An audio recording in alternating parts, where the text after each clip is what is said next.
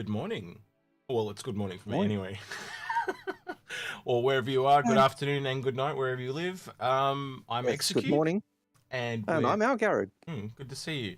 I'm fresh out of bed. Can you tell? Yeah, but it is a bit I- like that, isn't it? I'm not quite fresh out of bed, but yes, it is. We are definitely looking a little bit more refreshed from as opposed to last week. I feel.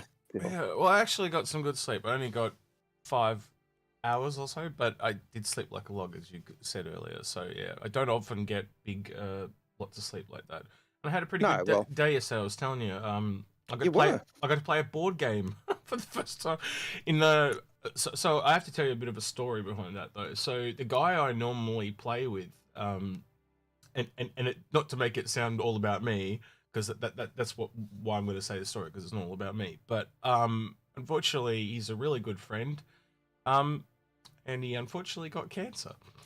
And so there's like me and two other guys I normally play with. So I won't say their real names, but me and the other guy, it's not many fun games to play with two people. And so and the third guy he's been going through chemo.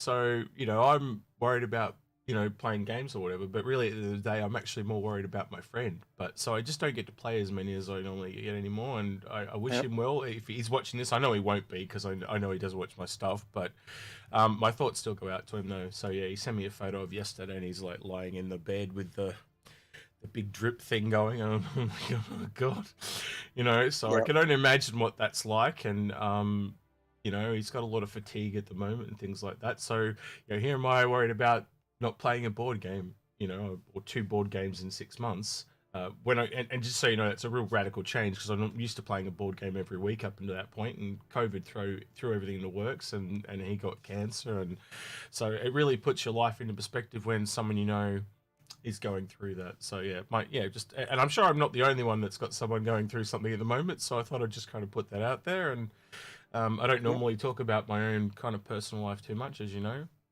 Viewfinder. Man, we really need to find out what's going on with your camera. I know. I have no idea what it is. It's frustrating the crap out of me. I Yeah, really have no idea. it's all good. All right. Nice to see a few of the usuals here already. So I Yep. hope you're all doing well. And feel free to, if someone you know is going through some stuff and you want to talk about it, yeah, feel free to share, because it's kind of going to be one of those days today, I think. The other one I wanted to talk about, obviously, as I titled the episode, is what gameplay are you looking forward to most? So I will put the bot up now. Mm-hmm. Actually, the bot likes the stream to go for a little bit, and if you go too early, I think he or she gets a bit aggravated. So, but now we're been up for a I'll little be bit. I'll be sexist and say it's got to be a female. What's that? Because she's slow. Bot. No, because she's pernickety. Yeah, she's a bit nickety. Very precise in what she demands, and God help you if you don't do it. Yeah. So I got a couple of questions there already, which is good. We do have a couple of questions. Mm-hmm. Yeah, no, I thank you for your concerns in chat about my friend, but I just wanted to kind of share, because it's not always you that is directly going through something. There's also sometimes follow-on effects, as in I'm not talking about me missing out on the board games, but like someone might be in a bit of peril as well. So yeah, I don't know. I just Yep. felt compelled to share, because I know some people in my life that are also going through some stuff, but as in, like, I have friends that have friends, if you know what I mean. So I thought it might be a good opportunity for some people to kind of speak about that while we're kind of getting started today. But anyway. Yep. Yeah. Well, that's basically my December, but dealing with that type of issues in family. So Yeah, I knew, but I didn't want to say anything. So I was like, oh, does I Algared want to share? yeah, I realised you weren't you. I knew you knew, and I knew that some of our patrons knew, because I had shared that with the patrons, Mm-hmm. but I don't generally put my stuff out there. But that was one of the reasons why I was going through a rough time during December, and why there are times when I wasn't here for our live stream. To put it in perspective too, just to share with you, because I don't know if you know, but Moist Noodle, Mm-hmm. during Christmas, his mother passed. and she was 66, and my mum is about to turn 67. So that kind of put it in perspective for me as well. So, you know, starting to think, you know, what is life like going to be without my parents and stuff like that. So well, they're all nice little pleasant things we get to think about at this stage, don't we? But yeah, it's not something you look forward to thinking about, but it's one of those things that really drum home to you our mortality. Yeah. Like you know, also in December I had one of my mates die. So, you know, he was 65. So 65, 60, no, 65 because no, 66. It's fairly young, really. Like, well, that's my mum's age, you know. So yeah, it's I know. kind of freaking me out. But my grandmother lived for another. She lived for my pop died at 67, and then my grandmother lived for another 28 years. So I'm like, fingers crossed, my mum's here longer than I think she's going to be. But you know, she'll probably outlive me, hopefully, at this stage. But yeah, well, my mate was, you know, he was 9 years older than me, so you know, I'm getting close to that myself. So it's certainly one of those things that make you ponder your mortality. Pulls everything into perspective, doesn't it? Very quickly. So yeah. So me and Algared have kind of been through a little bit of a ringer. Algared a lot more than me, though. I'll be honest. But yeah, this time of year has just been really awkward. It's been a weird holidays, I think we'll call it. So yeah. I usually say, you know, as school starts back, for me it's school is like a holiday. It's a weird way of looking at it, but work is a holiday. It's a reprieve. I think you would say it like me, but we're kind of two single guys. So when we're around other people, we're just in a better state of mind. Like, that's just how I am. Like, I prefer to be around other people. I don't like being on my own. But yeah. Well, I find for me, it's just the fact that, you know, it's that reprieve from doing the caring stuff, and you know, because I am one of the carers for my parents. So so it's a nice reprieve. It's a nice escape. Things like this are a nice escape too. They are.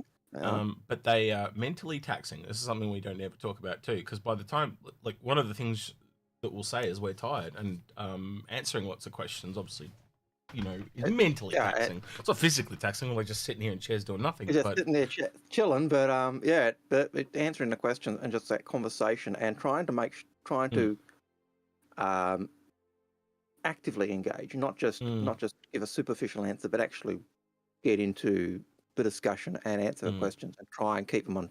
Try and actually work out exactly what the question's asking and do that. But all of that is just mentally exhausting, and after 3 or 4 hours, all right, I'm one of those people that are better out than in. So we've vented, we've got our frustrations, therapeutic session over.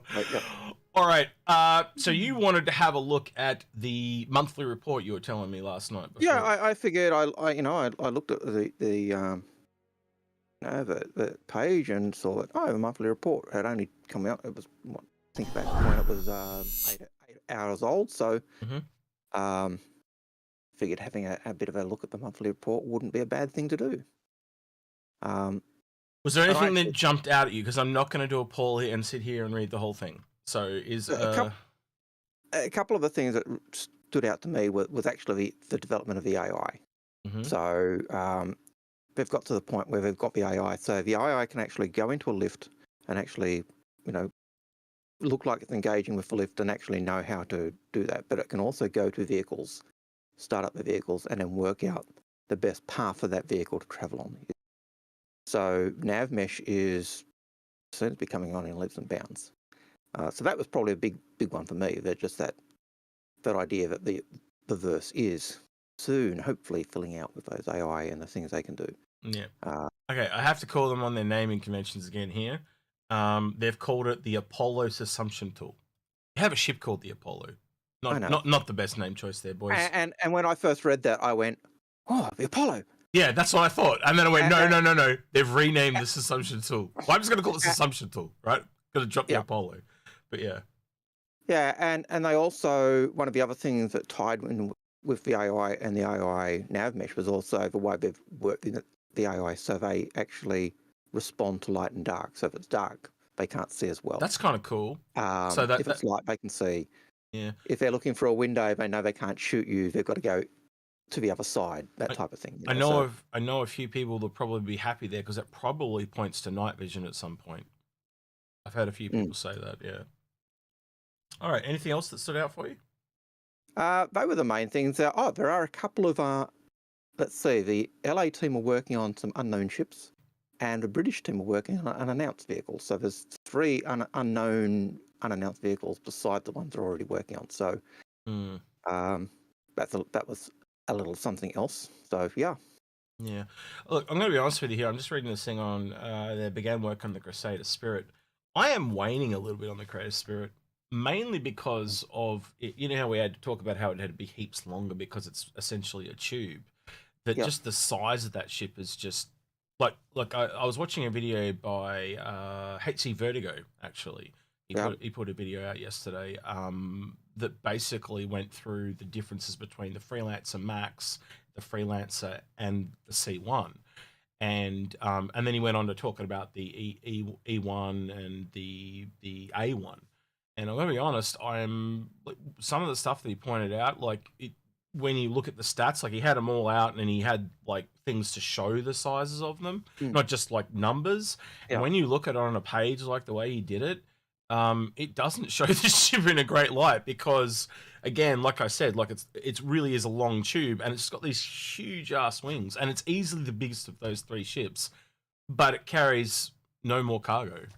So you essentially are gaining speed, but that makes sense because the ship is like heaps bigger as well. So yeah, if you It's a want bit to, like the if you want to, frustration I I was gonna say real quick, Well, if you want to watch it, go look at HC Vertigo's channel. He started doing YouTube. Doesn't have a lot of subscribers, so show him some love. But on that video in particular, I did like what he presented. I haven't watched all his stuff. It just got recommended to me yesterday. So yeah.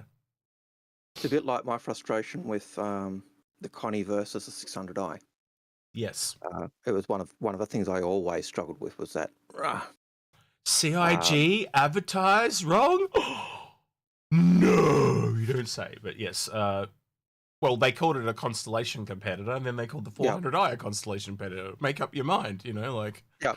Again, that was my frustration, but my biggest frustration with the 600i was it was a constellation competitor.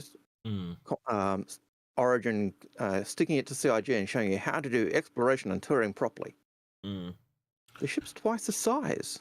Of course, it should be able to do exploration and touring better, and yet the touring model, the interior was crap. That I always thought that the Phoenix trumped the 600i's interior, and everyone knew they needed a rework, and finally we got to rework because it sucks. Just want to bring this out for you.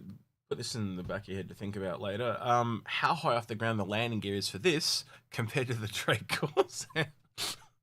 Really, I'm just sitting go, wow, so high up off the ground. But yeah, anyway. But on the other side, they Drake do have that advantage that the Corsairs landing gear is not long and spindly, so yeah, that's what I'm saying. I'm wondering what the change is there. That's my thought process.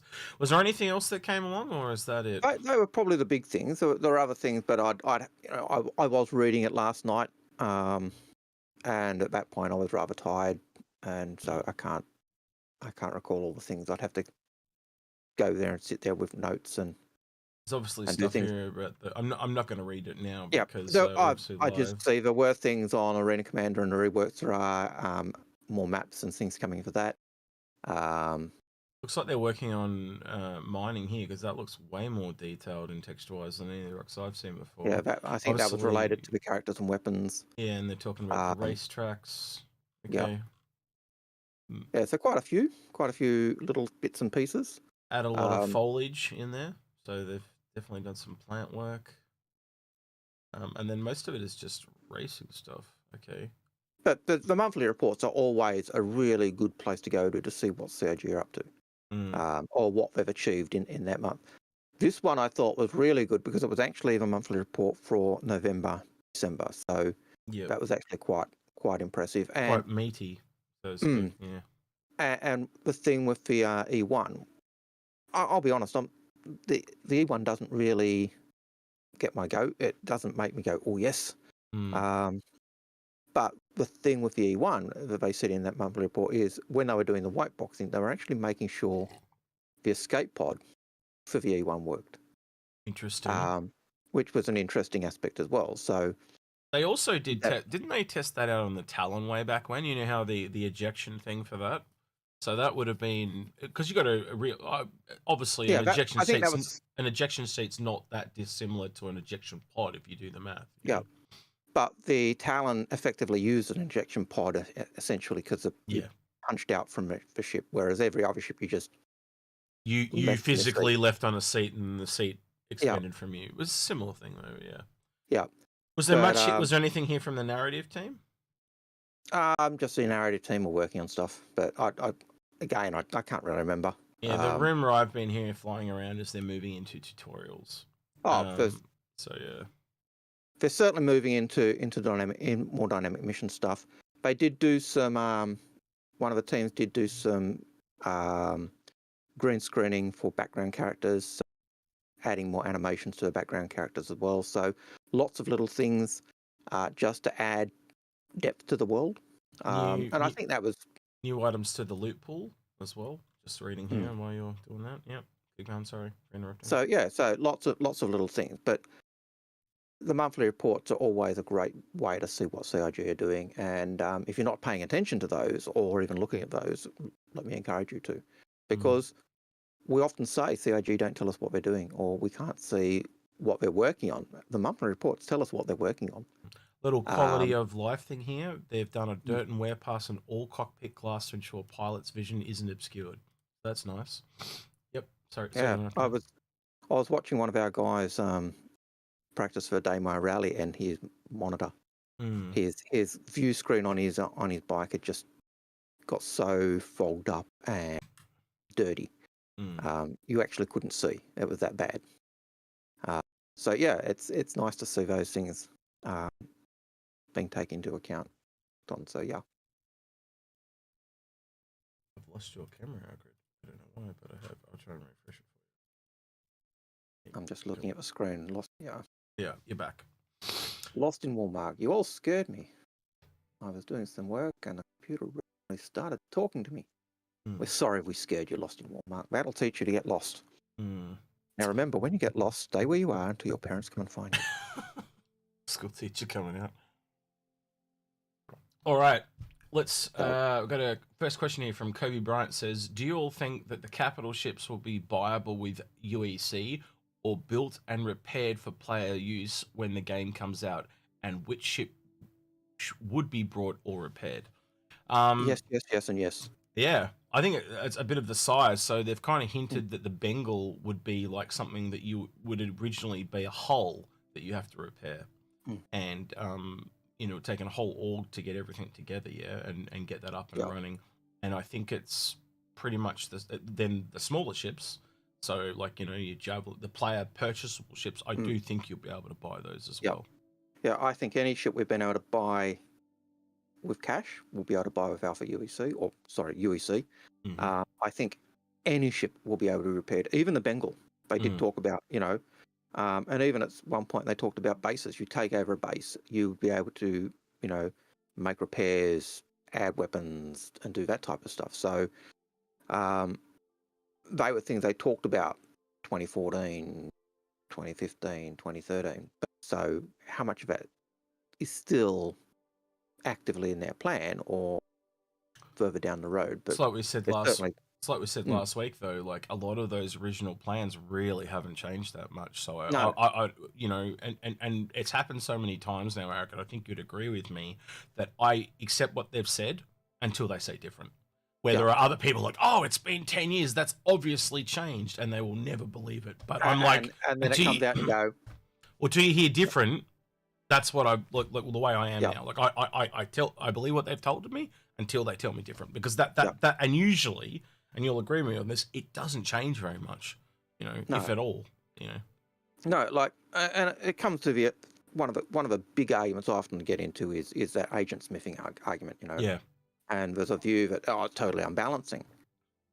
But you've got to ask, and it could be very unbalancing. But the question is, what was the purpose of agent smithing? And you go, the purpose of agent smithing, the idea of being able to inhibit, fill in a position of an NPC on a friend ship so you could actually play together. The goal of that is to enable friends on different sides of the verse to actually get together to help each other out. And you got to that's the purpose and the goal. You got to realize things too, like your rep's not going to go with you. Your rep's probably not going to come back with you. You know, you are essentially taking over an AI character, so you are gaining whatever they have, right? So you're going to lose a lot of functionally going over there. So you're giving up quite a lot to go there, and you're probably most likely, as I said, not bringing anything back. It's simply so you can go help a mate and play with said mate. And like I've said a few times to you, Algared, like they said it takes 22 days just to visit every system in the game. So that essentially means it could take you a week just to get across the solar system, you know, the galaxy. It changes that whole, just, you know, we're going to do a mission. Just everyone make sure you're at Gamer. Well, how long does it take me and you to get together in one system at the moment? Yeah. We could take half an hour just to get to the same place to do something. Yeah, and that's if I'm running. And as soon as you add multiple systems into that, that's going to escalate like crazy. So they have already seen and can tell getting together with mates is going to suck. You know, like so there are two options. It's either agent smithing or literally multiple accounts that you play with multiple friends, which will be a thing as well, because people are like, well, I can have a whole new account and have a different pool of rep. Much like we've said, I'll have a pirate account and I'll have a lawful account. It's the same thing. Like if you were in two different orgs, you could literally have two different complete characters to play with two different said groups, couldn't you? If you've got different accounts, it's irrelevant. But I think because as far as CIG can tell, those different accounts are different people. Yeah. So in terms of a discussion of how... I meant game package. You mean character slots? Yes, sorry, to clarify. My bad, sorry. Yeah, but yeah, that's what I meant. Yeah. So having those character slots, you could have one character in Stanton, one character in Pyro, one character... Yeah, and you could use those in that different guard because, as CIG have indicated, the characters tend to be different. So that would be one way of doing it. But it's not the same as being able to, go fill in your character slot or go help a friend. But that also ties in with the issue of, if you replace their NPC, if you die, does that mean their NPC is dead? So, or have you just died and, so there's a whole net of things, but that comes into the whole balancing argument. And I doubt CIG have even worked that out, but you can see their purpose of agent smithing was to aid players to be able to play together. And that was always been Chris's goal, to be able to get in the game and play with your friends and stuff. And if you're at separate ends of the universe and you can't get together, you need a mechanic to enable that to happen. So, Lord Hollington on Twitch said they started working on ship tractor beams. So obviously we knew they had the SRV in the pipeline, so they've kind of knew it wasn't going to be needed for 318. 318 got delayed, so they've kind of stopped, and now they've, but you said this is November, December though, didn't you? Yep. Right. Yep. Apologies, I'm just taking an eye drop because my eyes are very... I'm just trying to have it. If you see me looking to the side, I'm looking at the chat. The chat in slightly larger font, which is a bit easier to read than on our screen. Oh, I'm sorry, I can make it. Because I'm an old fella, I'll have to look into making it larger for you. And Algared's also watching my stream through a video, and so obviously his internet connection's as good, so it sometimes goes a bit grainy. So looking at sometimes I have both Twitch and YouTube up, so I can actually see the chat and see the discussion, because you guys discuss things among you, and we try to interact with that as well, apart from just answering the questions. So it begs us to actually try and be reading the screen. So we're reading the screen, checking out question stream, and interacting with each other, which is why I suppose we do find it exhausting over several hours. All right. Nimron Gaming asks, what do you gentlemen think of leasing owned industrial ships to other players for getting set percentage of net profit once the game goes live? Reclaimer, Orion, etc. Now this has been talked about. Hasn't it before, way back in the day? Honestly, just like we said with some of the other documents, they haven't been updated. But that was a thing. Renting your ships to other players was a thing. Even org fleets, establishing an org fleet where you could actually loan those ships to your org. That was all, that was tied into that whole thing. And I can remember there was discussion. Okay, how will that influence insurance? Yep. and there was a whole host of things. And what happens if someone rents your ship and then doesn't return it? And it was, well, you'd put in an insurance claim, and then the ship would be flagged as being stolen, and so the things I was talking about or thinking about, but how far they've gone in that thinking. Yeah, the to be determined stuff with things like I think that knowing these developers, they'll give us like tools that are a bit more flexible. So can you pick a percentage? Can you pick a flat rate?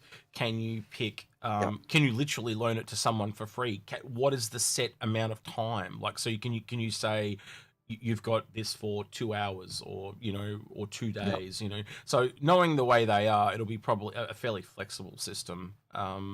So again, a lot of that was too big because this is from way back in the day, and they even said in the documents like a lot of this will require testing, obviously. So I can remember. Oh, pardon me.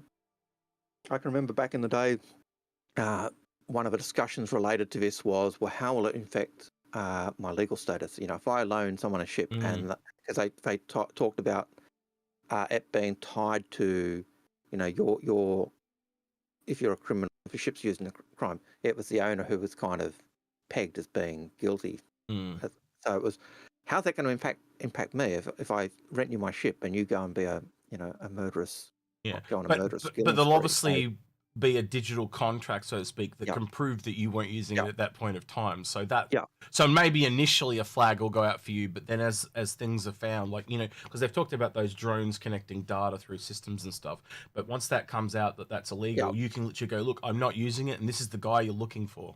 So if you play ball with them, obviously they'll deflag you and then flag whoever's using your vehicle, and then at some point when he exceeds that contract, like I was talking about, he'll essentially steal that vehicle and get another crime for stealing. So, mind you, if he's going on a murderous killing spree, having it being flagged as a criminal stealing a ship is probably small fry. Yeah. But yeah, Old man Hurston was found today in the Orion decapitating poor little woo-woo girls.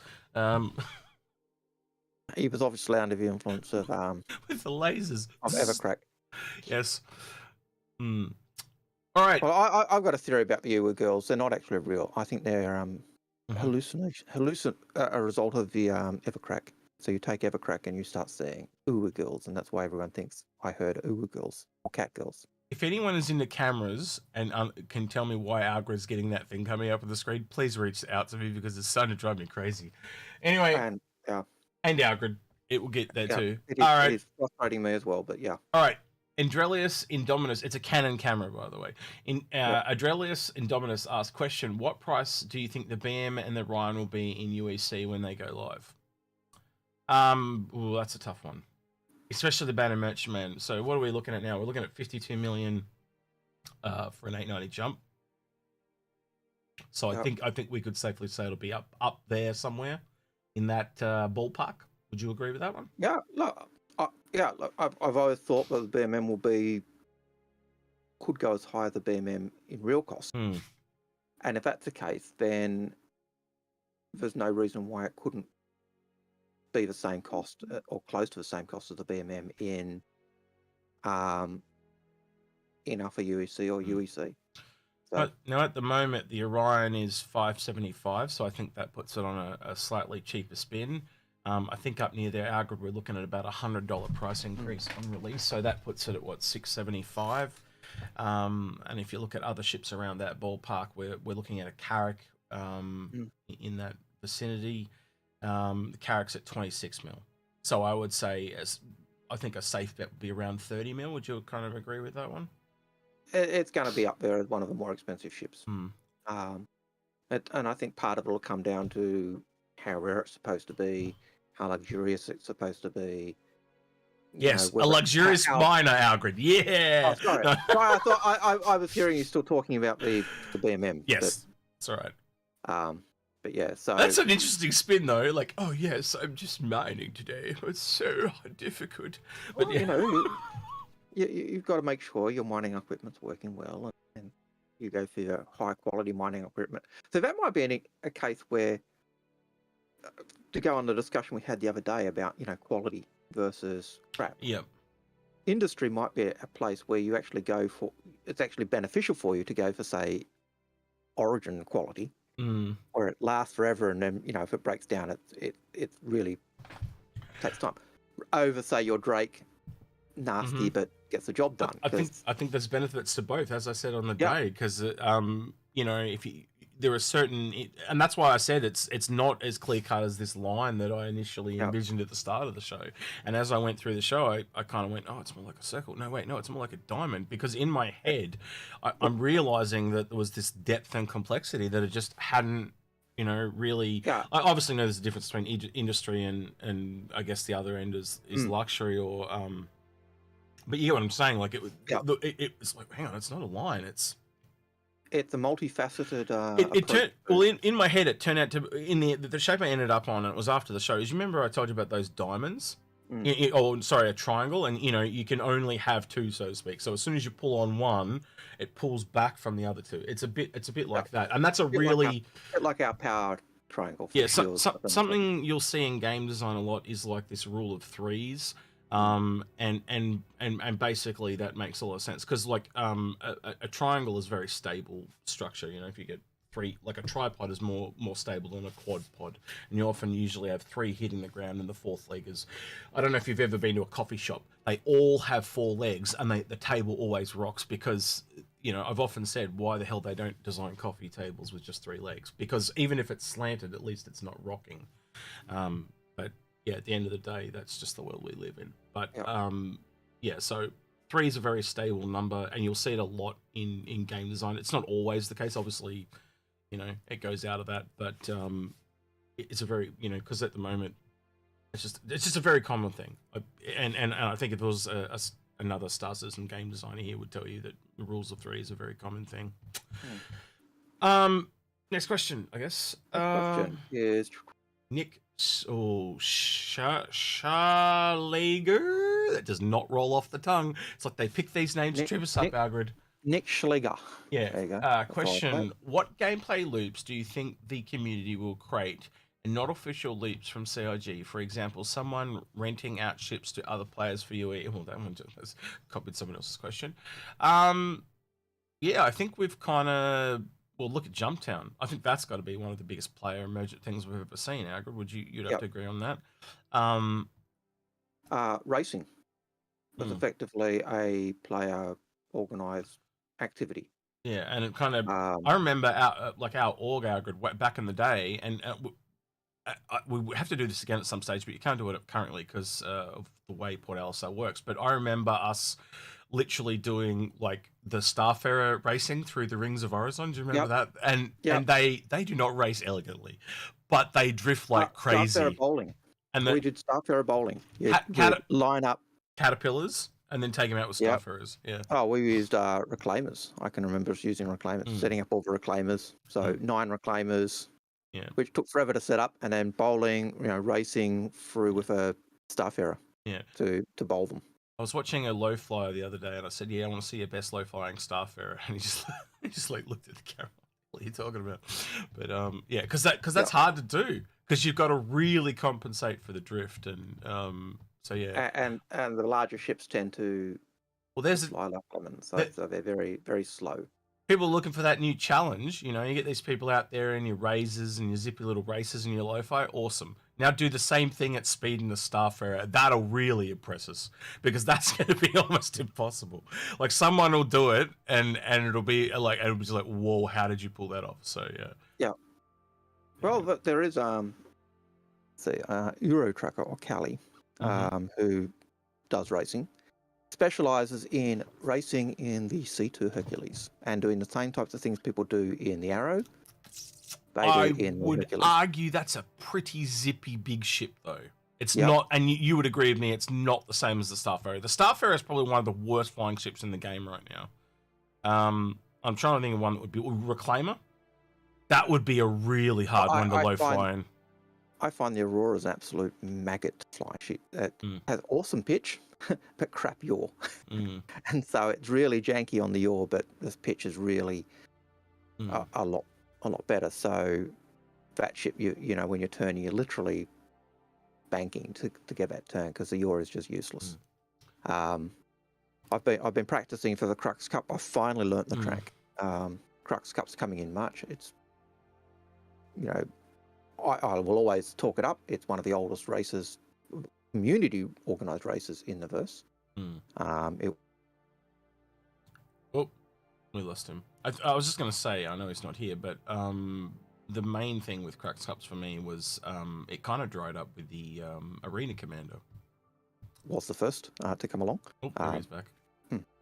So I was just saying, Algared, for me, Crux Up kind of dried up with the Arena Commander because of it not being updated so much and stuff like that.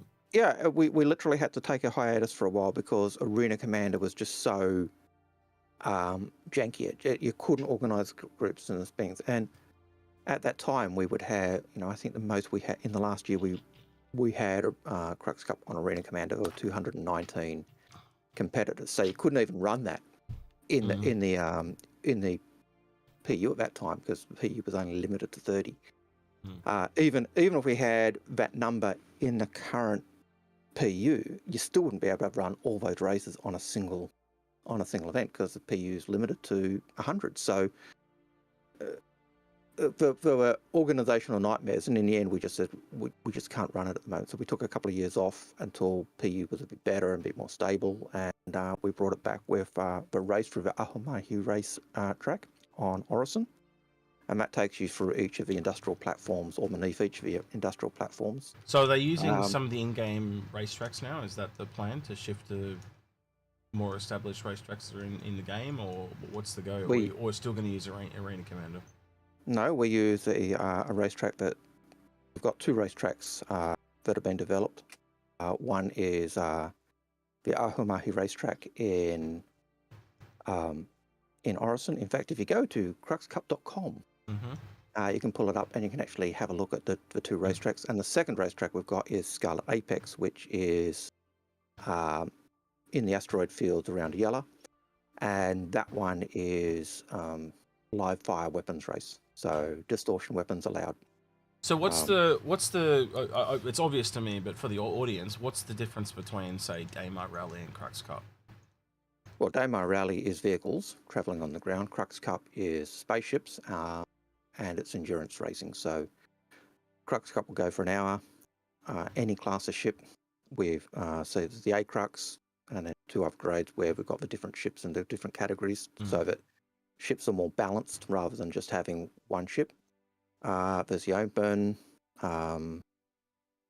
large ships, and also the Aurora Challenge or the Aurora Classic. So basically, any ship you have, you can actually enter that race. And the tracks are the same, and it works quite well in live. So ship versus vehicle and endurance versus more traditional track racing. Yeah, so it's different from the usual timed races that we've got, where they're just very short, and we've gone for the more Grand Prix style race. So yeah. Okay, cool. All right, and if you want to look that up, you can go to cruxcup.com. Okay, cool. All right, next question. Shinobi Trip asks, real quickly before I do Shinobi Trip's question, if you want to make a statement today, because the theme of the show was what gameplay are you looking forward to most, and I think I'll add to that and why. So yeah, if you want to let us know why you're looking forward to something and why, because I'm always interested in why. I don't know if you can tell me different to this, Algared, but I'm always interested in why someone's into something else. Like they just go, I'm really into mining, but they never say why. What's the appeal for you for that gameplay? What is that draws you to that over other stuff? That's what I'm interested in, because I'd like to know why you prefer something over something else. And if there's something, you can go the other way too. If there's one that you particularly are not looking forward to, tell me why you're not looking forward to that. It seems boring to me. Is not enough. I want to know why you like. What puts you off that as well, right? And a part of the reason why I'm asking that question is we all know now there's got to be things in this game that we don't like for us to enjoy the ones we do. It's both ways. It's a good part of design. And you can think back about all the games you play and have enjoyed, every MMO, even, you look at Call of Duty, even a particular gun. There'll be a gun that you enjoy, and there's guns that other people enjoy, but you can't stand those guns, right? It's the same. It's a part of that design. Appealing to as many people as possible makes a game more appealing. So I'd like to know why the gameplay appeals to you, or why it does not appeal to you. All right, cool. Yeah, I just think of Sandy when we were talking with Sandy, and we said, "Oh, what do you want to do in game?" She's all pirate. Hmm. She said, "Oh, okay. Why piracy?" And and she's always pushed for. And we've lost him again. His net today must be very, very bad. But that is how it is. He'll be back in a minute with a flurry of voice as he usually is when he comes back. That must be crap. See, told you. All right, what you were saying, Agrid? You were talking about Sandy and her piracy stuff. And when we said, "Oh, why piracy?" and she said, "Oh, well, I want to be able to explore. I want to be. I don't want to be tied to one system. I want to be able to go see it all." And so that freedom that she sees as being part of the pirate life is what appeals to her, the ability to go explore and see everything. I think I said at the time, I see a Kraken in her future. I think I said that at the time, and I'll say that again now, but yeah. Well, her favourite ship, as a pirate, her favourite ship was the Carrack. Yeah, which is a weird choice if you think about it. Like, it's not very combat orientated, but yeah. But when you think of it in terms of not being tied to a particular place and having the freedom to go wherever you want. My mind goes to Corsair now because of the upgun. You can still explore now and with the upgun, so that might be a ship that appeals to her more. I don't know. We'll see. But that was the time was where she was coming from in terms of why she was going pirate rather than any of the other professions, because it gave her the ability to go explore. If we do another video with her down the line, maybe that's what we'll do. We'll go helping Sandy pick a different character or something like that. Like, has your thought of favourite ship changed? Yeah, maybe that can be one of the questions if we ever get another chance. Yeah. Yeah, because it'd be interesting just to see if we can turn our heads slightly. That'd be interesting. All right, Shinobi Trip asks question. Speaking of Origin, has there ever been an answer to why they haven't finished the X1 or the G12? Just kind of not needed at the moment. They will get around to doing them eventually. You got to remember, last year they just made this huge pivot to go, we're putting Squadron 42 first. And I think if you can stand back and look at the project, you want them to do that, because eventually Squadron 42 gets out the door and start to focus a lot more on Star Citizen itself. So yeah. Agro, is there anything you want to add to that?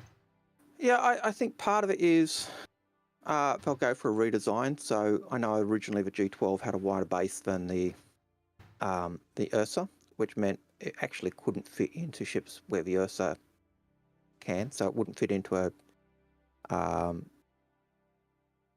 Connie. It wouldn't fit into a Corsair. It would, so just because of a width. So it was a lot wider. It gave it a lot more stability.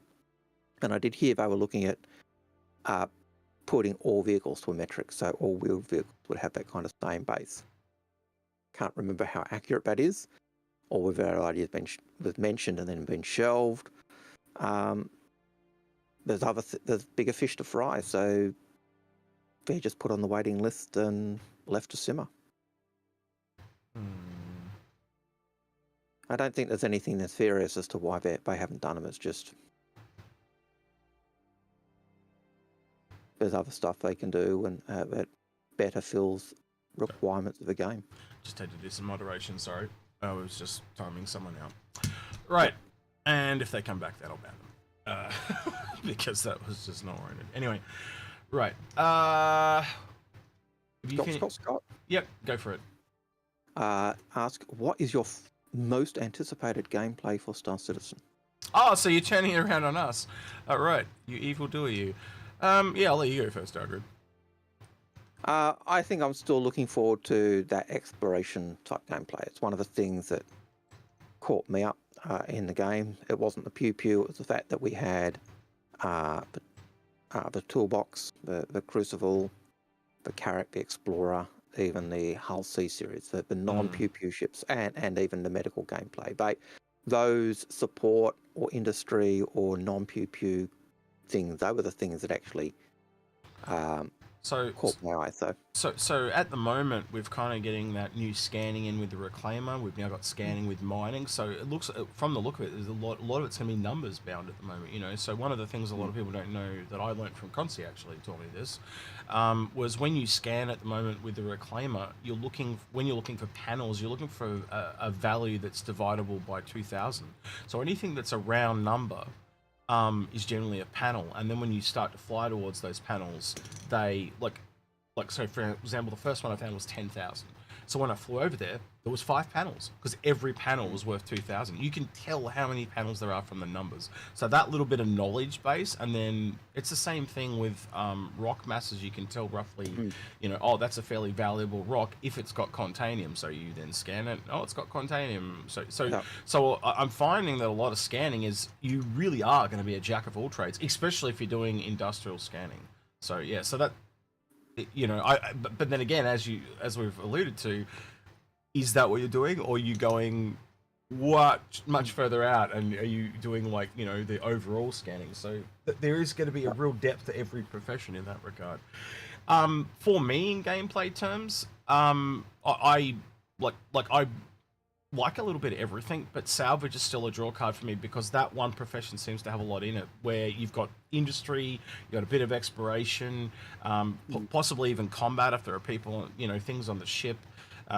You know, you can munch down, like, it's got multiple processes to it, where at the moment, if you look at rock mining, it's just like crack a rock and suck it up, and then obviously down the line we're going to have the underground stuff.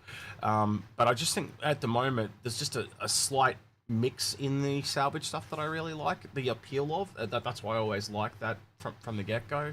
But I am generally probably more than likely going to be a hyper generalist, and that also works for us on a content creation thing too, doesn't it, Algared? Because we are going to have to be a bit like that anyway, because, you know, covering everything, and we'll move, you know, we're not doing it now, right, because there's just not enough, but eventually, as the final game settles, we'll move into doing guides and all that type of stuff as well. And I think the other thing we would like to do is pull people in to help make guides. So we might, you know, like, why me and Algared may be hyper generalists, would probably, like, go, you know, so what I'm considering, just to give an example, is John. Right, John is really good at mining, so I would want John to make a guide that we can put up, or we would work with him to make a guide on mining, because he's just so good at it, you know. And then we'll get someone else, so we'll find people that are really good at what they do, and they might not be a content creator, right? So it's a chance for them to kind of shine. We can put them front and center and go, this is their guide, you know, and have a collection, you know, because as a content creator, there's no way you are going to be the best at every profession. It's just not possible. You can do a guide on everything. That's awesome, right? But one thing we've learned doing this, Algared, isn't it, is that you cannot, especially with the professional stuff we've done, you find someone that's really good at it, and you get them to inform you. And you milk them. Well, no. Every bit of information you've got. You kind of, well, I don't see it as milking. I see it as learning from their expertise. That's how I see it, because one thing I've learned from a lot of professionals is you just don't know things that you don't know. I know that sounds weird, but, you know, and the idea of the old apprenticeship was learn the skills of the master, and it's very similar.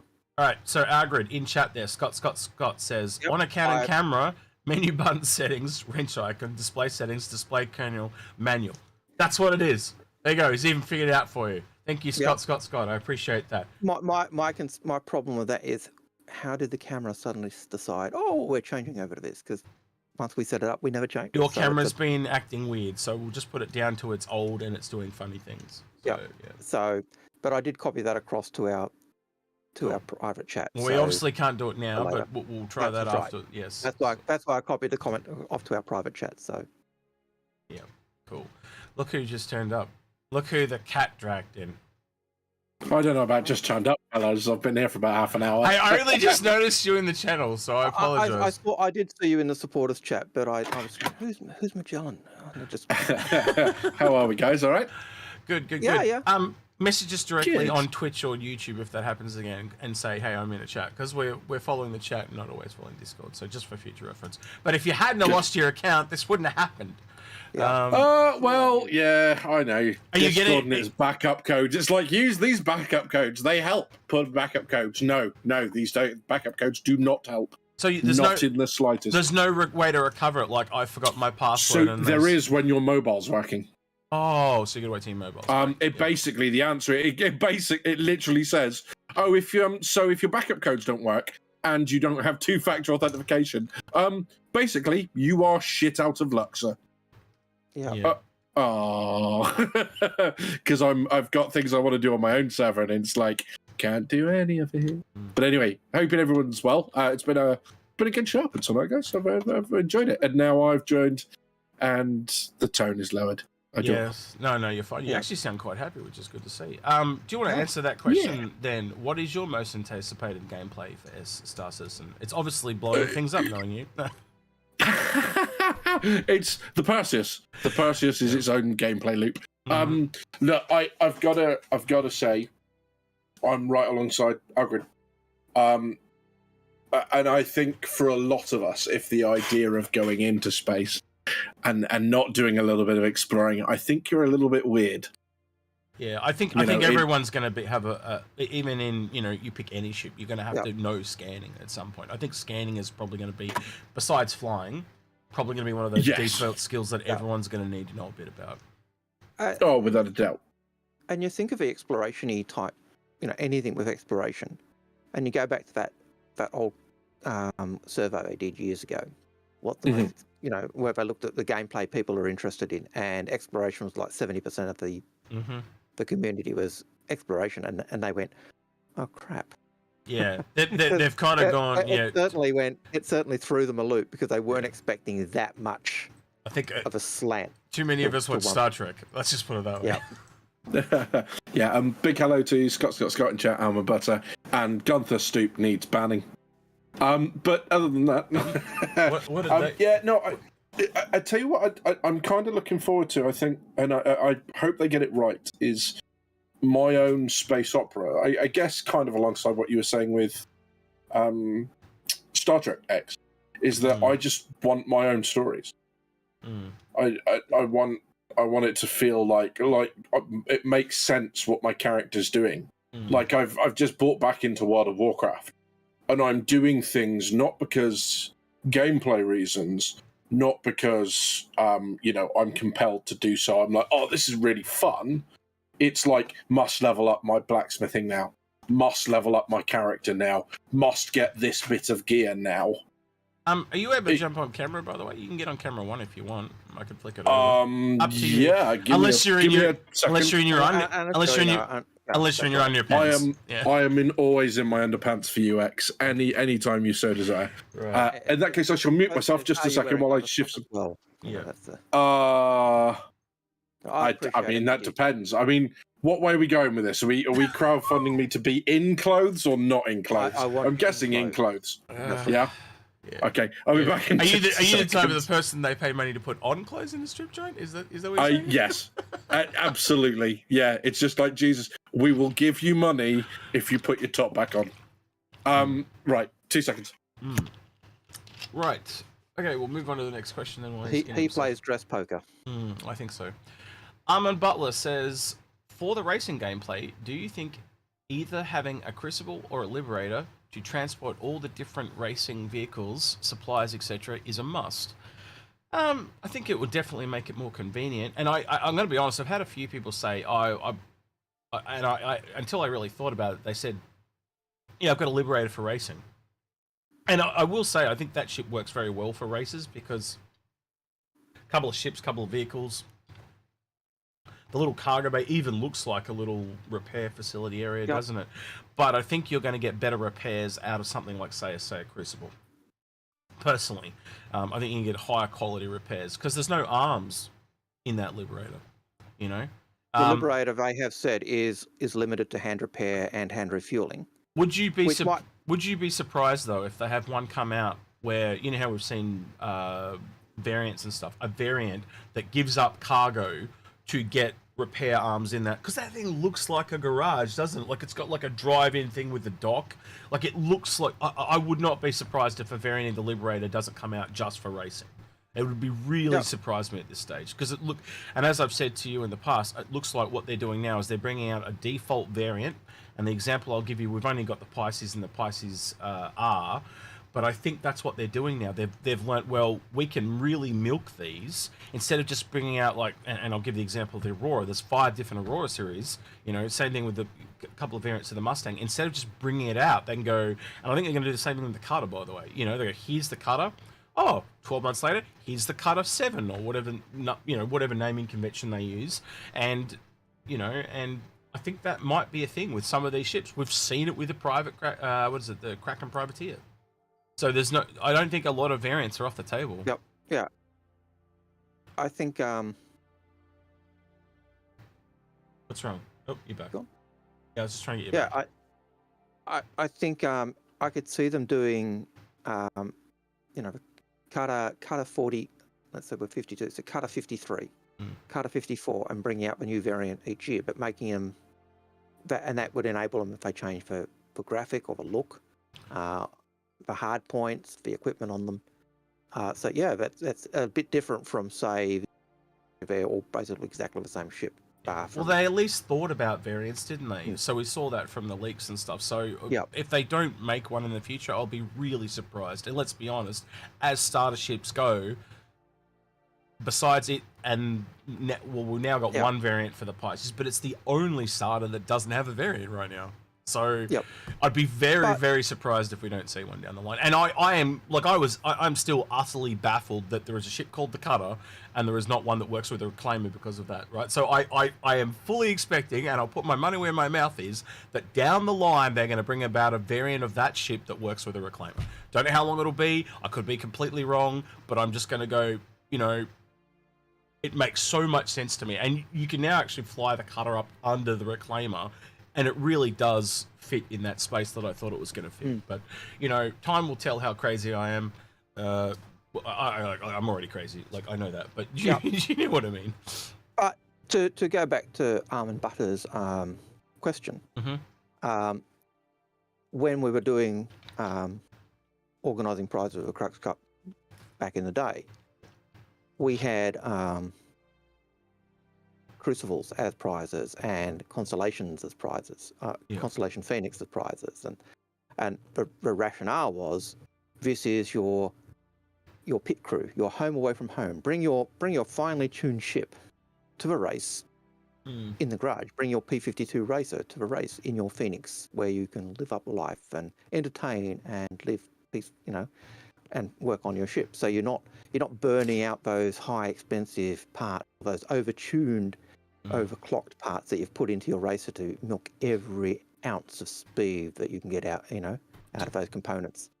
Do I think they're like, because for me, when I think about it, like you're more likely to be a ground vehicle racer or a ship racer, So I think they're like, when I look at a vehicle racer, you're probably better with something like the Hercules. Carry two of the same vehicle, one's a spare. If you go into ships, we really don't have something specifically tailored at just carrying, two ships. So yeah, the Liberator's probably the default stance at that. But yeah, I think there is room there for some kind of customizable race transporter with like, how do I put this? Like, I still put the I'd still put the Crucible as the go-to pit cruise ship. I know this is a weird way. Yeah, the Crucible could work too. Yes, I'll give you that. Because it's got the repairs, you've got the Scarab, you could possibly put two vehicles on it or a ship. I think you kind of need one that carries living quarters for 8. You need one that carries at least 2 ships though, because you want to have a backup. So I don't think we have anything that's exactly perfect yet. That's what I'm trying to get at. And I know this sounds like a really weird turn of phrase, but I think of the movie Toy Story. Not Toy Story, Cars. Sorry, I've mixed up my Pixar films. Cars, you know how he had that truck that he kind of lived in, but he was like so that's kind of what I'm thinking. It needs to have a bit of living quarters, but then it needs to have somewhere to store the vehicles. And I don't think we have, believe it or not, the one I keep you're going to hate me for this, is the 890 Jump. Because you can put 2 vehicles in the cargo bay. You can put 2 small vehicles in the hangar. You've got 7 cabins for crew, and you've got 5 cabins for guests. So... And you've got your VIP pilot type of person. So it all kind of makes sense to me. I can't believe why do you need those? Why do you need those luxury suites? Well, you're entertaining your sponsors. Your groupies. You're trying to get sponsors. No, you're trying to get sponsorship. Your woo-woo girls. You need to get that sponsorship, so you need to entertain them and show them the luxurious lifestyle that could be theirs if they sponsor your your challenge for the Crux Cup or the inferior race, the Murray Cup. Oh, okay. Yes. Okay. Which camera would you like me on, sir? Number 1. All right. Number 1. Someone just told me the title on Twitch was stuffed. I just fixed it, but that's fine because it had the E was missing off my name. It's all good. Camera 2, mate. Oh no, sorry. Camera 1. Camera 1. You might need to send me the link again, because lol. Algared, can you send him the link, please? Just I will because. send him the link. Thank you very much. Sorry. All right. I did have a question for you, Badges, but it's completely slipped my Send you mind. all 3. No worries. Question from Max Zoll asks, when is CIG back from IC? Next week, apparently. Yep. So we get to see Disco Lando's ugly mug again. I wonder how much his hair's grown in the month or so since we've seen him. It's always interesting to see where the length is at for me. But anyway, much with my own, I guess. Almond Butter asks question. There you go, Badges. Thank you muchly. No worries. Have you all thought of additional gameplay loops that are currently given a profession badge? So what he's talking about is on our Discord, if we find someone that is into a particular profession, we will give them a profession badge as a volunteer to share their expertise in one of our channels.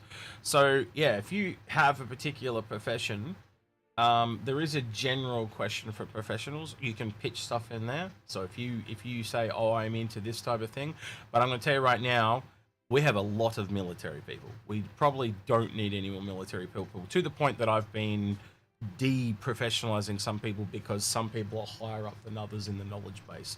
But if you're in a profession, like if you do real life salvage as an example, we don't have anyone that does that, right? If you're a scientist, I want to hear from you. If you were a surgeon, we did have one, and I can't find him anymore. You know, things like that. People that are in those professions, because there are gameplays there that I want to explore. Like that surgeon guy, man, if you're listening to this right now, I can't remember your name. It's been too long. It's like a year and a half ago that I talked to him.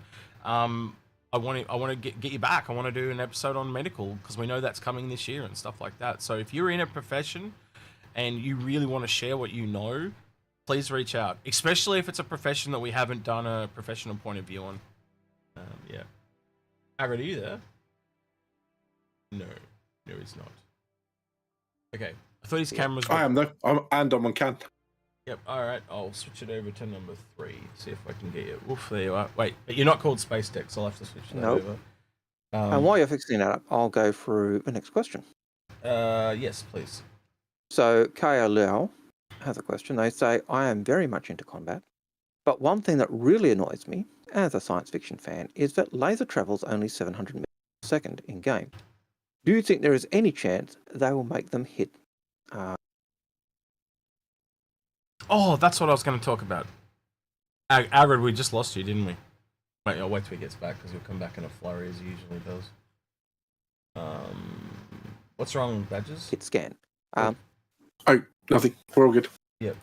I'm trying to figure out why I'm getting no weird thing here, weird thing there, but it's a lighting issue. It's fine. I'll sort it out afterwards. Light from the monitor is what it is.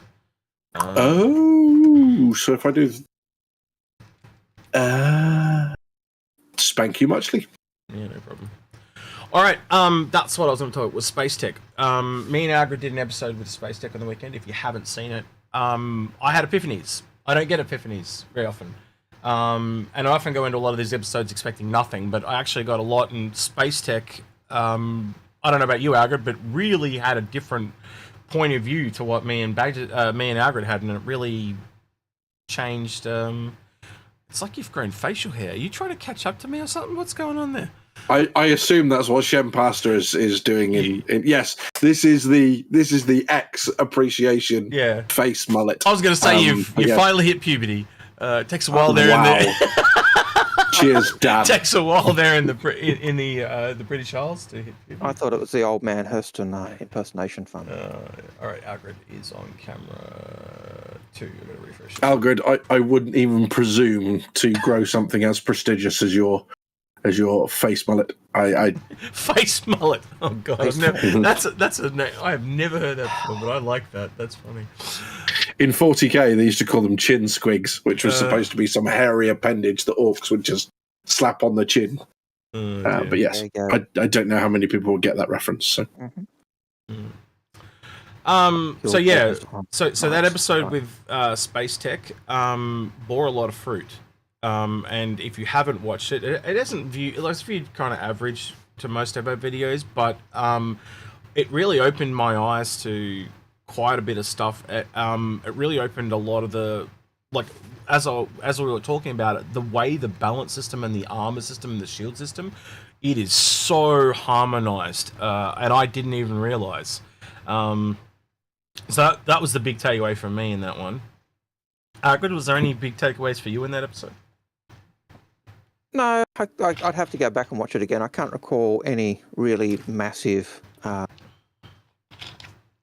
Might have been my design background then, because that really it just showed me how well that system is. You know, where you've got this stronger weapons and armor, but they're temporary, versus like a more unlimited or rechargeable type of stuff, but they're weaker.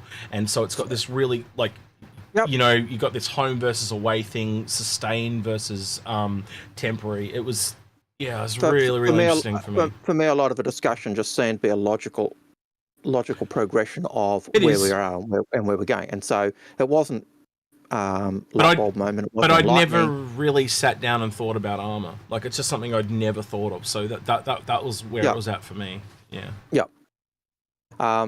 But to go back to Kayla Lau's question, the speed of lasers does frustrate me because I know that they should be a lot faster, but it comes down to a balancing. Sorry, wait. If I make lasers? Where's the question about lasers? Oh, so you actually asked that question while you were disconnected, did you? So me and Stream did not hear that, so I'm going to ask it again.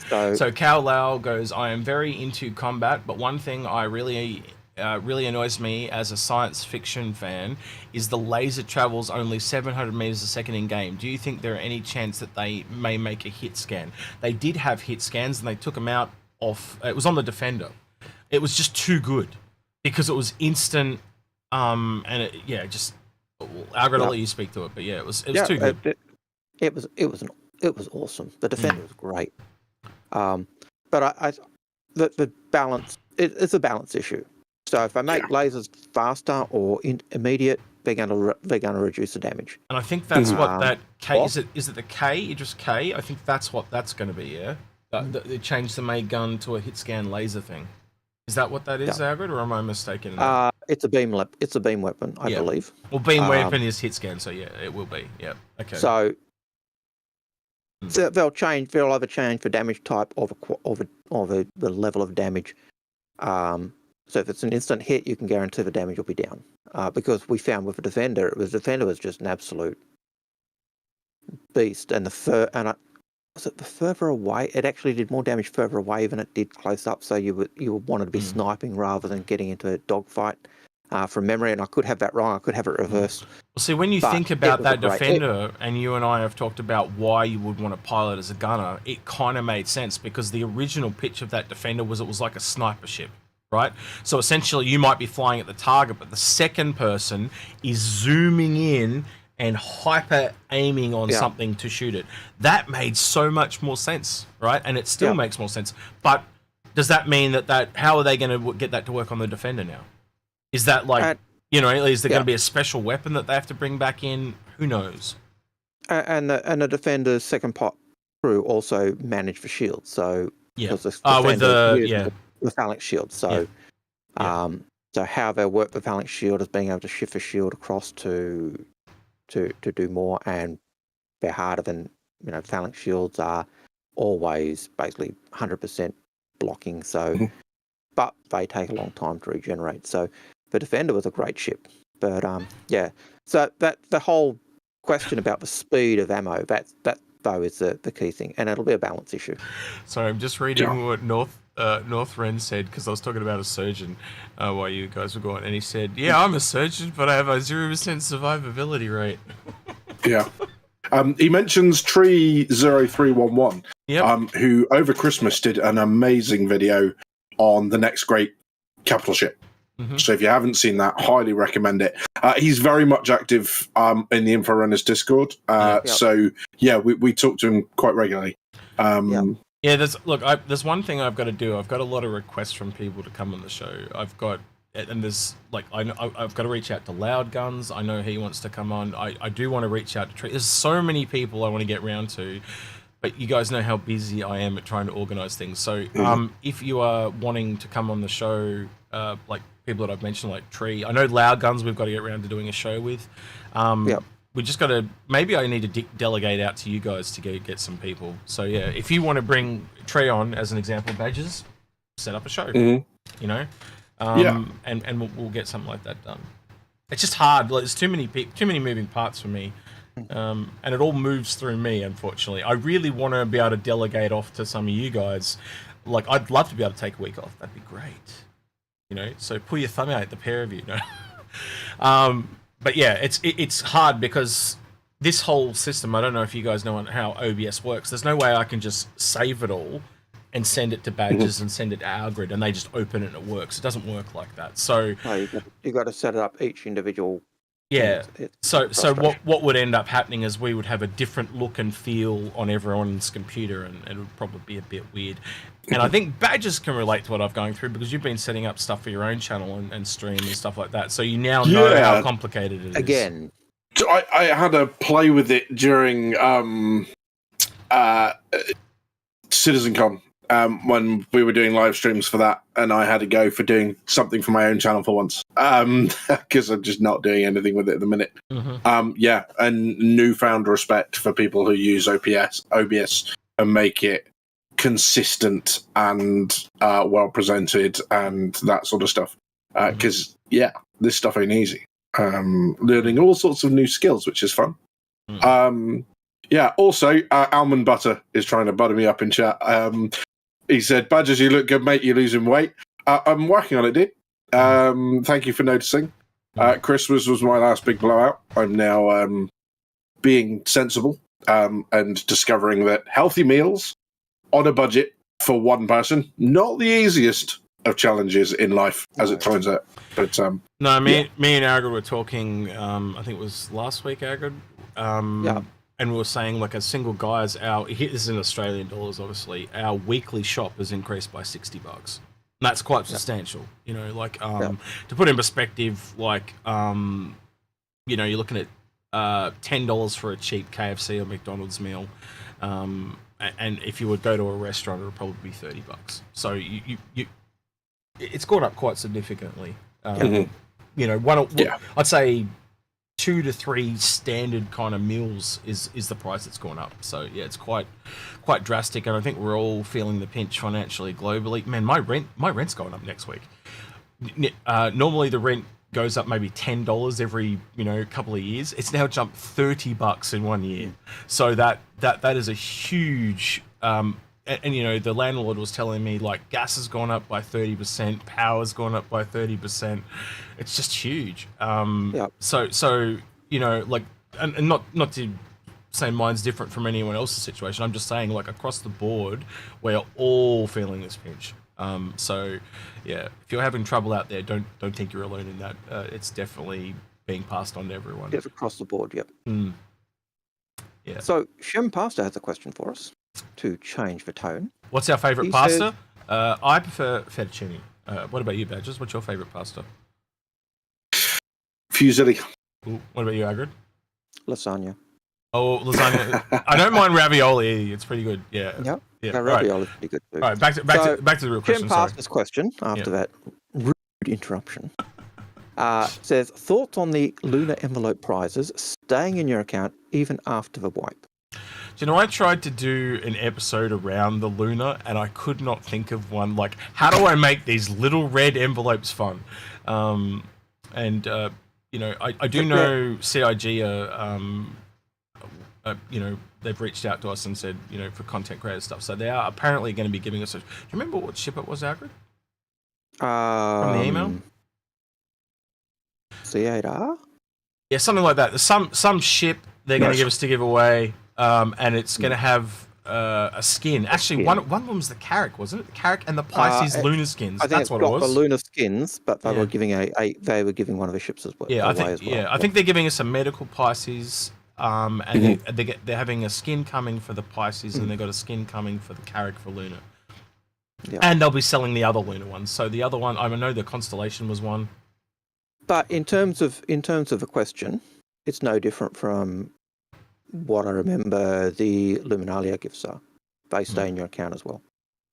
They So don't if you- give you anything other than the handing them in for credits, yeah? That's pretty much No. it, yeah. Yeah. No, you pick each one is worth used to be 1,000, then now 500, but you do a single loop just by walking around the spaceport at Lawville. You could get 23,500 UEC this year. Yeah. Just picking up the Luminalia gifts that were in the spaceport. So 23,000, bang.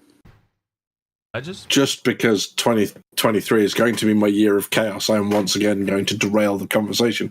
Stop and Sniffer says, I use hot sauce, curry, or gravy as salad dressing to make salads palatable. I think that's a life hack, maybe. Weird one. Gravy on a salad freaks me out. I'm not going to lie, that's a weird idea. But top tip, tomatoes, sweet corn, red chili, coriander, lime sauce, lime juice over the top as a fresh salad is really nice and actually packs a lot of flavour and heat as opposed to rabbit food. The fact that you just put coriander on that made it like soap. Yeah. You've ruined it. I'm sorry. Well, I mean, you don't have to include coriander. Yeah, so the way I look at it is go outside the normal lettuce, tomato type of field, and you'll actually find some really interesting salad. Like a big thing here in Australia is beetroot, and I know a lot of Americans and British people don't like beetroot, but man, we can we put them on ham. Burger. Yeah, beetroot on a burger, you will lose your mind. So take your traditional cheeseburger, and then with maybe one piece of lettuce. And the other thing is go outside the lettuce field too. Try baby spinach instead of lettuce. Baby spinach is amazing, right? So my burger would be like a cheeseburger with baby spinach and just a big slice of beetroot that's about as big as the burger. And it's got to be the wet beetroot that comes in that red. I guess in America they would call. Hang on, Agrid. They would call it a syrup in the States, but it comes in a red. It comes in a can, is the way we usually get it, and it's kind of wet. So if you have that wet one on a burger, it adds this moisture to a burger that can't be explained. But if you're having a traditional beetroot, that's how Americans prepare it. They have it and they kind of boil it. Not the same. It's got to come in a can because it's kind of been marinated. Is how I'd kind of explain it, and so it's wetter and it's a lot sweeter. Removes a lot of the bitterness from a boiled beetroot. So we're not talking boiled beetroot. We're talking pickle. We're talking the pickle. Yeah. Sweet beetroot, but that on a burger. Yeah. Kind of a bit like what happens with gherkins. Yep. And a gherkin's another good one too. Like a lot of McDonald's burgers here in Australia have to have gherkins on them because they're clarified as a confectionery if they don't have them on. Now with the floods that we had last year in Australia, we actually had a shortage of lettuces at one point because they were putting McDonald's cabbage had on. brought up all the lettuces, and KFC were putting cabbage on the burgers, and it ruined it. It just wasn't right there. And then they thought they'd go. Oh, when they got a bit of the lettuce back, they did a cabbage lettuce blend. It was even. It was cheap. It still would have been cheaper for them. But it was because what happened was when it all dried up. What happened was McDonald's went to New Zealand and just brought every single lettuce they had, and so every other franchise was stuffed. It was really quite funny at the time. Yes, Lemming, gherkin, pickles, those things. Yeah. So sorry to go back to Shem. I'm really sorry. I completely derailed your question, my friend. You did. Just to clarify, does that mean the lunar envelopes will be persisting through the wipe, or do we want them to? That's a good slant on his question. Is that what we're after? Are we? Does that mean that's what CRG have said? I would have to assume no. So does that make this whole lunar event a non-event? Massively. If it's not. They have released a 17.5 patch, which has gone to live, by the way. So my my experience in the past, and I will check it a bit later, is that Luminalia gifts lasted over patches. Mm. So if you had them Okay. in your pack, they lasted. Gotcha. Maybe we should test the water and hold on to some envelopes and see if they. I should have 3 or 4 Luminalia gifts in one of my inventories. So There we go. I'll check it when I go back. So, but Mm. my memory is the Luminalia gifts survived over a patch, and same as I think in the past the China New Year, the lunar envelopes lasted over a patch as well. I think, Algared, if we ever end up going to like LA or something like that, I've just realised we're going to have to bring some Aussie, like we'll have to find somewhere and make some burgers and show some people some beetroot on burgers, because I think every American I've ever shown, and I know you and I have talked about this, a beetroot burger, they are instantly converted. They're like, holy shit, what have I been missing my whole life? I went to, when I was in San Diego, I went to one of the suburbs with some friends, and burger joint. I said, what do you want? I said, burger if it works. And I said, what do you mean? I said, well, egg, lettuce, bacon, beetroot, and just listed the stuff that you go on a burger if it works here in Australia. And it was like, what do you mean egg? What do you mean what, beets? It was just... And I think it's one of those things, like when I think of like when we tell people we eat Vegemite and then you see idiots eating it with spoons. Like that's not, it's a lot of what we say is how you eat it and the quantity. Like if you are eating Vegemite with a spoon, there is something wrong with you, right? It is a little thin trail on the edge of a knife and you absolutely scrape it across. It is not Nutella. It is like more like a pate, wouldn't you say? Nutella, on the other hand, we will eat by the spoonful. Yeah. But that's how you would use it, yeah. I got a bit more like pate, even thinner than pate actually, because I've seen my dad use pate like it's Nutella. But you just a really thin, like, it adds this slight saltiness and it's delicious, right? Anything quantity has got to be taken into account, and some people it just like if you want that reaction of looking like an idiot, you mouthful that Vegemite, but that is not how they're eaten. And it's the same thing, like if things are prepared differently, like what we're saying about the beets, when they're pickled, they're just so much better. But anyway, as I am sure there are delicacies out there in the United States that both Badgers and ourselves, being not from there, we wouldn't know about, And of course, if you're going to the States, you've always got to take a supply of Tim Tams. I want to try gumbo, actually. I'm from everything I've heard about it, things like gumbo might be my jam. Yeah. So I'm a big, like, if I go to the States, I want to try some gumbo. To go back to the discussion on lettuce over salads, Indonesia gado-gado is kind of a lettuce, is kind of a heated salad. So so there you go, and that's a very popular dish. Hi to Loud Guns in chat. Hello, mate. Apologies. I'm derailing the conversation with food talk. So yes, I do apologise. That's the context. We actually were talking about you, Loud Guns, about getting you on an episode too. So I can't remember what he wanted to talk about specifically. There was something he said, and I've just forgotten. But yeah, let us know who you'd want to be there for that discussion too, Loud Guns. But we do want to get you on real soon. We just had Space Tech on, which was a bit impromptu, but he was in chat earlier too. I want to kind of get some extra people in. So yeah. Yep. But yeah, as I said, if you are keen to come on, I'm going to steer people towards you two. So reach out to Algared or Badgers, because I'm the one that is got too much shit on, and I often 60 messages in a day, and I forget things because I'm terrible like that. So yeah, these two are probably more likely to retain the information, especially if you're doing military stuff. He's the man to talk to, and he'll be like, Execute, we're gonna do a show. We are trying to get another one organised with Essay at the moment, haven't we? We've been trying to do that for like a month and a half. It's a bit like that. Well, I've been getting messages. When are you doing another? What would it take? We've only ever done 2 or 3 of them, so we're gonna do a few more. But yeah. So yeah. Yep. We'll get on to one of those soon. Almond Butter has another question. Go for it. Knowing that in our lifetime, scientists are working on bio-enhancements, super sight, mechanical limbs, etc., do you believe they may eventually allow for improvement? Yes. Sorry, I got totally distracted by Lemming's question. Who said Vegemite with a straw? What? No, because you can't. Yeah, I don't think that'd be possible. It's a solid, thick mass. So, yes, I mean, in case that Shem, I'm pretty sure you're sorry. It's Alan Butter, isn't it? This question. Yeah. Yeah, I'm not sure if you're aware.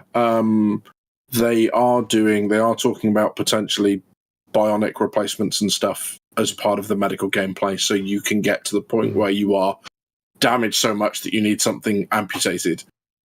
We think, or maybe you can just opt for a bionic replacement.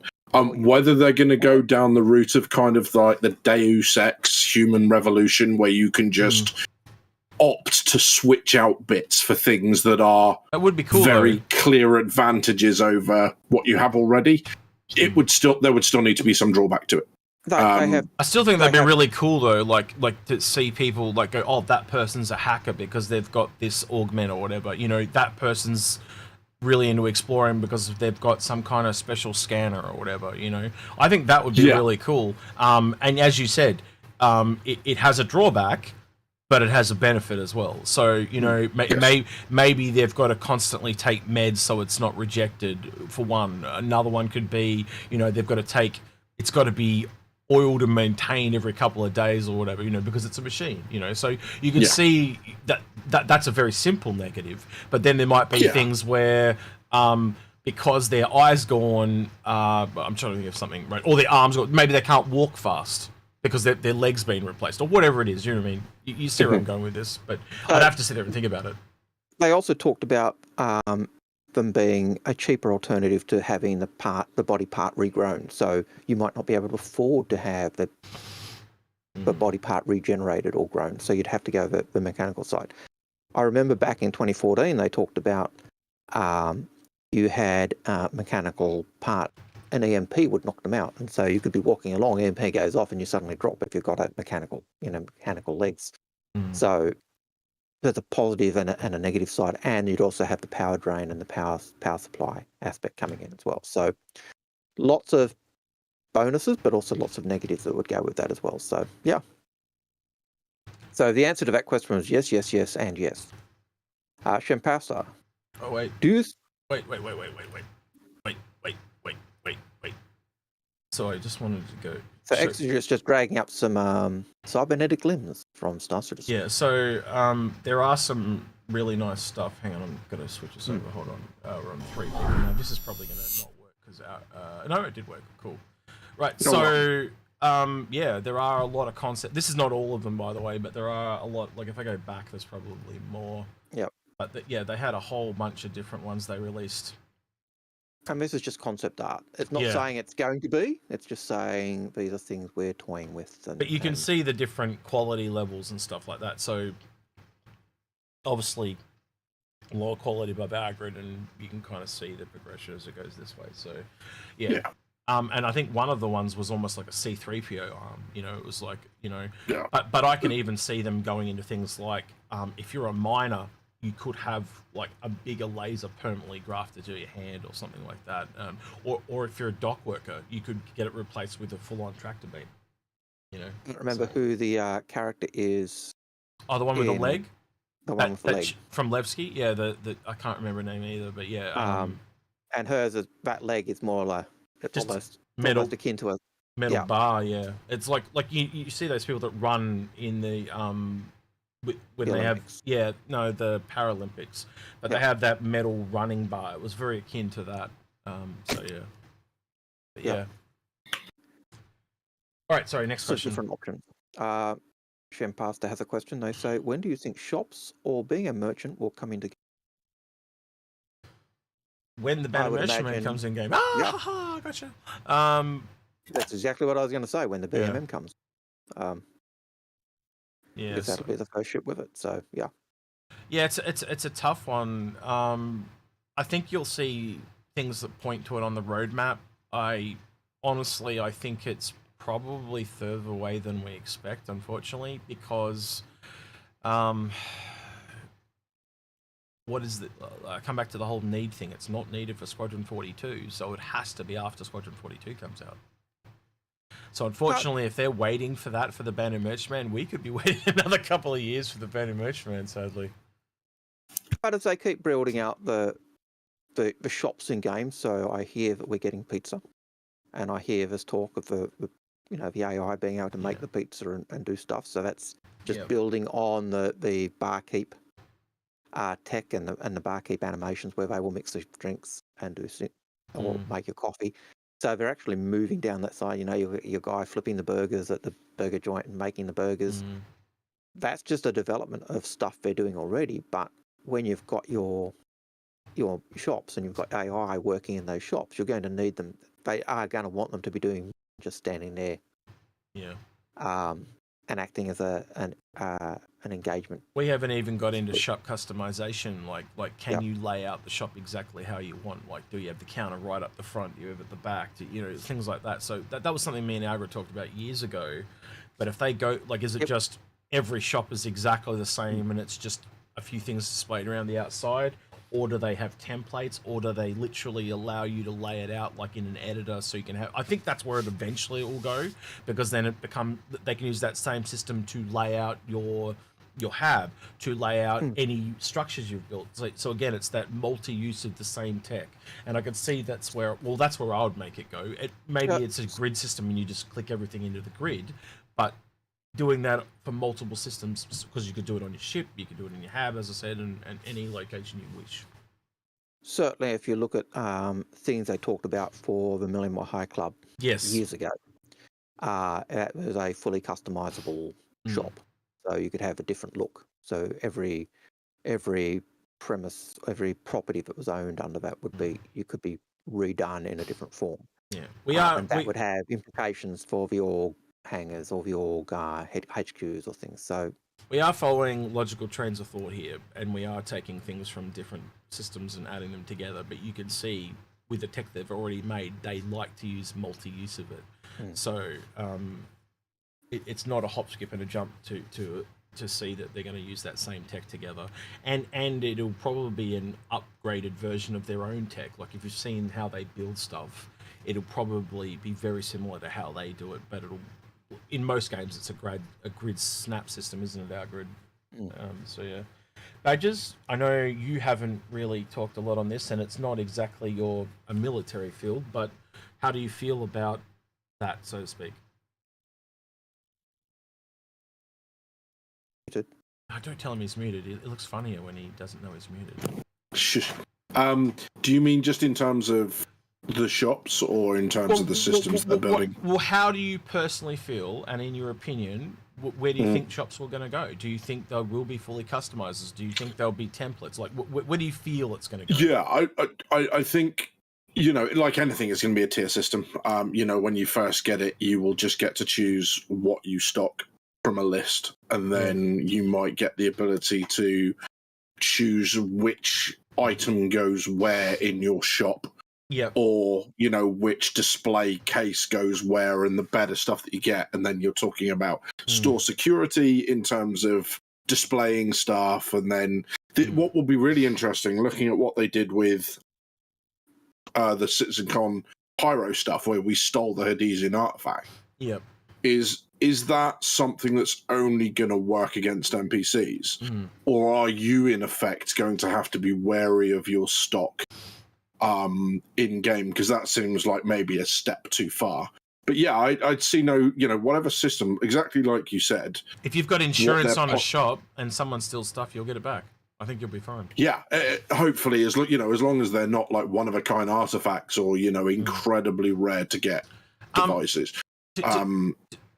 Not to do train of thought, but just something I have to bring up.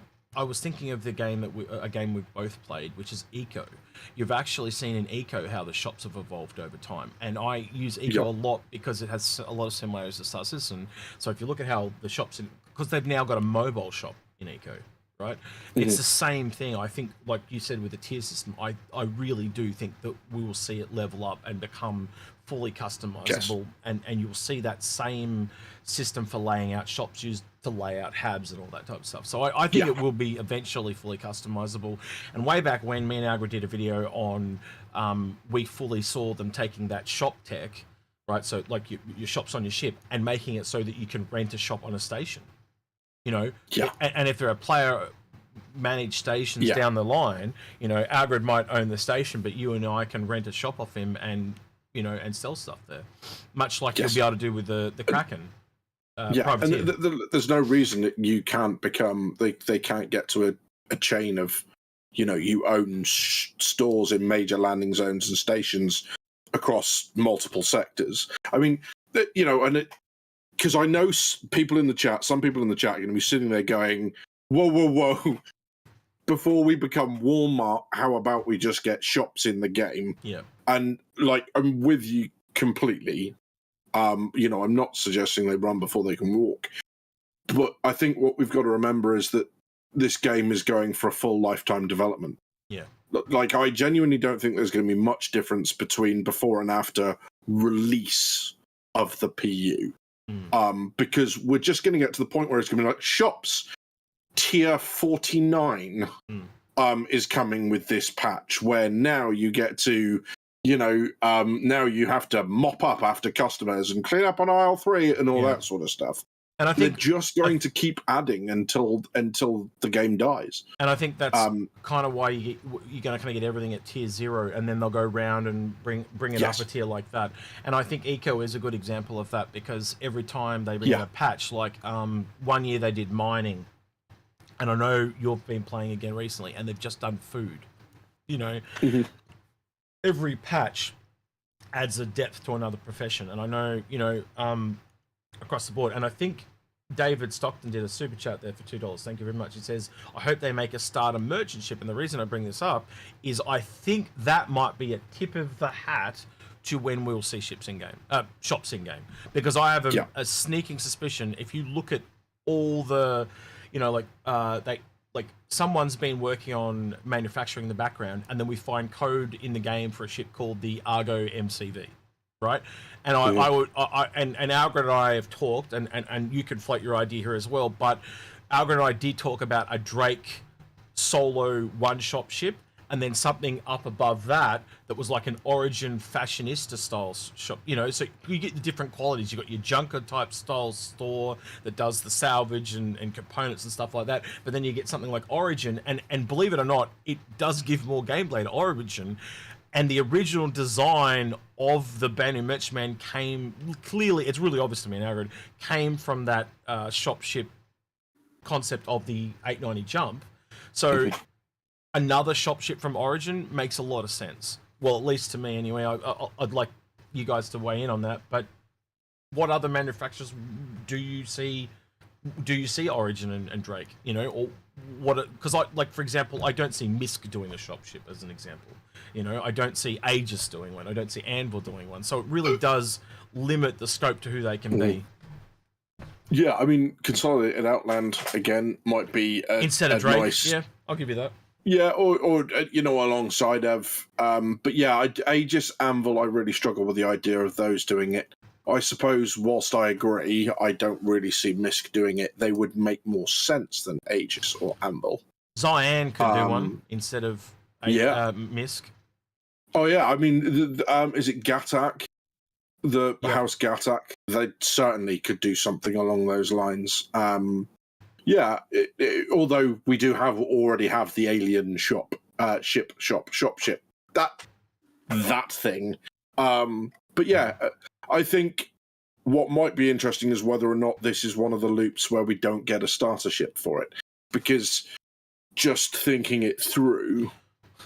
You know, you're not going to be selling stuff in bulk in a starter ship because it's not going to be big enough, which means you have to go for slightly higher value It makes smaller. Makes a lot of sense to me because you've got three shops in a Banner Merchantman, and it's like a large capital ship. You go down, there's 2 shops in the one underneath, and then there's one in the one underneath that. So I do think it will not be, when I say a profession starter, it's more like a Vulcan or a Terrapin. It's going to be a bigger ship because obviously one shop is fairly big for it. You know, like it's bigger than a Cutlass as an example. You know, so yes. So it's going to be a minimum a medium ship. But more likely, just the ability to walk around, browse wares, interact with them, buy them.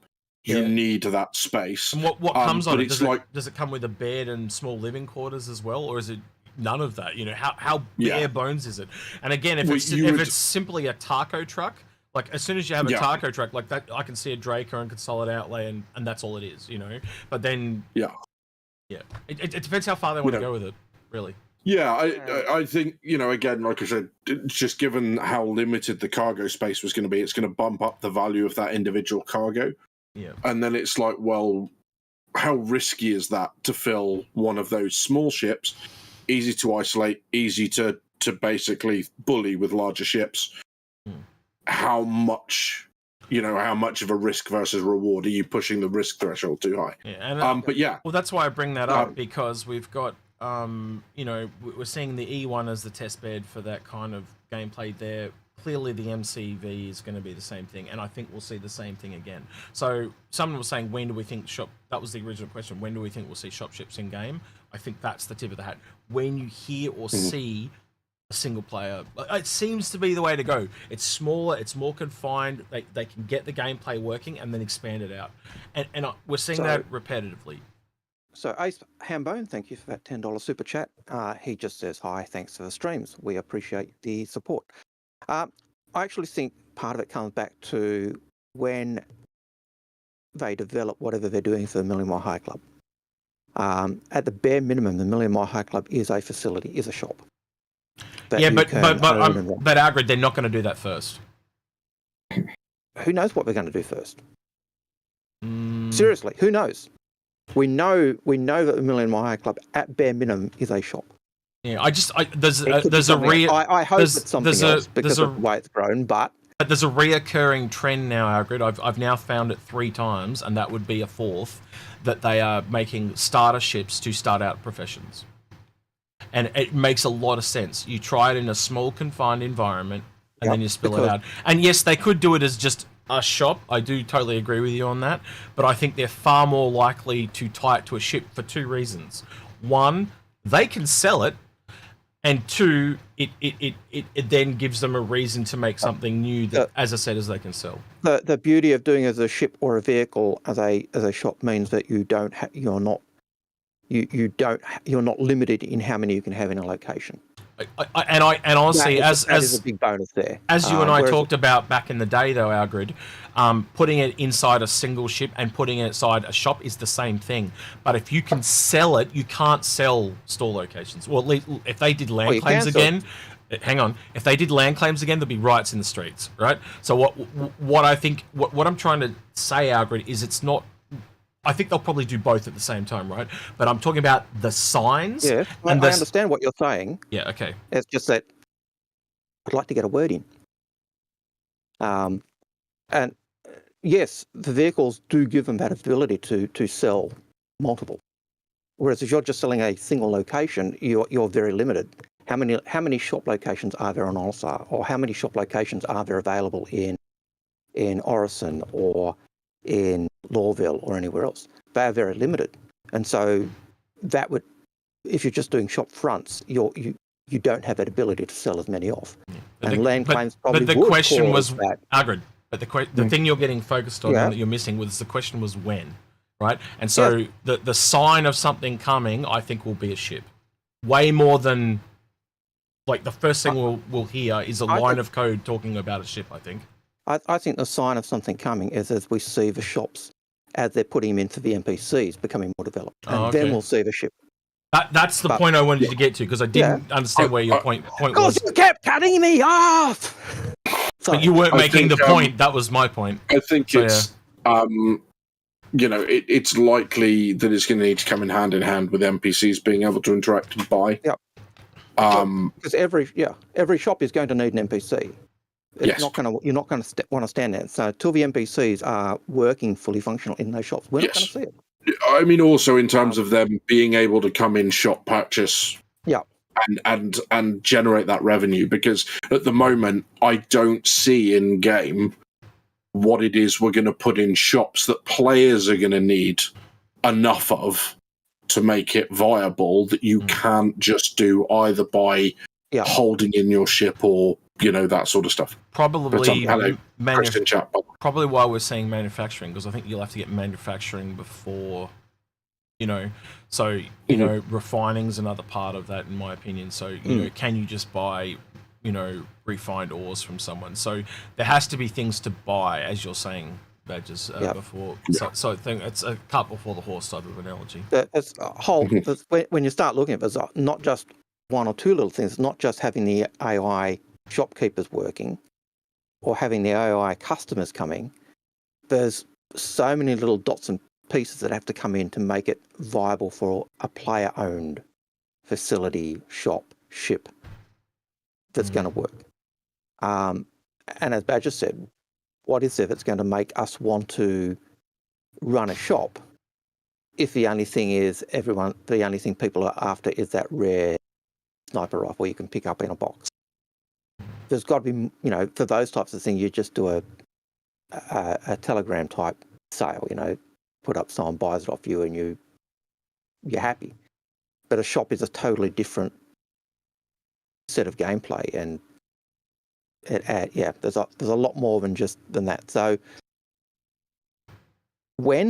I think it's a combination of all of those things: the AI working in the shops, the ability for AI for Quanta to actually interact with the economy and impact your sales, the ability of a place to have a shop, whether it's a location or a ship. And I think they would want to be selling those off, and a ship or a vehicle does give that option for that to sales. So, but yeah, I don't think it's soon. Been my answer, and I don't know when. Not in the near future. So,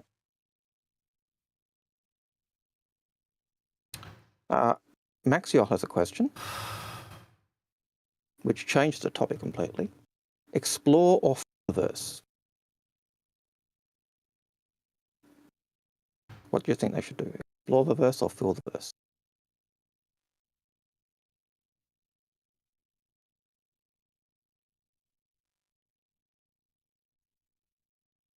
You're muted, Badges. Badges, you're muted.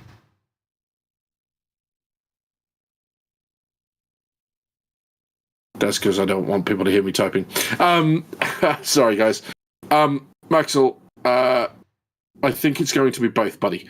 I think they're going to do their best to put things in that make you feel like you're going to be the first to a location, and give you that sensation of being first to discover something, or discover something in a very long time.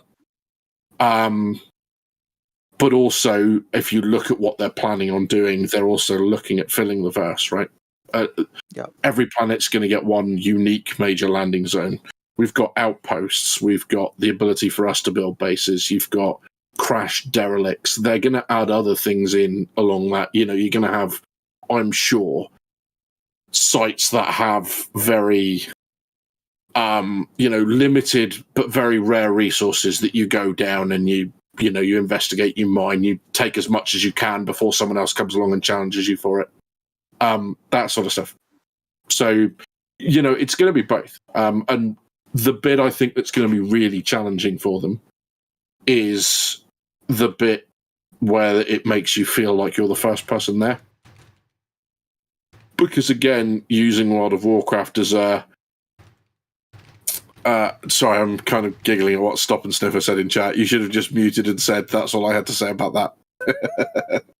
But like playing World of Warcraft, going to a location and the NPCs going, Badgers, thank you very much for coming here and helping. No one else is helping us. And you look around and there are 40 other players running around. And it's like, 40 other lined up waiting to talk to that guy to get the same message, yes. Yes, yeah. And then it's like, this is the unique artifact. Here you go. That person walks away. Here's that same unique artifact. Here you go. That person walks away, and so on and so forth, right? So they're going to have to do something. And I think that's probably going to be location. Everyone wearing that same piece of unique armor, yes. Yes, yeah, exactly that, yeah. Everyone's got the same one-of-a-kind gun. Yep. Give space katana. Yeah, so the next question, that's a really interesting question. What's the time on that, X? What time? Drinkers with Gaming Problems has a question. He says, question, drag me in for fuck's sake. That was about an hour ago. Quarter to 7. Well, we don't answer questions quickly, that's for sure. Yep. Oh, that's it. Stein Harold says, what ship would you choose to hunt artifacts in the galaxy? X. I would take a Redeemer, because that's what Paul Shelley likes. Badges. Paul just popped into chat, did he? No, just I know how much he loves his Redeemer. Hi, Paul. I'm on YouTube. For me, the Connie Quarter. You've got ship with range. You've got snubcraft for flying around to those hard-to-reach places. And you've got space for a ground vehicle to go driving around caves and places that aren't friendly to people in spacesuits. So yeah, I'd go for a Connie Aquila or something like that. I haven't thought about it, but it'd probably be an Aquila or a Carrack, something like that. Again, Carrack for the same reason. It's got the snub ship, it's got the vehicle place. It's also got a lot, have a that, and even the Galaxy comes into this because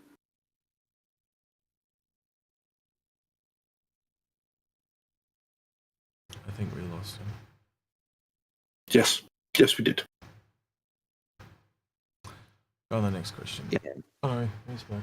On to the next question. So, the next question, he says, frantically clicking through all the things he's got up on the screen right now. From Shempasta says, I've always liked mining and now salvage, so can't wait for the ground mining. I do not like bounty hunting. I'm not good at PvP, and it seems like it can get frustrating. Yeah, I think you're gonna be able to find your place in gameplay depending on, there are, a lot of people that don't like the PvP, but again, as we said, there's got to be things that you hate in this game. So if you're not good at PvP, you're going to find your niche somewhere else, and you'll probably find a lot of PvPers are not good at industry, and so they're going to appreciate us helping them as we help them. And there's a thing here at Inforunners we talk about all. I think Paul says that all tides raise all boats type of thing. So stronger together. Yep. Absolutely. Okie dokie. Stein Harold says, So, ship. I think that was the previous question. Yep. And my answer to that was Odyssey or Carrack, bigger ships. Nice. But the big reason is if you take a smaller ship which can take a vehicle, the vehicle takes up cargo space. Whereas on the Carrack and the Odyssey, and even the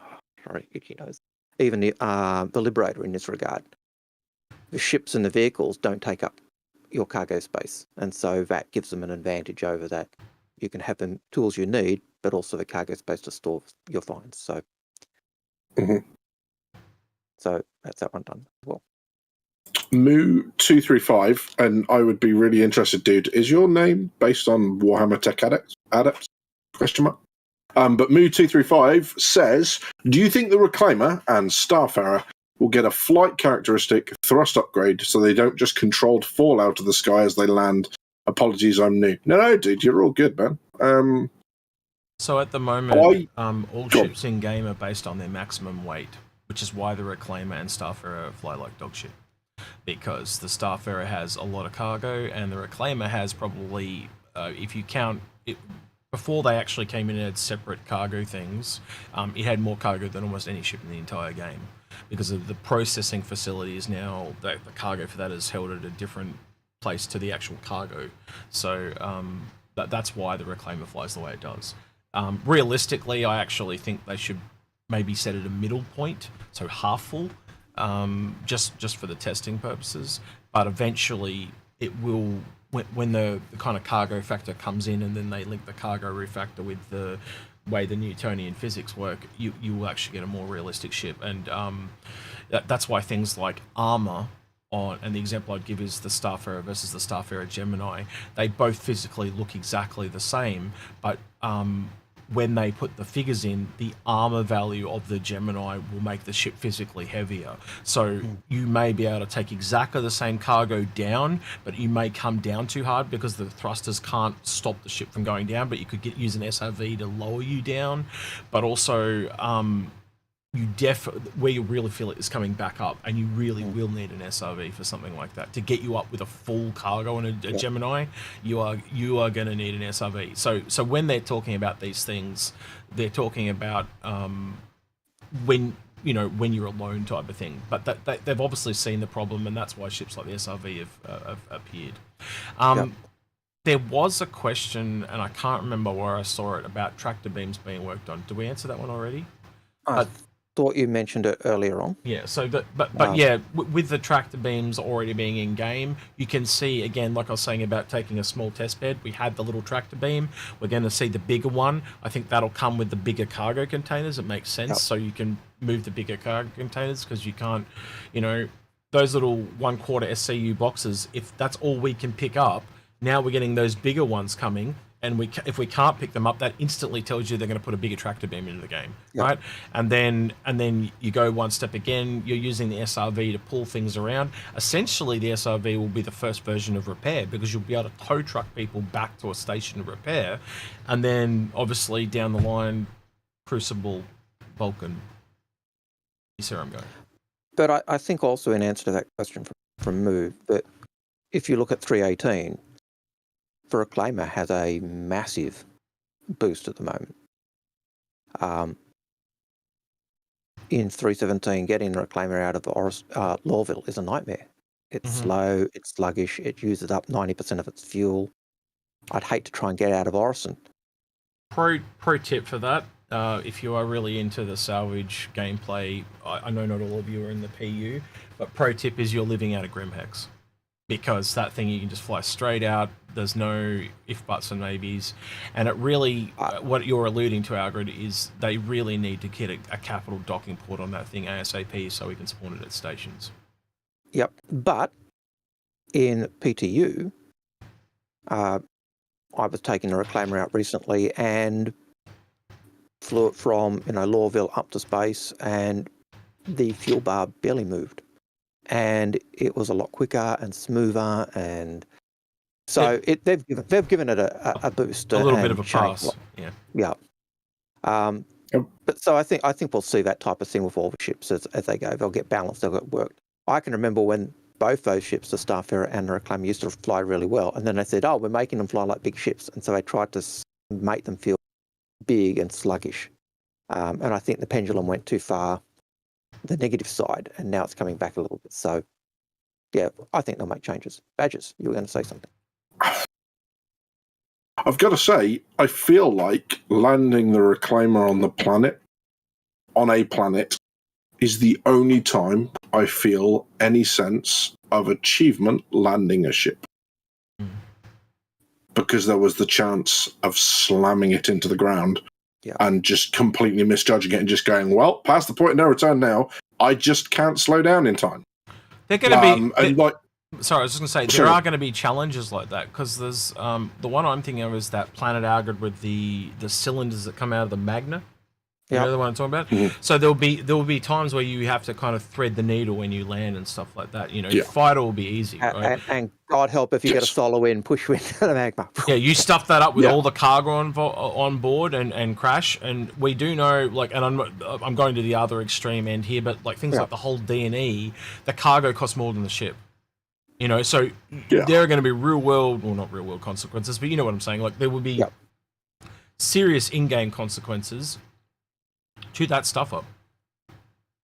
You stuff up, you stuff a whole system supply of food that's coming in, and there's suddenly a major disaster. And there'll be places where SRVs don't work because of some make-up law reason. Oh, absolutely. You know? And I think, if you look at games like Armour, for example, when you fly that plane, you have to have an understanding of how that particular plane deals. Because there's a speed at which you effectively stall and drop out of the sky. And this is on the basic flight mode. And I know Rescue Shrek, who's one of my buddies in chat, he flies on the advanced mode because he can actually fly helicopters for real. Oh, wow. So he flies the helicopter in there, and I've watched him fly.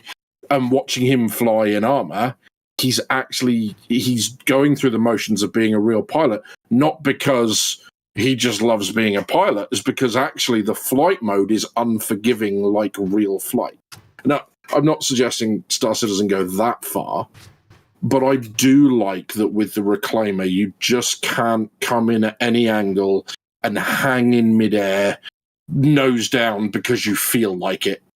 Despite the fact that none of your thrusters can turn that way to keep you nose down like that. It's like, and yet you'll see the 890 jump, and it's just like, but that's all going to change though, because you saw that's what I liked about the flight hover mode stuff that they brought in. Yeah. You can see where they're intending to go. That was the cool thing about it. But people are like, oh, that's too hard. I used to, like you're saying, I used to love the hover mode because it meant you had to know your ship. Yeah. If you knew the flight characteristics of your ship, you were fine.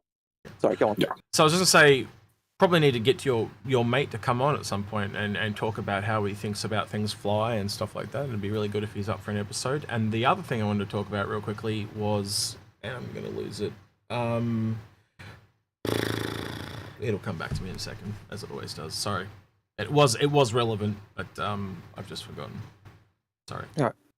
Moving on, Space Tech has a question. How much do you see the role of FPS combat playing out in a final game?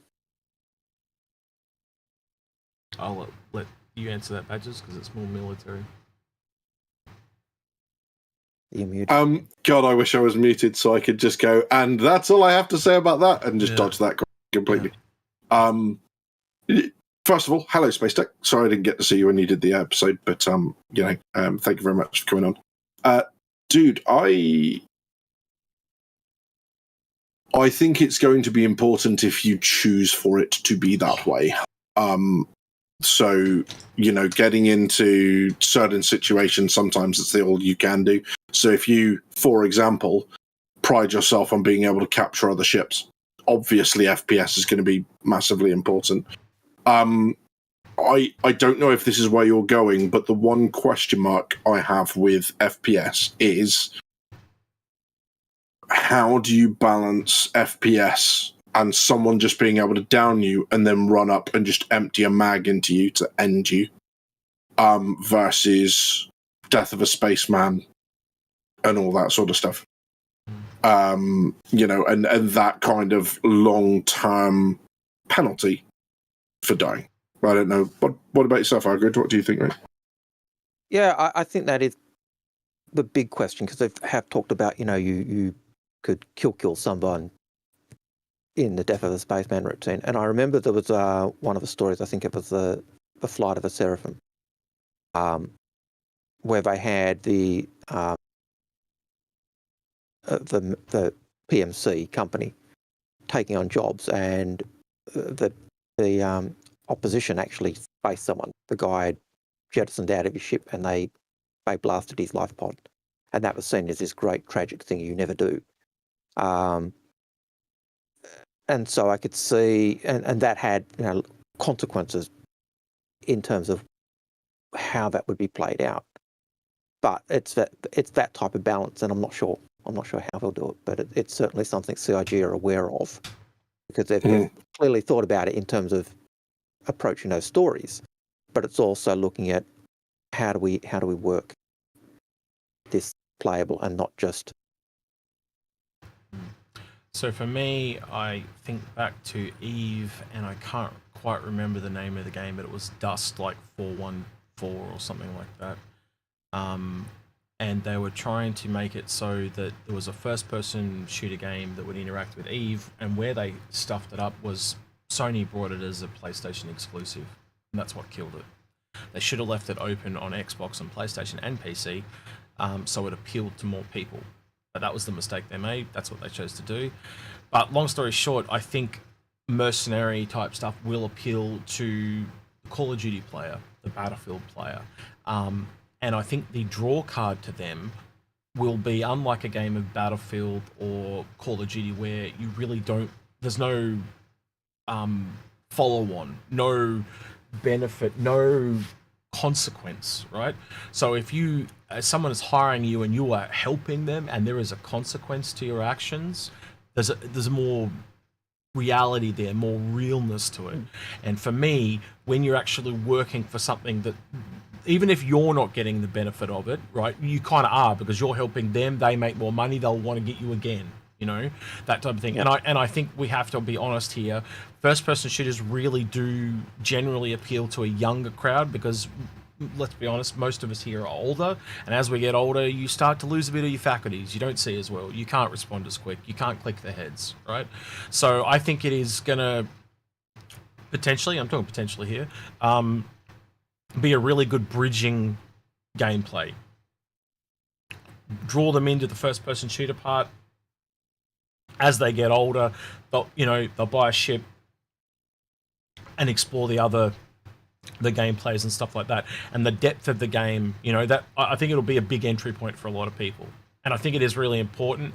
And if you've heard Chris talk about Battlefield in the past, he's a big fan of Battlefield. I expect Theaters of War type gameplay to be very heavily Battlefield-esque, just because of how much I know Chris is a fan of it. But yeah, I think that kind of answers. I hope that answers the question. But yeah. Lost in Walmart has a question for it. He says, they say... Sorry. I remembered I wrote it down when Badges was talking. So what I wanted to say was, remember we were talking about threading the needle to land, like on that Magna planet or whatever. I actually reckon things like that, there will be people that become so good at stuff like that they just live in that system and that's all they do. Because they'll make so much money doing some really hard stuff. Like, there's a certain person that knows exactly how to get through a certain storm. If you've ever seen the Rogue, I know it's not the best movie, but the Solo movie where they had to navigate that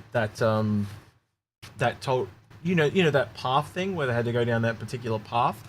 People that know those rare trails and stuff. I actually think there will be people that literally become, they're paid money to do that task because it's just too difficult if you don't know what you're doing, right? And there's across the board. Yeah, there's a real world precedence for that. When you go through the Panama Canal, the Suez Canal into most harbors, there's someone called a pilot who comes on board and lends their guidance. And with a lot of commercial ships, they actually take over the navigation of the ship. Yep. And get it alongside. They know that harbor or that area so well. They know all the intricacies. Exactly that. Yeah. But yeah, that's it. I think I was just thinking it ties in with Star Citizen. But I've just lost the thought. So I'll probably remember it a bit later. But if I do, great. If I don't, tough. Lost in Walmart. Can you see Salvage also having a side job with a bit of search and rescue? Got soft deathbed and got soft dead. So got soft deathed, and so soft death and floating in space. Call salvage crew and move boxes for a free ride home. Yeah, like I could see salvage kind of tying with that search and rescue. You put out the beacon, they come and salvage the ship or what's there and take it. If they find you, they could obviously, notify the authorities and say, hey, we've found someone, we thought it was a salvage, but there's actually someone alive in here and they need help. And you probably have a basic medical kit and that on the reclaimer. It could even be, I'm actually starting to think of a cutter variant with medical now. Yeah, well, maybe. We'll see. I mean, yeah, there's absolutely no reason, like the reclaimer, you couldn't end up jamming a C8R in the cargo deck and doing that sort of stuff with it. I think the problem from someone who works in search and rescue, and I'm hoping Shrek in comments will back me up on this, is that the problem is they are fundamentally opposed to each other. So reclaimers and salvage, you want time to pick through the wreckage, find the choice bits, get them out, all that sort of stuff. Whereas with search and rescue, it is about the casualty, and everything else is secondary. So get the casualty out, get them to medical help. The vessel is irrelevant. It's all about safety of life, not the safety of the vessel or any sort of concerns with the vessel. Yeah. So I think that's what would happen though, just like in real life. If I turned up to salvage a car or a truck and I found there's a body, even just a body, not even someone alive, what would you do? You'd call the police or the emergency services and let them take care of it. It'll be much the same thing. Reclaimer rocks up, goes, oh, there's people here. They'll just put a call out and say, we found a body, or we found someone that's in help, and wait for them to turn up. And once they leave, then they'll go back to salvage. And of course, if they salvage the stuff beforehand, then they're destroying the evidence, and so no one would do anything nefarious like that. Algared, what are you talking about? No one would ever do that. I'm thinking of gamers, but I can see they're already aware of that. Sorry, Algared, go on. I was going to say, but in terms of the situation where you rock up to a ship and you find there's still people, they're not down, they're just stranded because the ship is dead, soft dead, but the crew's there. But so the idea could be, the salvage crew says, "Hey, look, we're going to salvage ship. Yeah, we'll give you a free lift home, or the lift is going to cost you, or you can help us do whatever." So I could see them going into that search and rescue aspect in a soft form, but not like you were saying. If you're searching for someone, that's the focus you're doing. But if you rock up in a reclaimer and there's someone who needs help, and you can offer the assistance, you'd offer it. But reclaimers don't have med beds, so if it's any more than just someone who's stranded, you're going to either need to call for help, or you're going to need to have a support vehicle that can give that help. Yeah. So, and they've already kind of set that precedence in the game in the Squadron 42 vertical slice, when Mark Hamill and your character rock up to the reclaimer, salvaging the wreck of I forget what ship it is. An Avenger. I think that they turn around and say, "Look, we have checked for signs of life in accordance with the UEE rules. No one was alive. We have claimed this salvage. Sorry, we're just making our point here." But I kind of hope if they revisit the Cutty Red, I hope this is a niche that the Cutty Red can go into, because at the minute I don't feel like there's a lot to recommend to that ship. Whereas that searchlight that it has, great. That's great for someone EVAing, trying to find casualties. But what I also hope you get is some sort of camera mode that can look through the ship for thermal signatures, so you can find out whereabouts on that ship stuff is, and then maybe instead of a tractor beam, it gets cutting equipment, or it gets some sort of way to cut people out and rescue them whilst sustaining their oxygen, so they don't just go and croak it. But sorry, go on. Go on. I was going to say that was also one of the things that the MPUV originally had a cutting tool and a claw. And the idea was that you'd go up to a pilot that's stuck in their fighter, and you would cut them out of the fighter, and then they would go into the back of the MPUV. And then hold still. This won't hurt a bit. Yeah. So,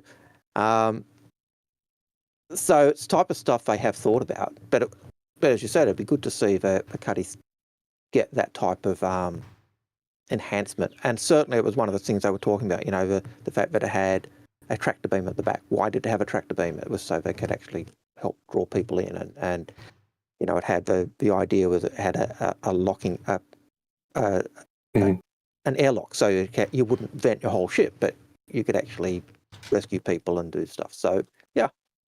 Can I just answer? MO2 Gotchas just answered the question, and I've got to answer this just because I want to get there first. Algared's background is the shut up peasant, you're not rich enough to own this background.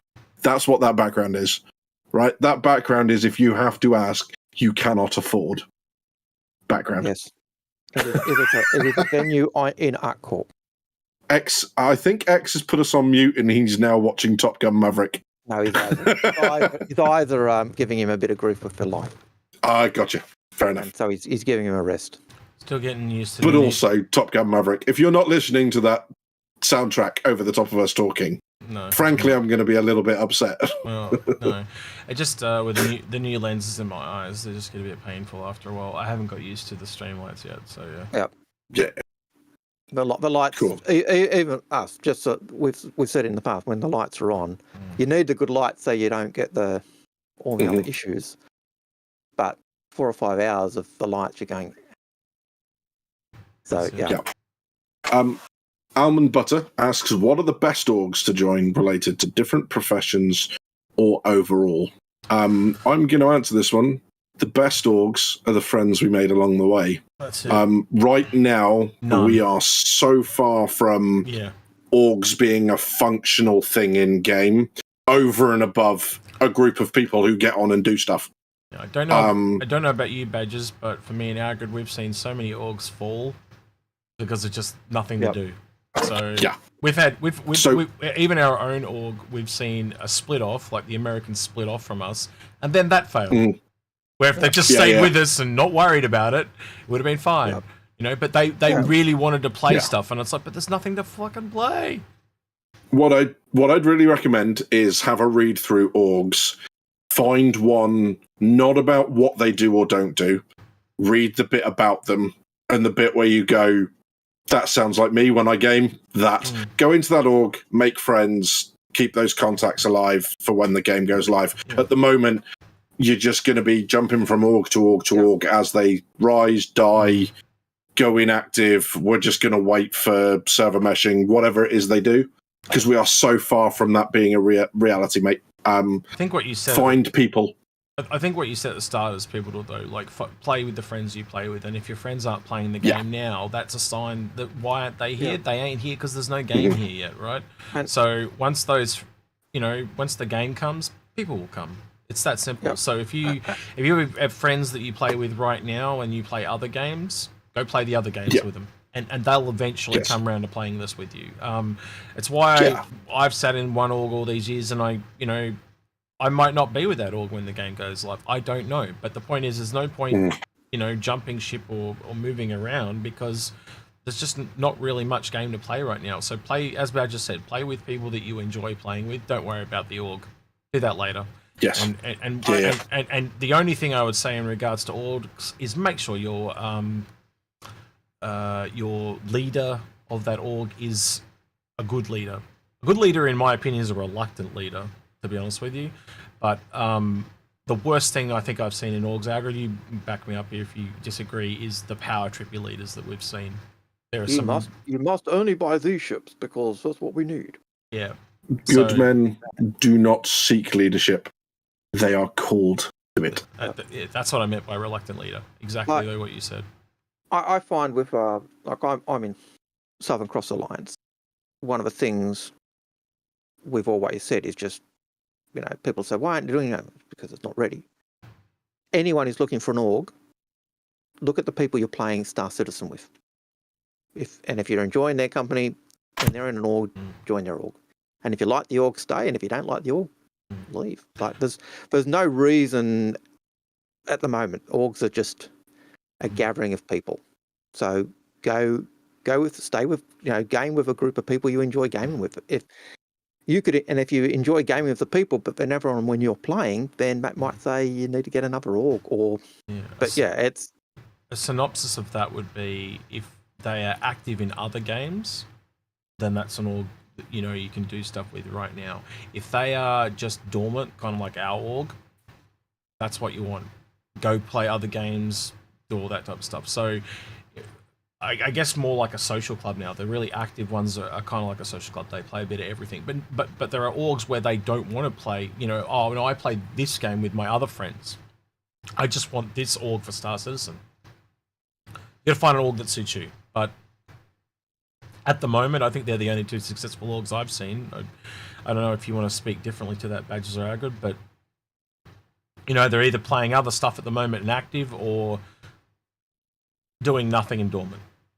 Yeah, there's a lot of orgs that are not doing anything. The orgs that I see,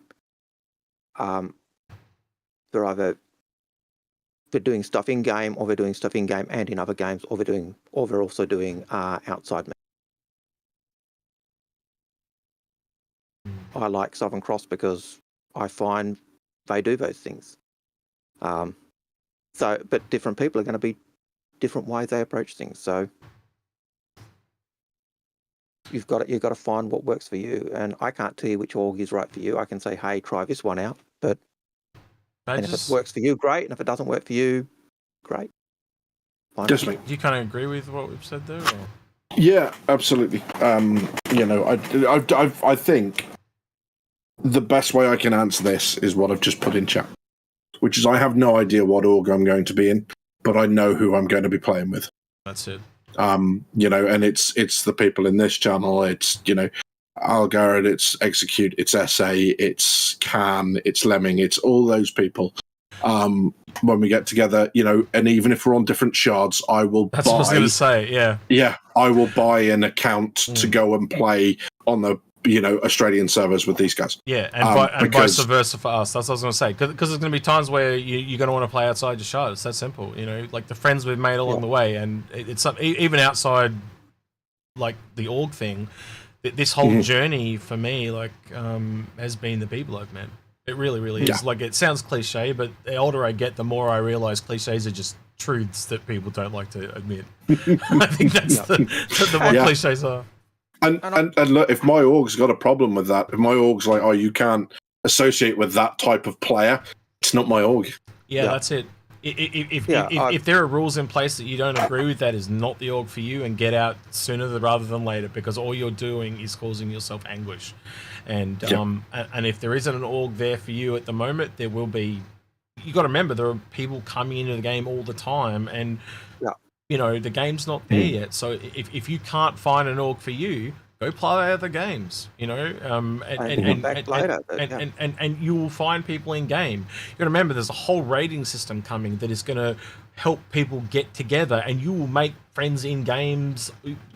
How can you predict people you don't know? It's that simple.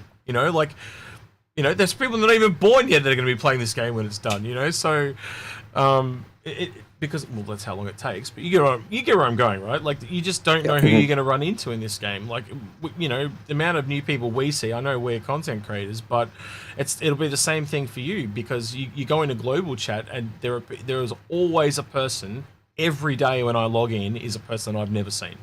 Hey, I'm new. How do I do this? And you go, common statement you hear, and it's just in the chat.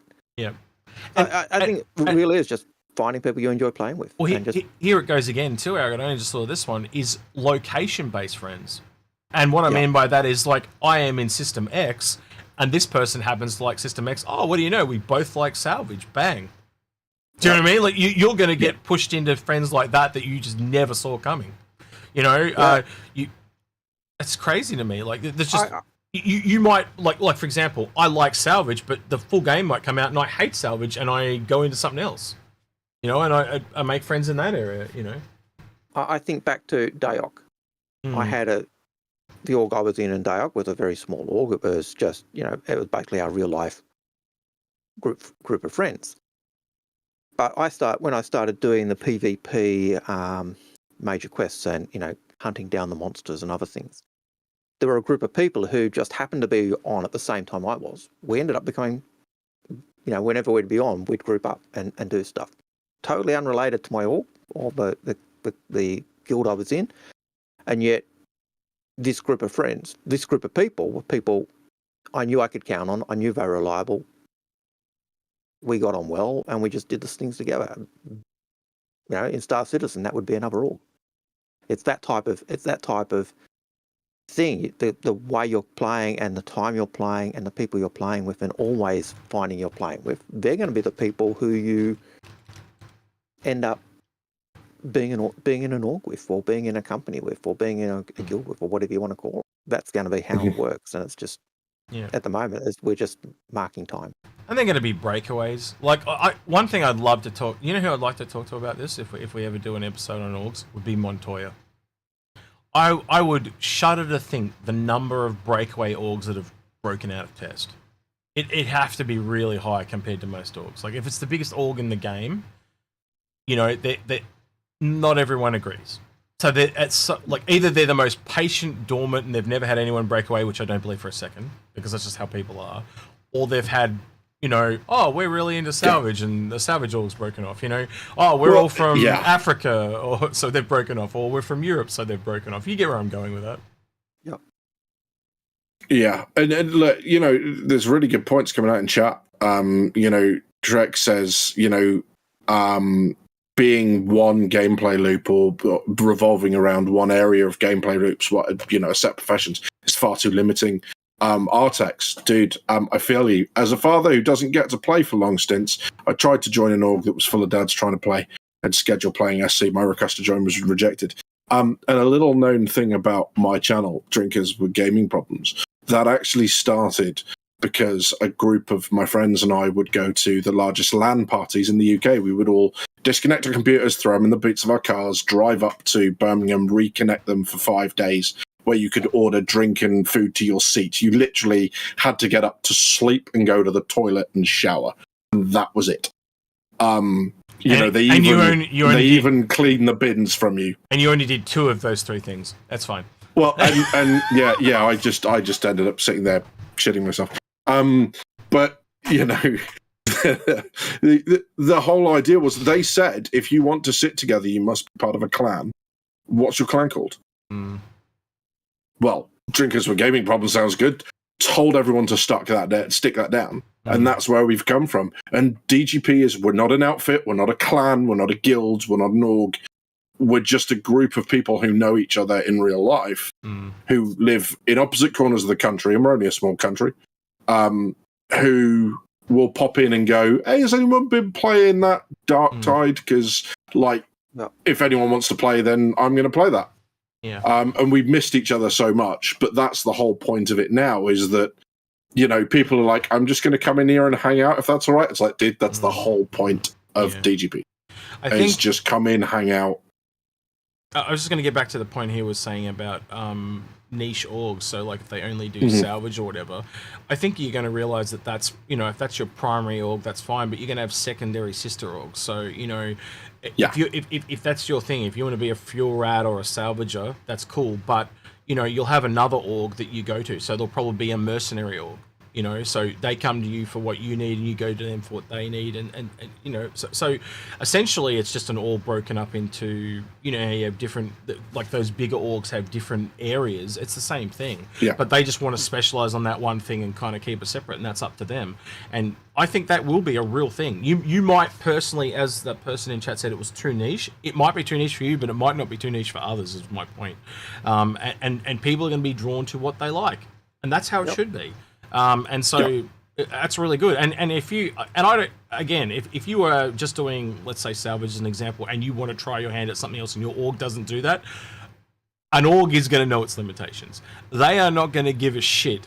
And if they do, again, wrong org, if you want to go out and try something outside their purview, they'll more than likely let you do that. And I think when the org system comes down the chain, I think you'll find, like, at the moment you can have 2, like a primary and secondary. I reckon it'll probably end up being you can almost have as many as you want. You know? Yeah. And I'm not, like, within reason, they might, like, cap it at 10 or something like that. But potentially you could belong to different orgs for different gameplay types, different location types. You can start rattling off quite a few. If you do the thinking, shard types, and I mean in-game location and real-world location as well. There might even be orgs like you've suggested. You said dads that play games and you got rejected. Someone said that, right? That could be a thing. You know, single-parent org.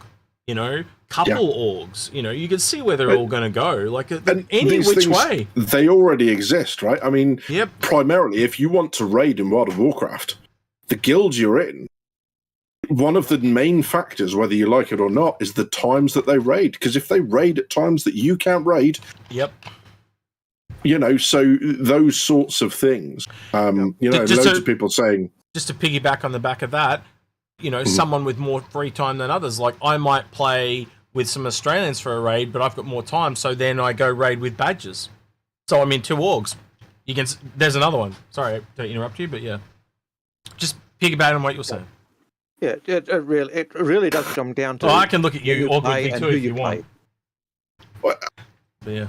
Sorry, I'll go. Yeah, I was just saying, it just comes down to, what you're doing, who you what you're doing, and when you're doing it, and who you're doing it with. And I think ultimately, they'll be the things that I'm looking at this from a psychological point. Like, so people don't like to, there's these people that want, we're social creatures, right? So they're like, oh, if I don't join an org, I'll be alone, right? But what I'm trying to say is, if you're alone right now and you don't want to be, like, socially, those people are going to turn up. It's the cart before the horse thing again, right? So if there's an org out there at the moment that's not for you, just give it time. Absolutely. And I know that's hard to do when, and I hate to say it like this, but when you're lonely, because let's be honest, we do get lonely. That's how we are as humans. It's a social construct, right? If you are lonely and you are looking for people to play with, the game is not a game yet, right? There will be people out there that you can put up with for now, but the more people come in, the more you'll find your place and your people. Just give it time. And just as a public service announcement, if you are feeling like that, drop into Inforunners Discord. My videos have a link to my Discord, I think. By all means, just come in. Inforunners, you'll have more luck, much bigger. But just come in and sit in and chat with people, and they'll be more than happy to, to chat. And if I see people hanging about, I'll come in and chat. So and I know X and Algared will do the same thing when they have the time to do so. So, and it's no different. But I tell you that. Sorry, Algared. I was going to say it's no different from in game. If you meet someone in game and you can befriend them, and if you see them again, you say hi. I'm doing this. Do you want to help me out? Yep. And people will do that. And that is just. I know for some of us it's hard to be that outgoing person, but sometimes it's just a matter of. Just be really careful, because when you are in Inforunners chat, there's this one guy you really want to watch out for. There's a chap called SA. Be really careful around him. Dodgy character. Just like I'm only slamming him because he's just appeared in the chat, so he is here to defend himself. Yeah. Hi SA, how you doing, buddy? I'm good, man. How are you guys? Good. Are you on the phone or on the PC? On the PC. I'm on the PC, but the new office setup, so it's a little echoey, a little hollow right now, but I'm working on my sound. Okay. Lovely to have you here, SA, by the way. So I was just going to say, on the points you're talking about here, you guys might notice I'm a little down all of a sudden in the stream, right? So you guys notice it more than me, but things affect me like that. So when I understand loneliness and stuff like that, my condition makes me chronically depressed, right? So someone said something in chat and it just triggered the fuck out of me, right? And that's why I went all quiet. So for me, I can be triggered emotionally and I can get very lonely and stuff like that. So that's how I can relate to what people are essentially saying. Like if they can't find their org and they're looking for their people, I can relate to that, right? So the only reason I'm saying this is because it's kind of been brought up, but and I don't talk about it often.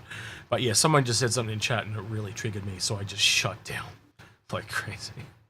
But that's what's been going on with me, if you two were wondering. So and we obviously we talk a lot between ourselves, not on stream, and we talk much more kind of personally than we are at the minute. But one of the things that we did after that awesome stream where you guys surprised me, and you guys in chat, these guys put together some awesome CCUs, and I ended up with a Perseus. That stream funded so much more. And one of the things we said at that point is one of the things we wanted to do for people was have game packages for people who can't afford it. Absolutely. We did that, and you can go and find that. But it's we're not just paying lip service to it. It isn't just, we've done a crowdfunding stream, so like that's our charity commitment done for the year. This is the whole reason I think gaming at my age is great. Because if you are happening to live alone like me, I am able to reach out to people all around the world. I'm sat in a chat with a couple of guys that live in Oz. We've got a guy that lives in America. I know if I go to CitizenCon this year in America, there are people who will come and meet me that I've at least chatted with for hours and hours and hours, and it gives you that access. And Star Citizen, we have an older community. We all get it. We get the loneliness thing. I mean, I've been married. I'm no longer married. Thanks, Navy. So we've all been there, and it's honestly, we've had people say, "I'm having a really crap time of it." I think, and the support, the outpouring of support, and what's really surprising is the people who you think are the happiest will turn around and go, "Do you know what? I've had a really crap time as well, and now I'm getting fucking emotional now." But that's what happens with bipolar people as well. Like, we are really good around other people. Yeah. Get us alone, we're stuffed. And a lot of the reason why I bring this up is because there are a lot of statistics to support the time we're living in. Like, since the rise of social media, we are seeing record numbers of people over the age of 40 that are single.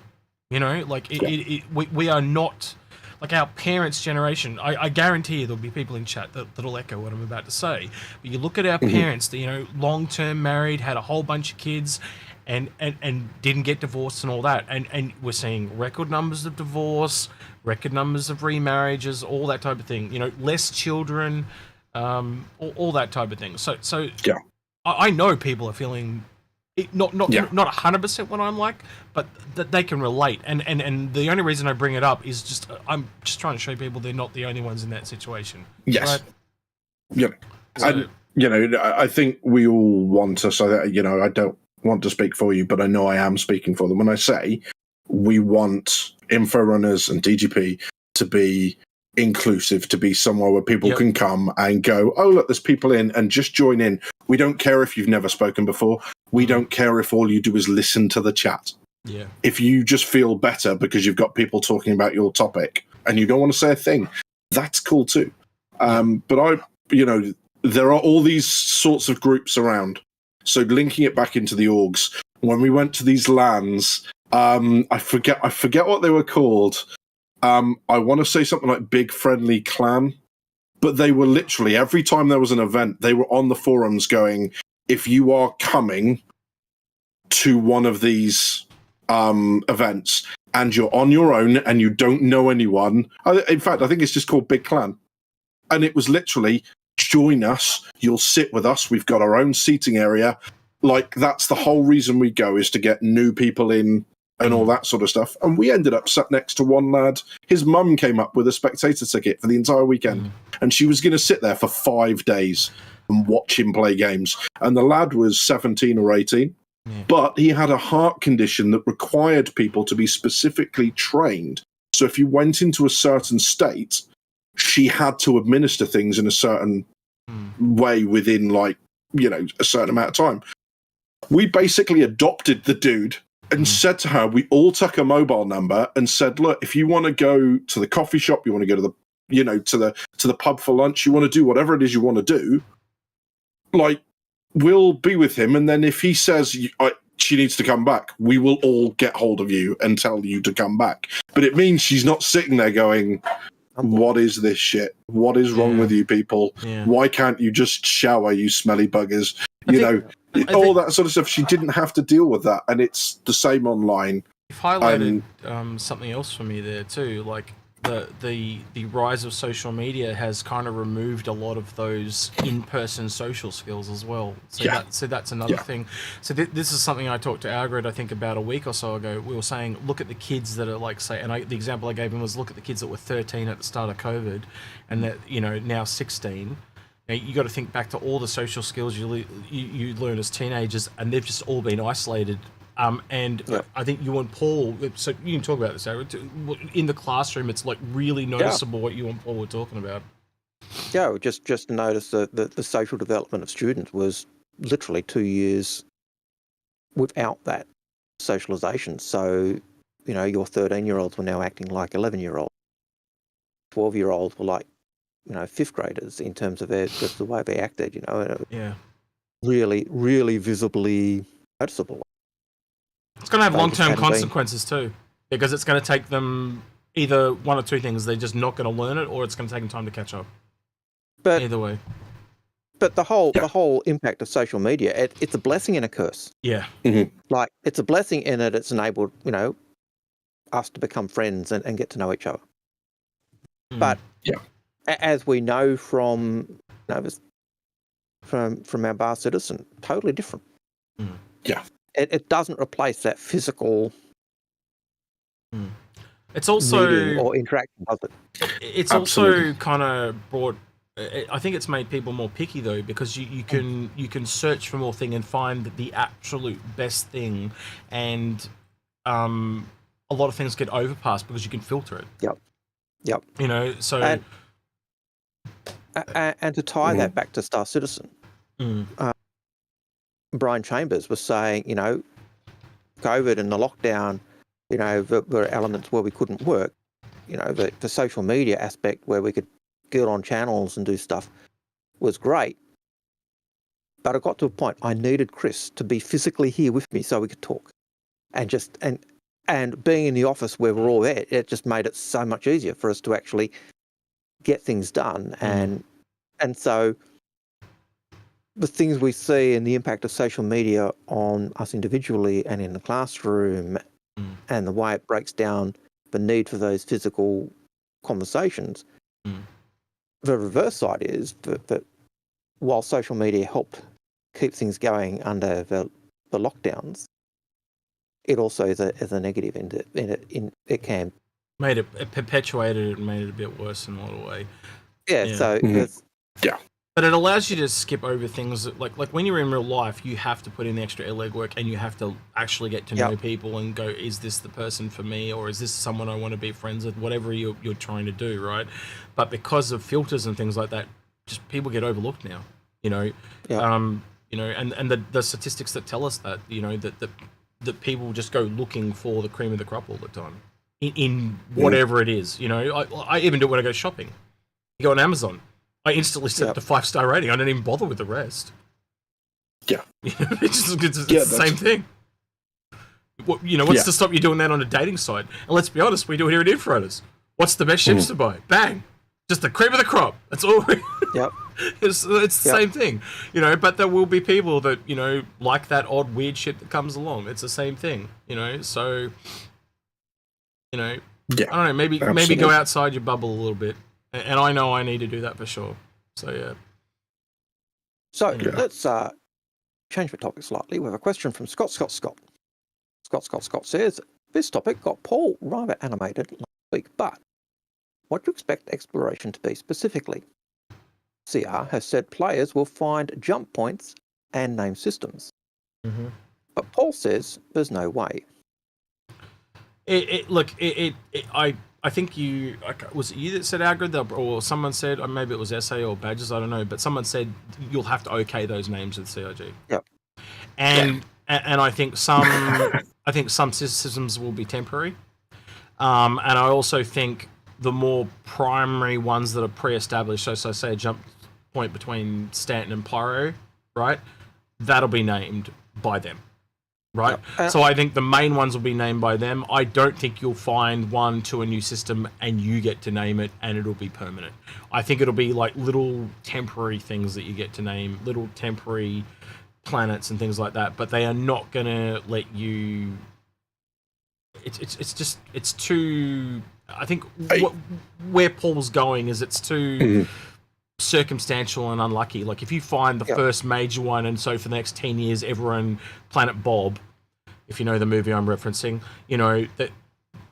that'll annoy the shit out of people. Like the fact that why did you get exclusive access to name this and I didn't, and why are you the 1 in 1 billion person that gets it? Now they can go that way if that's the way they want, but I just don't see that happening because it's too exclusive and too niche. And I know for a fact Chris Roberts literally said at the start of the Kickstarter campaign there'll be no exclusives.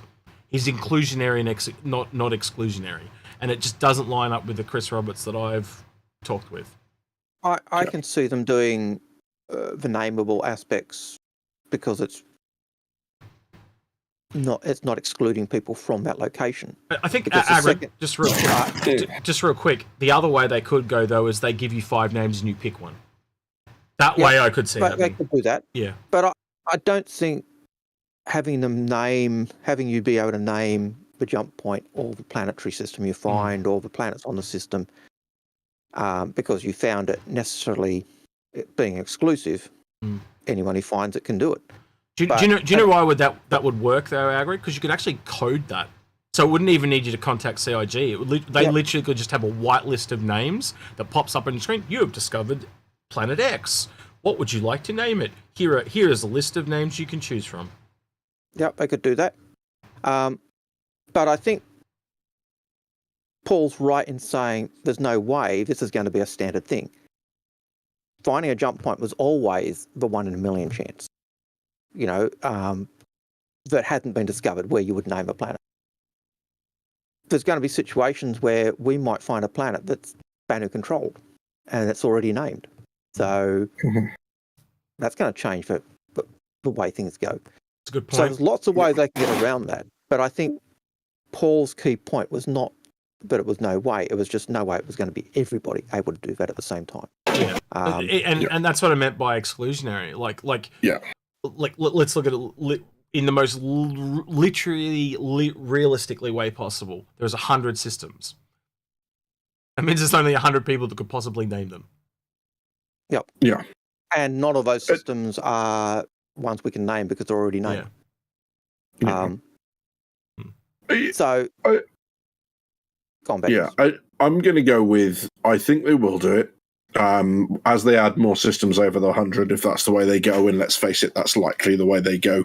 I have to agree with Paul in that I don't think temporary systems fit with the whole idea of. I mean, they might go if they're looking. If they're desperate to add that content. So they've mentioned for explorers procedurally generated systems. So there'd be systems that are procedurally generated without landing zones.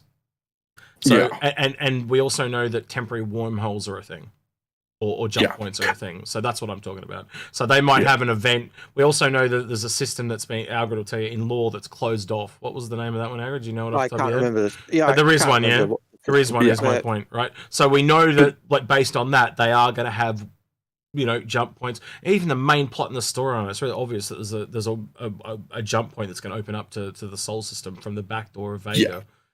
We also know if you go around the cities and look at the magazines, there's one magazine, and I think it's a Terra Gazette, and the Terra Gazette has a headline: "Jump Point Unstable."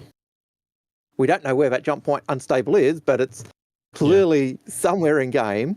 There is a jump point. It's unstable. That could collapse, and it's in the Terra Gazette. Not even to mention, like, there's episodes of Star Trek that have wormholes that have different exits, and the exits keep changing, right? There's a Ferengi episode that I'm thinking of for Voyager, and it's got like 3 or 4 exits, and it just keeps rotating randomly, So that could happen in this game too. Yeah, you just don't know where you're going to come out. Yeah, I think that's very. Yeah, I think that's much more. That's going to be much more common. Is mapping current jump points. Maybe, like you say, jump point shift, temporary jump points. All of a sudden, for a while, there's like a shortcut jump point that appears. Real quick, just to add to what you're saying, they did mention multiple branching paths in jump points too. Remember, Algared? Yes. So you could actually have one jump point that makes it a little bit like Farscape, because in Farscape it was a whole system or network. And mapping certain routes would be quicker or shorter, so you could remap a jump point. You might shave 10 seconds off, and if you make that public, then jump up. I think that's going to happen. I also think they are going to add some systems that we will get to name the system. There'll be some UEE edict in place where the UEE names planets, or that in newly discovered systems, they are named sequentially from closest to the star to furthest, or closest to the center of the system to the furthest. And when we discover a system, it will literally be, like you say, X. Here will be your choice of system names. You choose. Because you did name it, you did choose it, but you had to choose one that we wanted. So it's still you naming it if you think about it. But that way Absolutely. that way means you don't get something like Galaxy face or whatever. Yes, no jumping McJump face point thing. Yeah. Yes, absolutely, and that will happen, I think, and then the planets will be, because the other thing we've got to start asking ourselves is, what's the point in adding more systems? Because if we get to a point where they go with current tech, and certainly the big challenge for them is not systems, it's a country's broadband infrastructure, because there's only so much data you can pass at once. And when they're talking about so much streaming, so many services, you're going to get to a limit where certain countries go, do you know what, our broadband, unless you pay the $200 a month Uber broadband in the couple of cities that's available, you just can't play this game. So, they risk diluting, because it's okay, 100,000 players, 100 systems, 1,000 players a system, for example. And then when you add that, all you're doing is diluting the players. You're increasing the stress on the system, because now the quanta need to cover a larger area. And it's like, well, where does that stop? Where does the benefit of adding new systems outweigh? Now, the benefit is systems could be developed much quicker, because they've been found. There is no major landing zone. So all that effort, as X will be able to attest, that goes into handcrafting all the art and everything else, all that time is no longer required, because you've got a brand new system. And then just like they've been doing with like Microtech, where Microtech appeared, New Babbage appeared, but you couldn't get into it. And then they added the interiors later. They could add a building site, and then in subsequent patches just build it up as an art piece. I see where you're going now. It took me a while to get there, but I get where you're going at. So you're talking about a forever expanding universe versus say, maybe they have room for 20 systems, and that system's open and close and change. Yeah. I am far more likely in agreement. They are more likely to do the second one. Yes. But they can technically keep forever expanding. I just don't think it would be very interesting, because if you think about how a forever expanding universe, and say they just all expand off in one direction, how far are you going to go before you have to come back? And that's where it diminishes, because that's where, absolutely, that's where Star Citizen is totally different from, say, Elite Dangerous or No Man's Sky. So, Elite Dangerous says we've got the whole galaxy. You can go to every star. Yeah. So another way to think of it is if you jump into the first system and you're the first person to discover it, cool, I explored, and then the next person's got to go to another system, and then another system, and then eventually at one point it's like, well, I've got to go 6 systems just at the attempt to find another system. Stuff that's 3 days just to get there to keep going. So they're far more likely just to have system wormholes and stuff randomly pop up all over the place. One of the other things they could do, if they've not already planned it within the 100 systems we already have, is you could call these systems the frontier systems, and they become potentially org controlled. So orgs who want to battle and own their own planets, because there's no landing zone that complicates that. Everything they put on the planet will be things they have to build themselves. That you could go in, and that's where, people talking about, will we be able to blockade entire systems? Yes, in the frontier systems, which is where the orgs who want that level of combat, like Test, like all the other big orgs from Eve, could come and do that sort of stuff. I think it passes it out. I think you're far more likely to see something like an event. So, using that example of the system that's being cut off, it opens back up, and it's like, there's a humanitarian aid crisis to get the people out of there so they're not trapped there. But then all of a sudden you get people that don't want to leave. They want to stay. So you get this political intrigue thing. And then all of a sudden a faction comes out and they're like, go away, leave us alone. And no, you're not taking our people. So you can see where the event can go lore-wise very, very quickly, right? You can also have one that opens up and it's just absolutely rich and full of Quantanium. It's some random planet in a nebula in this system that it's perfect cocktail, and the entire surface of the planet is containing.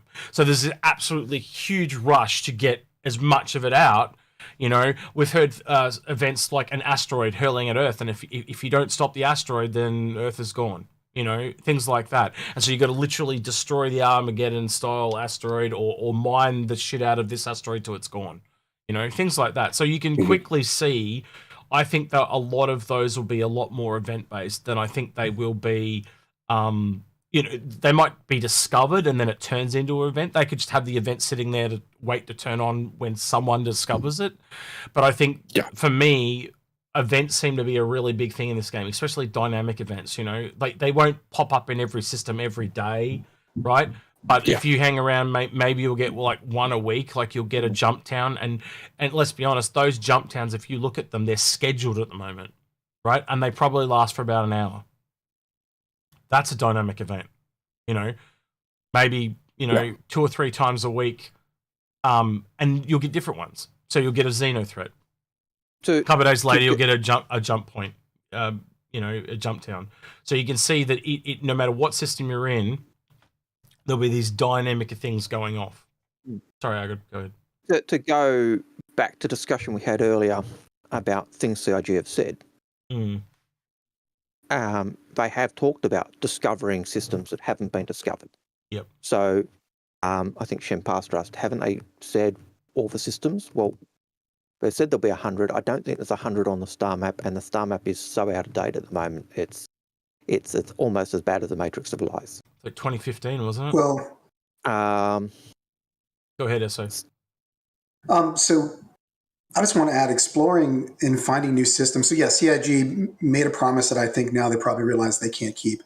But there are ways to expand exploration and the rewards of being noted in the verse and exploration that are beyond and kind of stick with that original naming convention. So for example, it could be that if Execute finds a particular sector of space or explores it, that if there's a space station there, it could be called Execute Station, named after him. Or if you discover a planet and there's eventually a settlement there, and Badgers discovers it, there could be his avatar in a sculpture with the ship, the date that he discovered it, and all those things that reported it to the UEE. So there are other ways to reward these players, and it could even get down to the point where an asteroid belt is named after an org, because an org did a survey of that entire asteroid belt. So therefore, they get the right to name it. Now, what would that name be? I could see it being either you name this after you name it after your org, or a list of different things. But CIG, the exploration portion of it isn't just jump points and systems. I mean, it's planets, moons, stars, asteroid belts, stations. You do have a point there, and the systems are fairly big, where you could have, new planets forming, new going the other way too, planets being destroyed and turning into asteroid belts over time. So that is the thing, and we've seen that in lore as well. So I kind of do give you that. My biggest concern is, and I think it's the same thing with like funny costumes in game and stuff like that. A lot of people are not going to want to see a player's name that is, player unknown 47. It's Barty McBarkspace. And that's what people are. I think most people are worried about like that. They don't want to be like this whole game's immersion. You're ruining my immersion, So I think I'm going to be honest. I just don't. That's my biggest thing. I just don't see them doing. Like I just don't see them allowing a person to name it. Like if you came up to a planet, like generally speaking, if you came up to a planet and you saw it was called Execute, discovered by me in such and such and such random made up date. I don't see the need. I just don't see the need. You don't see MILF Hunter 69's comet being a thing, no? Exactly. In my mind, though, it's not necessarily, I guess the point I was trying to make is it's not necessarily naming the planet. It could be something as simple as putting a statue of that individual player in whatever the capital is.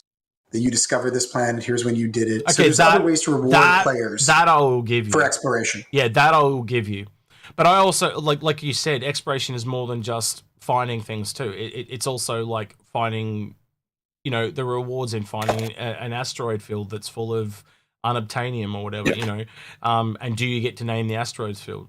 That I agree with, right? So smaller things, but a planet, one person getting to name a planet or a system or a jump point is just too large and too exclusive. I don't think that's an issue.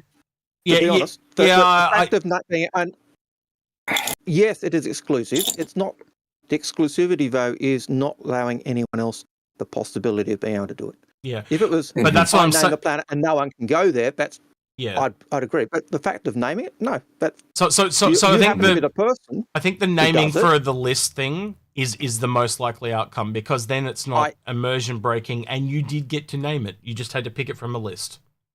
I think the way CIG initially I had the idea of you would name a planet in conjunction with them, so they'd contact you. Yeah, now, absolutely. I think as time's gone on, that's more unlikely, and they're more likely to go for that list idea, because they give a list of these are names we want. That means they don't have to contact you and say yes. Yeah. Even if you're putting in even the way that your idea is at the moment, you discover something like land claims, you've got to go to the land claim office. So you submit it, and they come back and say yes or no.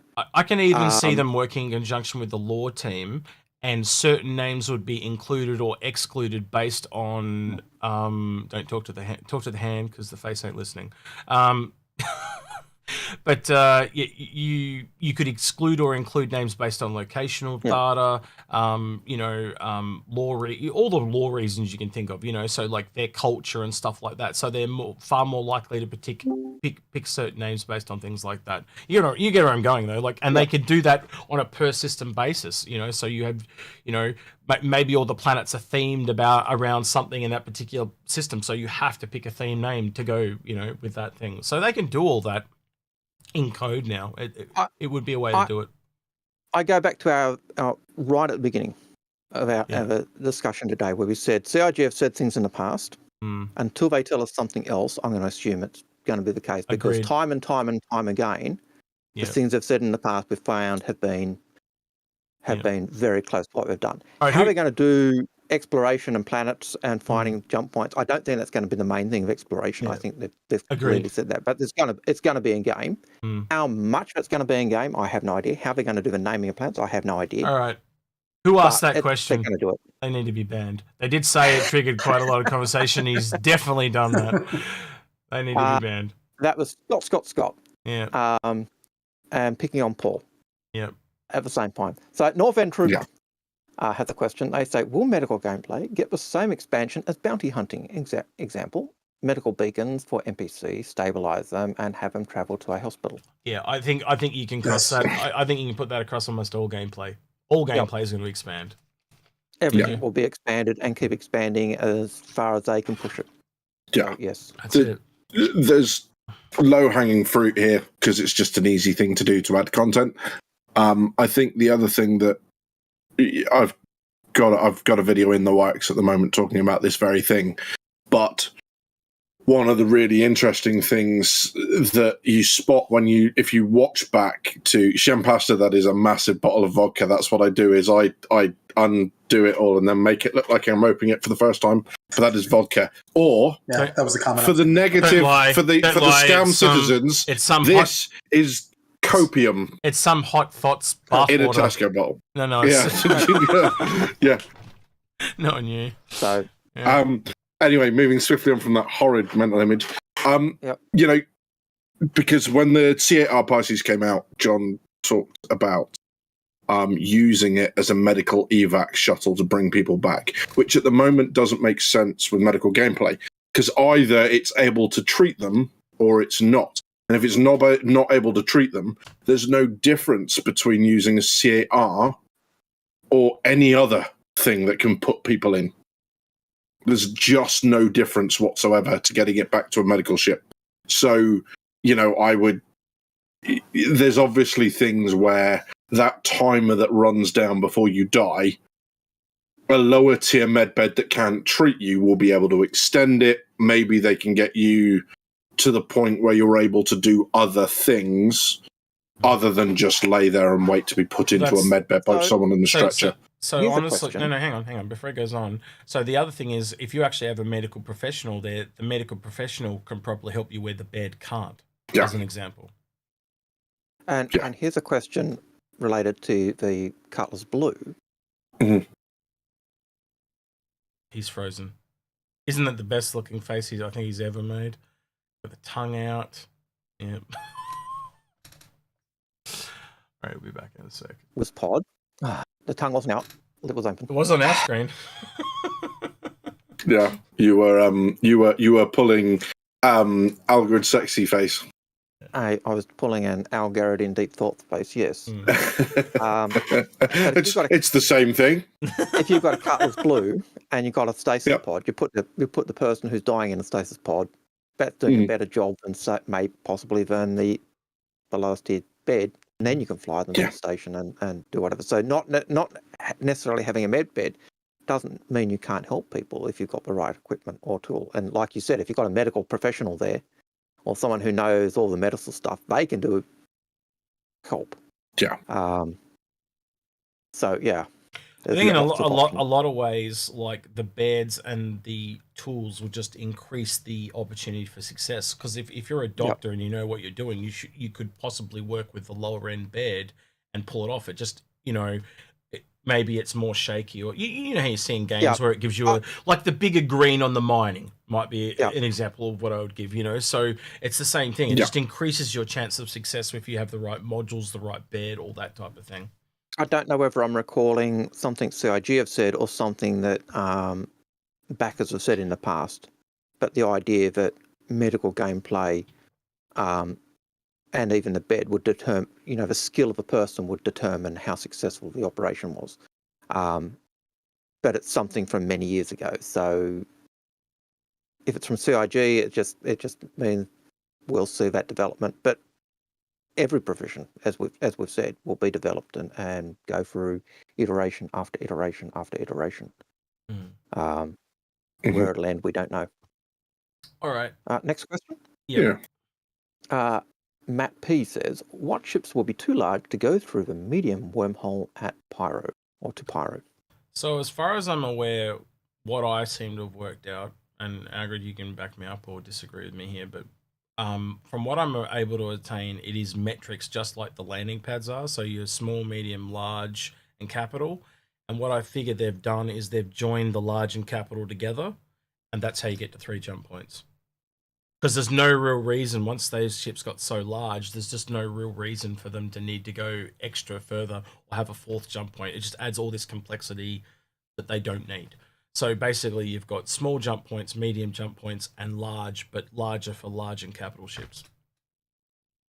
We also know that the matrix is up the creek at the moment. So the map is up the creek at the moment. It's going through changes, and we also know that because of Xeno threat, that Pyro jump point is big enough for Idrises.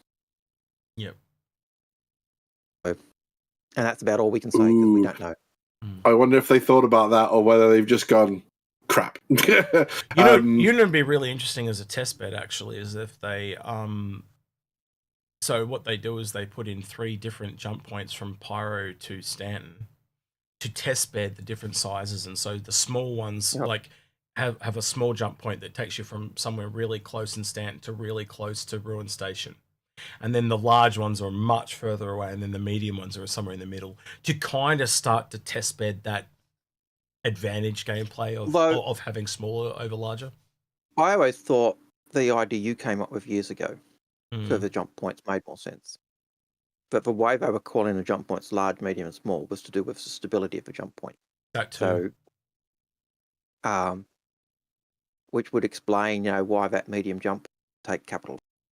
Yeah, it's just more difficult for them to get through because it's less stable.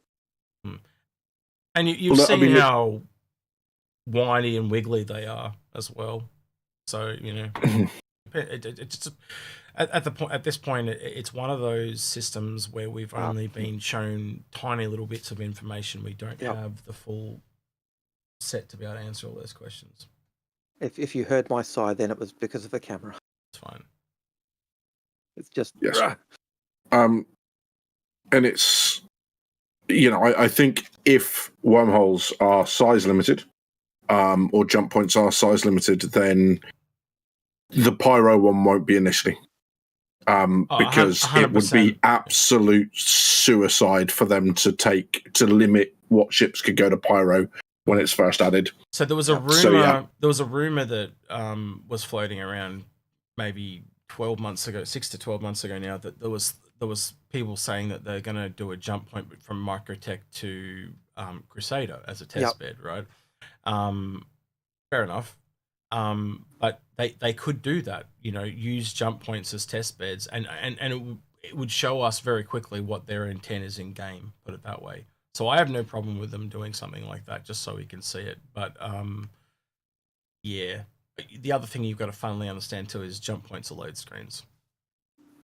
Yep. They are streamed, but that is what they are. They're essentially a load screen between two different systems. Yeah, it's a minigame.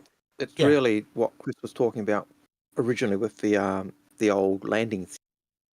You'd do your docking and your ship would be automatically docked. That's it. But Yeah. as you were coming through, it was, even though you could walk around your ship and do stuff, it was actually loading that next thing.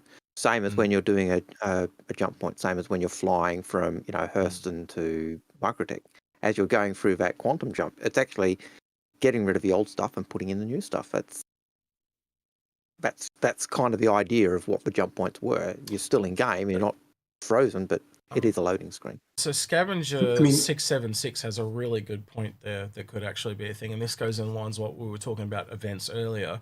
I think wormhole sizes might be like the tides. At the correct time, a medium ship could get through a small wormhole. Absolutely. I also think that you could add skill to that as well. If you're a better pilot, like that's what Algared was talking about with the stability thing.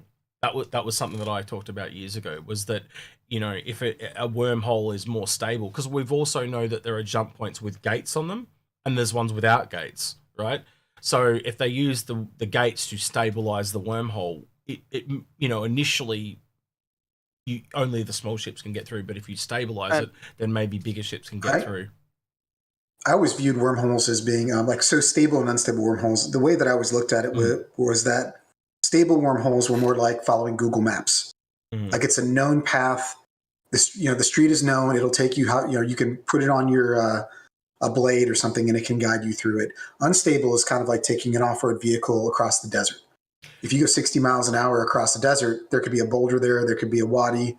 You could flip, you could crash. And that's where the skill part comes in, right? It's like, are you following a known path, or are you having to figure it out as you go through it? So there's a lot of if, buts, and maybes there, but I think at the end of the day, the thing that I would get across is they are a gameplay gate, right? And what I mean by that is they want to give advantages for smaller ships to have a reason to exist, right? So that's why they're a small, medium, and large, right?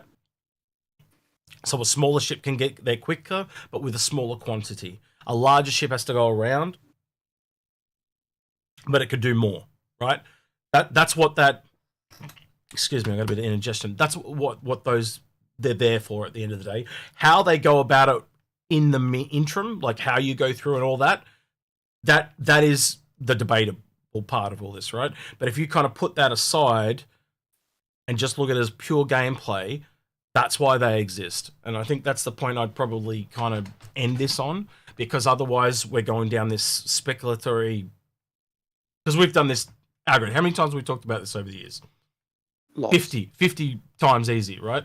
So my whole point being is we're going to sit here talking about ages, or we can move on to the next question. And in my book, I think we kind of just leave it there, because as I said, you've got to look for the reason for them to exist, and the reason for them to exist is to give validity to the different sizes of ships. Yep. And I think I'll even just go even to give validity to the skill of a pilot. So in lore, the first jump points were actually navigated by jumpers who were pilots who just specialized in traversing jump points. A bit like your pilot idea for ships coming into port. Yeah. So you have your specialist jumpers, you have your specialist pilots for docking. So I could even see that being a thing. That's something we talked about again way back. Yep. Like, what are racers going to be doing on their off racing time? They're going to be running those jump points to try and get those times down, as you said earlier, to get because we also know that as you travel across the jump point, it is multiplied the travel. So even cutting 1 second off can, maybe 1,000 UEC is cut off the actual total trip. So every time you get it down by a little bit more, people are going to your profit. Yeah, people are going to want to buy that jump point data off you because you can take that jump point data, put it into their ship, and it automates you through the jump point. So there'll be people that fly manually trying to get it down, and then there's going to be everyone else that just lets the computer guide them through. So yeah. Yep. All right, next question. Okay. Next question. Go for it. Stefan the Yeti. Stefan the Yeti says, what do you think will be the next mid-sized ship to be released? In the update letter, it said the Spirit is already on white box and a couple of others are in that stage. Probably the highest candidate. If it was outside that, I'd have to say it's probably the two closest professions we have, so salvage or repair, because they're yin and yang of each other. But Yep. I think the Spirit's a pretty safe bet. I think. What type of medium ship? Because there are different categories of medium ships. He said the next medium ship. So medium is basically like a medium fighter, or are we limiting this to like cargo? No, he said the next medium ship. So you tell me the next one, and the only one we kind of like, the only two that I can think of that would fall under the potential medium tag would be the Santoki and the Spirit. They're the only two that are currently being worked on. I was going to say the Santoki at Alien Week. Yeah. And we know that the US team were working on 2 ships, and the UK are working on an unannounced vehicle. So whether that, US were working on 2 vehicles, and UK was working on an unannounced one. Whether they're ships or drivable things, don't know. But there's at least 3 we know of that are in the works. I think the only other one I'd throw into that works only because we know it's in the code is the MCV. That's the only other one, and I think that's far more likely to be more down the line with not really having anything official in manufacturing. So they're the only 3 I can think of. Badges, do you want to add into that or not? Passes. There you go. Yeah. It's like I am Groot, but passes. I've literally been waiting since the question was asked. I was going to say, it's called the Banner Measurement, man. Get in line.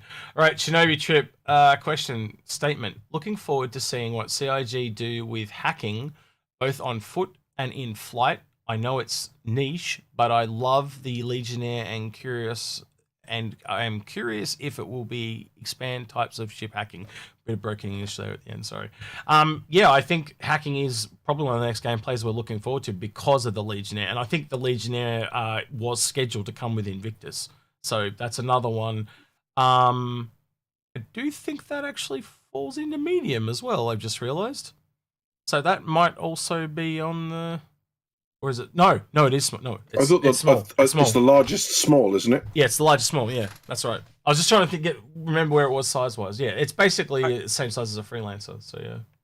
I think they were certainly looking at that in terms of the soft def stuff. So you kill a ship and you go lock on and import it. But yeah. I mean, I definitely wouldn't say too that hacking is going to be a non-common thing. I think it's going to be everywhere. It'll be either your primary or, I mean, we never really talked about this, but I think for every citizen, you'll have your primary skill, the thing that you do, mining, whatever it is you love, but we're all going to have secondary skills. Yeah. Like you might be the best miner, but you might be an average hacker just because you need to learn how to hack to do certain things. Yeah. The other thing I was going to say too is they have said that it's going to be console based, which is kind of cool. I do like, so you're going to be typing, which I think is kind of cool. So yeah. All right. Access 96 says, do you believe we will see the ship and vehicle tractor beams this year? I think we answered that already. So yes. I don't know. Just a quick yes or no badges for tractor beams, SRV? Yes, no? I hope so. Algared? I hope so. With Cargo Refactor, it's going to be needed as it develops. SA? What you just said. Yeah, cool. All right. MPCDN says, what do you think CIG taking another week off shows, then 3/18 comes out and taking 3 weeks off December minimum shows? Man, we hate it. We've talked about it before. They literally, you add up all the breaks they take. With a subscription that lasts for a year, they take 5 months off. So 7 months of content and 5 months off on a 1-year subscription that you pay for.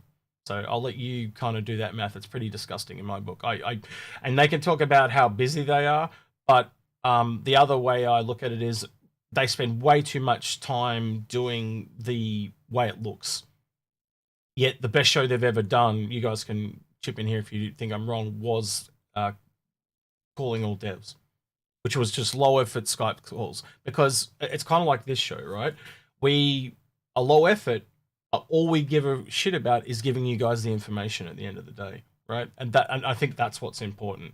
You know, we don't have morphologist or even space tomato level quality here, right? But we focus on information because that's what's important. It's not. I don't think it's important how that show looks. I don't know. What do you guys think? Do you think they? I personally think they spend way too much time on how good those videos look rather than the information they put out. And let's be honest, those last few shows, like where they told us that they were coming with new stuff, have been a lot better, but they've started to wane a bit and go back to the way they were more recently. But I think they need to focus more on information and less on how it looks. I mean, I think there's a niche for everything. I think the amount of effort it takes to make what you're displaying on the screen where you're trying to explain concepts, where for shit that it doesn't exist yet, there's an inordinate amount of effort. And actually what you have here that you know, only now are other channels kind of getting in on. I mean, Saltimike's been doing this for a while as well. He did his, he's done his Answer the Call stuff as well. But is you consistently, and not once do you get a solo point of view. There are always, you know, and people will say, you know, if anyone's listened to our disagreements on here and when we're off stream, it sounds like we don't like each other at points. You know, it really does sound like, because we will all very passionately defend our point of view and tell each other when we think they're being silly.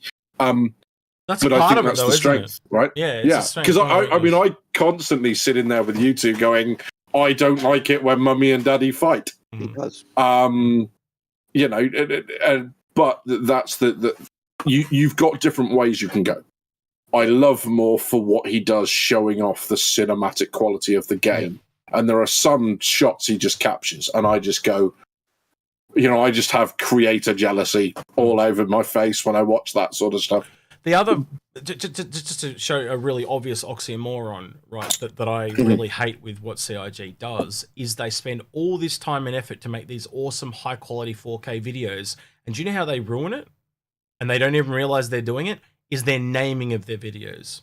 Right, me and Algared will tell you, we used to name them really witty, punny things back in the day. We used to go for the meaty, catchy... Yeah. To the point, CIG actually, they didn't copy us or whatever, but they used the same titles as we did on some... the one I remember, Algared, is Mercury Rising, right? That was, I think, the first one we noticed. We called something Mercury Rising. 2 years later, they had an episode called Mercury Rising, which happened to be about the Mercury Star Runner. My point is, though, we learned that people couldn't find the videos. And once we started naming videos more literal about what they were about, so he might say, do a salvage episode called Picking at the Wreckage or something like that, rather than calling it Vulture Highlights for 318, right? Or something like that, right? Because then when I go search for Vulture, I can find all the videos on Vulture. Going back and trying to find some of those Caterpillar videos that me and Algared have talked about was like getting teeth extracted. They are really hard to find because of the way Disco Lando, and by the way, it is Disco Lando, he's literally said he has kept the rights to name all the episodes. He names them all. And that's why you can't find them. So literally, if they're not on the first couple of videos, trying to go to find much older content is really, really hard. And I'm going to tell you right now, Space Tomato actually... as far as I'm aware, he downloads every video and renames it to something and tags everything because he has to recall them for footage for B-roll and stuff. And he's not the only one I know that does that. I know Board Gamer does some of that, and I'm pretty sure Morph does it. Well, I haven't actually asked Morph, but they have to download and rename the videos because of the way he's essentially made a whole secondary market of people going back and bringing up old stuff because you can't go to their channel and look up old content. So all the new people that come into the game, they can't go finding information on any of their videos because of how he's named them. He hasn't tagged the videos properly, so you can't just go Vulture and it brings up every single Vulture video because he hasn't gone to the effort to tag them on YouTube. So if you're going to put in all that time and effort, this is a message to you, Disco, if you're watching, someone clip this and send it to him. If you're going to go to all that time and effort to enforce how good a quality those videos are, please go to the effort to either rename your videos or at the very least tag them so they're searchable. Because at the moment, they're a waste of time. You've got an oxymoron where you're doing one thing, but you're not following up with the other. So it's just all falling by the wayside.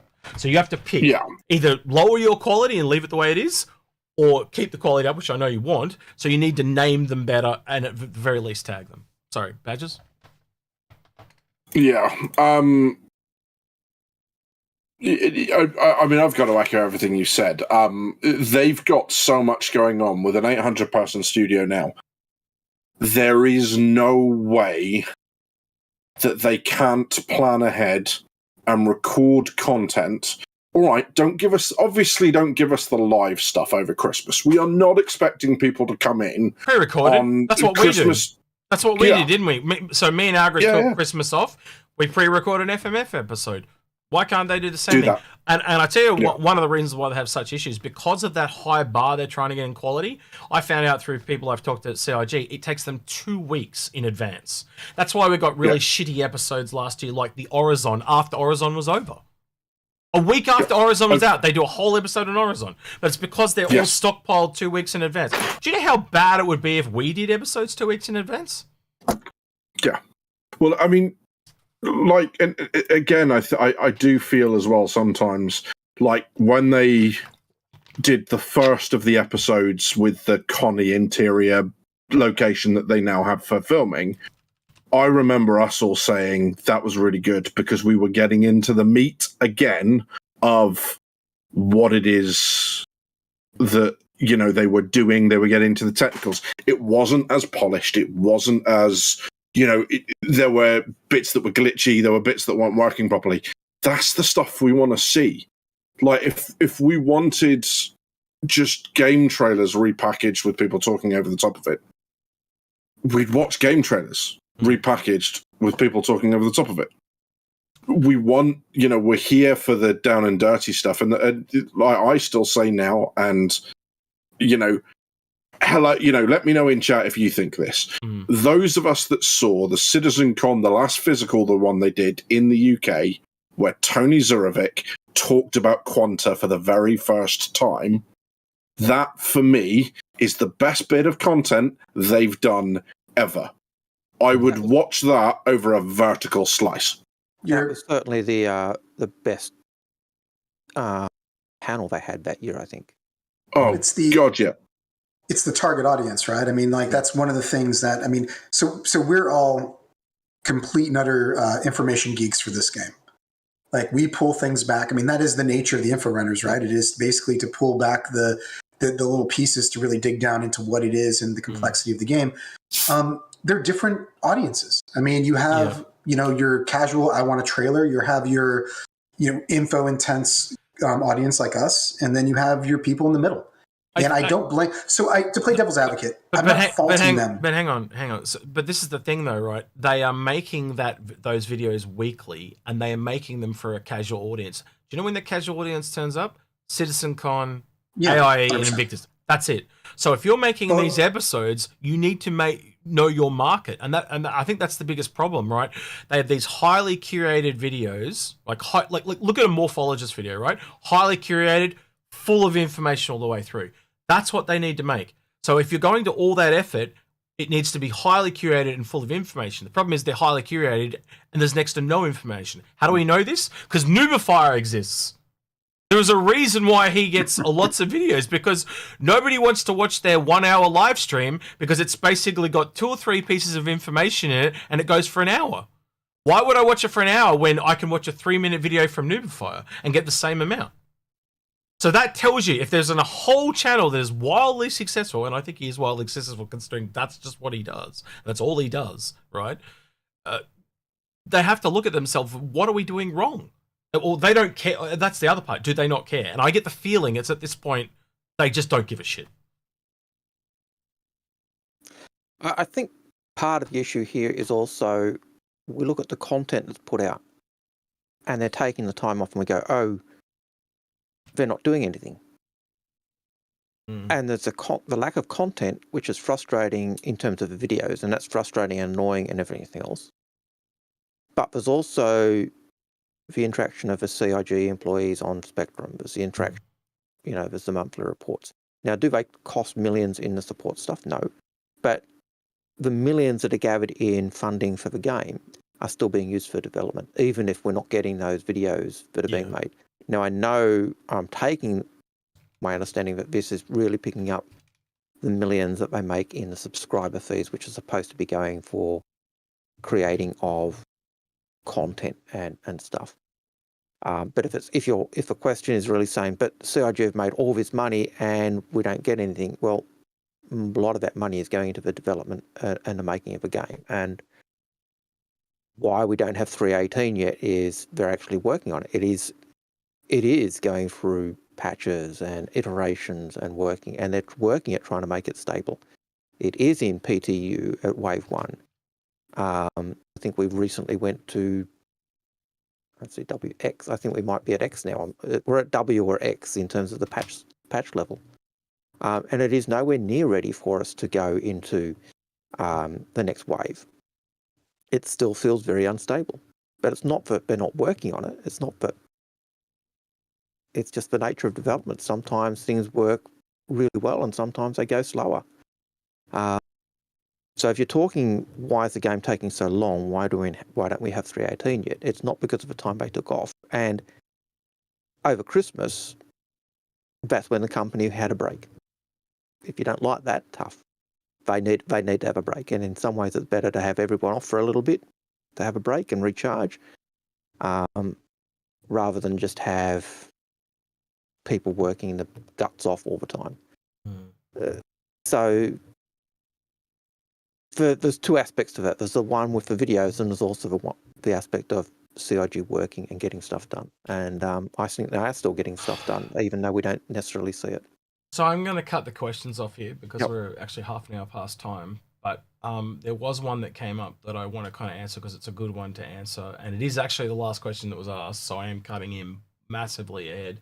But Eddie asked, the Drake Corsair is labeled as expedition ship. What do you think the expedition gameplay will be? And I'm trying to find the other one, but there is this one. If I'm on the right one. Yes. I'm on the right screen. I'm just going to double check. Yes, I'm on the right screen. So this is a really old one they did called the Shipyard Careers and Roles. And this was published on the 18th of October in 2017. And what it has here is this little nifty little chart. I can probably open in a new tab. Nope, I cannot. But basically you see exploration currently falls under 3 different types. You've got expedition, touring, and pathfinders. And I'm trying to, from what I remember, so pathfinders are things like that, and they actually give examples if you go down here. So they give the Terrapin as a pathfinder. I would assume that the Odyssey is a pathfinder, where things like the Carrack is expedition. Would you agree with that, Algared? Just Tough one. I know the Terrapin's labeled as pathfinder. Yeah. So what I'm saying is the Terrapin's more of a scanning and finding ship, where the Carrack is more about the long range going out. So expedition means you go out, you go out further. Pathfinding is more like finding the stuff right in front of you, more localized. So they're the 2 different types to me, and that's why you get the Odyssey versus if you're looking at the Odyssey in terms of that surveying aspect, then yes, it'll be a pathfinder. So if you're putting survey in that pathfinder, well, there is 2 blank fields here, so surveying may even find under exploration. We just don't know yet. Again, this is 2017, so this is like years before things like the Odyssey. But I will link this in the chat for you, man. But there are things down here at the bottom that go further, and so you can go into the different types, and it explains all the different types here. But that, Eddie, for you, should answer a lot of questions. And they're the types of things that we would do if we're doing a deep dive. We'd actually go through all of those old documents and try and pull everything we can find when we're doing those. Might have inadvertently found this week's episode. Well, I find that's an interesting take, actually. Exploration, given the fact that it's out to map primarily jump points, wouldn't that have the Carrack as a pathfinder and the Odyssey as the expedition? The only reason I say this is it's called the Carrick Expedition. Yeah, no, absolutely. It's just an interesting one. It's literally a just to cut in skin. It's literally a very skin for the quickly. prices as well, called the Expedition. The reason that I've been frantically rooting around on my desk and stuff is someone asked me what I was drinking, and I feel like I'm ready to answer now.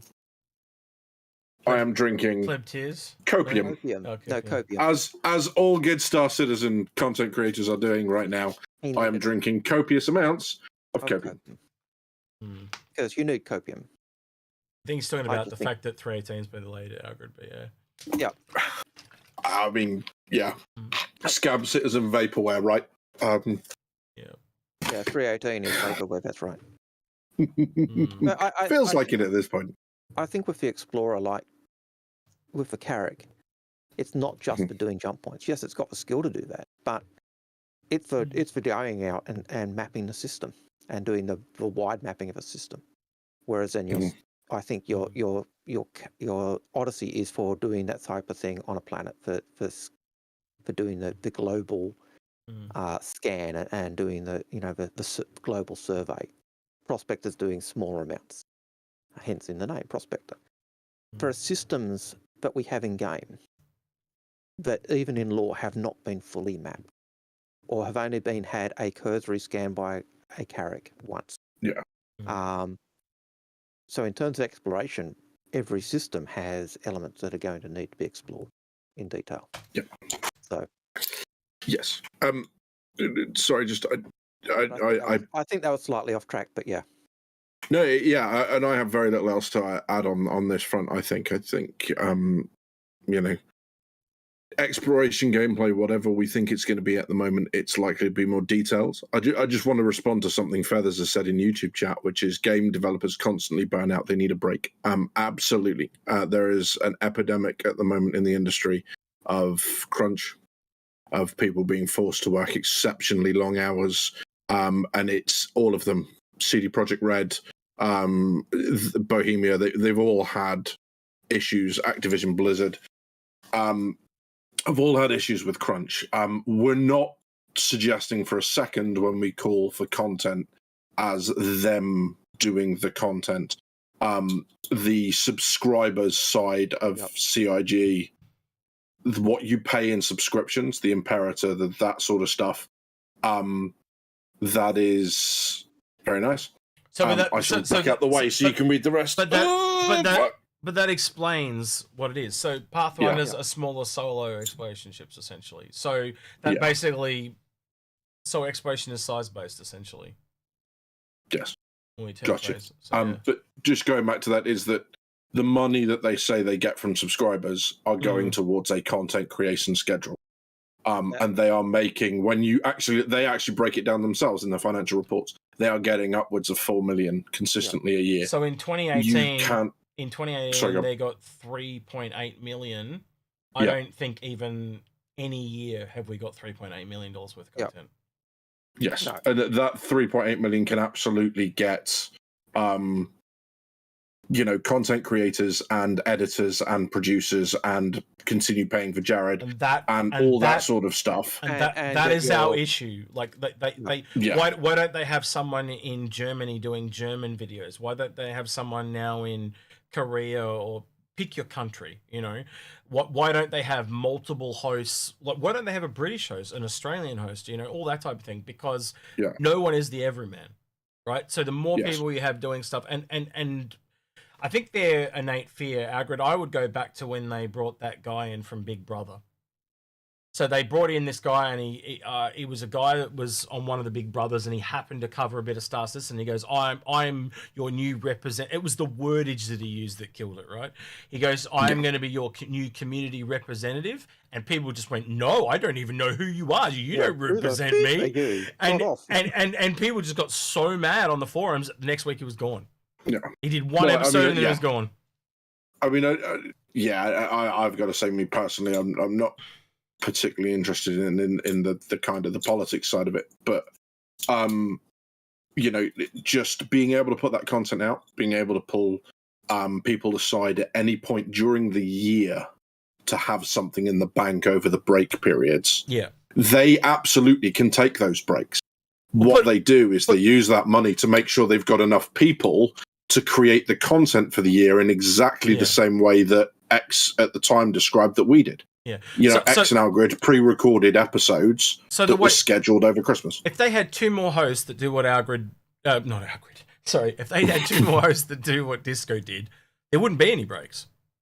Yeah, shock reveal, Algared now employed by CIG as a... Old man Hurston coming to a screen near you. They are chaining him to a desk, and he will have to respond to a minimum of 250 Spectrum posts a day. So just 2 more hosts, you can see that they can do content all year round. But they turn around and say there's not enough information to share, which I don't kind of agree with, because we make content and we don't do it based on CIG. So why can't they do it? And then the second part is. If they had a third, it frees up more time. So they can all do less work, essentially. So they do better work. Yeah.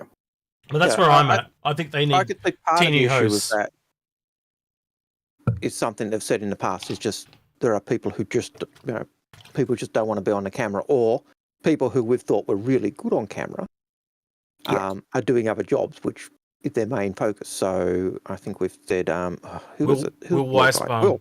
Will Weisbaum was an excellent host. I loved when he did the interviews, when he took over for Jared a couple of times when Jared was on holiday, and he did the interviews. And the questions he asked were just leading and drawing people out. And it was just a refreshing look. And I don't know whether it was just because it was just different and a different style. It was so refreshing, or the fact that, he was just so much better. But to me, it was a breath of fresh air. And it's nothing against Disco. It's just different, different blokes for different strokes type thing. And so, and we know ourselves, there are people who watch our show who like the things I say and the way I say it, and there are people who like the things you say, and there are people who say they like the dynamic of us both because it gives a well-rounded view, and others say I don't like it, and and others who. Yeah. And you can take that and apply it to Disco too, because there's not going to be everyone that likes Disco, but there are going to be a lot of people that like Disco. It goes both ways, Yeah. And they're going to want Disco's opinion, but I think adding another host or 2 is going to add to that. Just like, us having different opinions. Badger's brought that up too, like we've got 3 people here and different people from different parts of the world. We all bring our different experience, and I don't think it's going to hurt for them to have if anything, I think it'll make the shows heaps better. Yeah, I used to really like Ben and Sandy doing, when they were doing the show. Just because it was a different feel, and I used to like the lunchtime, behind the scenes type lunchtime hour. You can literally look at all the hosts they've had. So Wingman, all the people in Texas they had there for a long time while Texas was doing it. You got Chris, you got Sandy, you've got Disco, and you can see across the years. There are people that I like at different levels, and I'm sure that'll be the same for you as well, Algared. So multiple hosts is not a bad thing. But I think just having one person and one opinion is probably the biggest issue I have. It's not who the host is or anything like that. Yeah. Whether you can take that any way you want, but I think for me, it's the multiple opinion things and bouncing off people. It's always more interesting listening to 2 people have a discussion than it is one. It's just how it is. All right, I'm going to move on because I want to try and get through some of these questions before we go, because we're coming up on 4 hours now, so we're 42 minutes over time. So, Rob Gus here asks, any insight into fleet combat when we get cap ships? I think we can all agree that's going to come with server meshing. Yeah, there's a lot of stuff that needs to come alongside that. Rescue Shrek. I think this is your friend, isn't it, Badges? It is. Yes. I'll let you answer that. Ask that one. Read that. So Rescue Shrek asks, hello mate, would it be worth them not leveling the ship's performance on all planets? Instead, having some planets, you will have to use daughtercraft. And I think I'd be surprised if they didn't do that. Did he just swear at me? What does he mean by that? Daughtercraft, is that like SRV, Parasite class, or so things like the shuttles and the smaller ships, I guess. Command module on the cab paddle and stuff like that. Yeah, absolutely. Yeah. I think a lot of that'll come down to cost too, and convenience. What are you doing? If you're going down to reclaim a javelin, you're not going to take You know, you're not going to take a vulture. Sorry, Algared, I keep speaking over top of you, mate, but you're really quiet in my headset. Sorry, mate, go on. I was going to say, there's even a vertical slice where they showed gameplay of the where they used the vehicle, and the Connie had to land at the outpost and take a vehicle because atmospheric interference was stopping the Connie being able to go to the area. So yeah, no reason why we won't see that. In fact, it's even been hinted we'll need to do that. So yeah. Next question. M2 Gotcha's got a whole bunch of questions here, so I'm going to try and consolidate. Let's just see. What happened to the Inforunners Haze? He moved on. He didn't want to do it anymore. Why does Algared hate Cuddy Steel? Because it's a piece of shit. It is really overpriced. Pile of ass. Yeah, pile of ass. It's like, would you like to buy a polished turd? It's still a piece of shit, but would you like to buy a polished turd? That's literally what that is. Question. It's an overpriced ship that takes away the versatility of a caterpillar and the ship and turns it into a people mover when it didn't need to be. Yeah. It's rubbish. So next question is by the same person. Where are the Titan suits? XD thought they would come with the vultures in front of episode 48. Yeah, so back in the day, we actually did think that the cutter might be an exosuit. If you go... There was one of the caterpillar videos, actually. Back then, they called them exosuits, didn't they, Algared?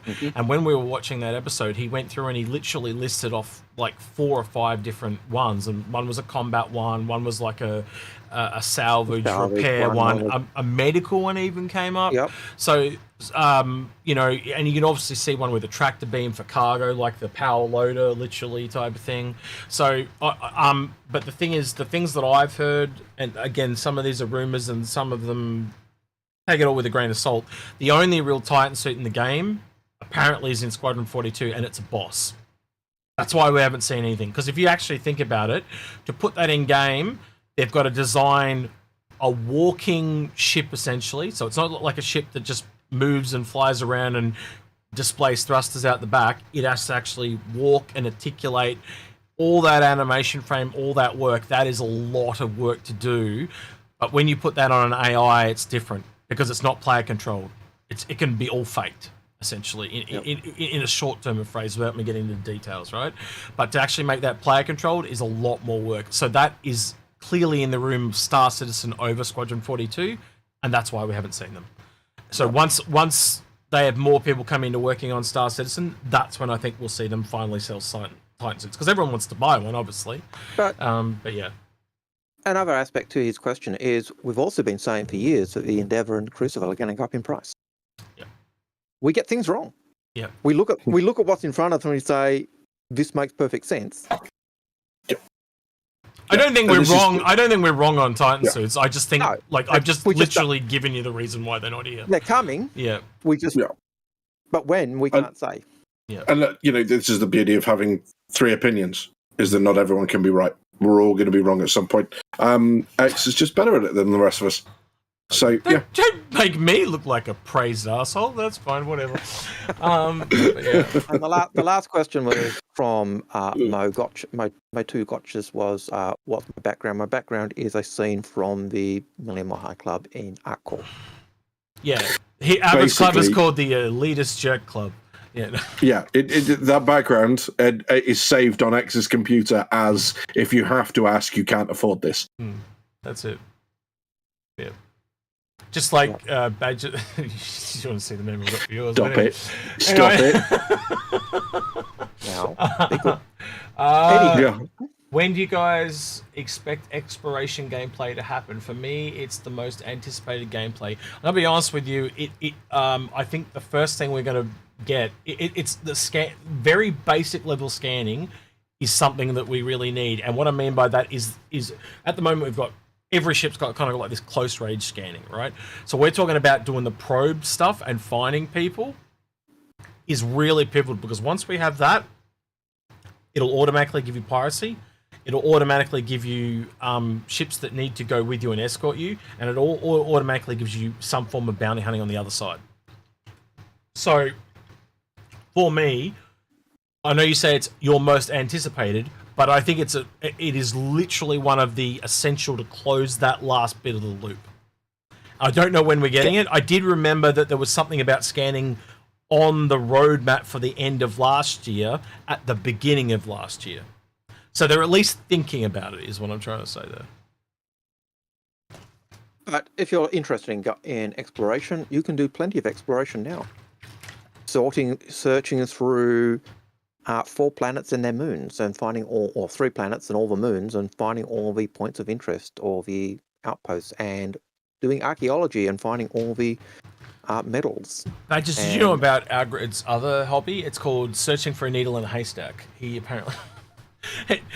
it's not quite there yet. I get where you're going, Algared. No, but it's that type of stuff you can do. But my talks with Agent and Moist on piracy, it was really obvious it was the thing that was missing big time, because they've got to sit there and kind of manually do it, and they can only scan in like a 25-kilometer range, which is fairly limited. But if you can send out some probes, and if you, Space Tomato has a really good video on it, like it takes times for the probes to get out there and then send the information back, but if you take too long searching, they will move. Right? Yeah. So one thing I'm realizing about piracy a lot is it's all about mobility. That's why the Kraken is like a flying base, because if they find you, you just move.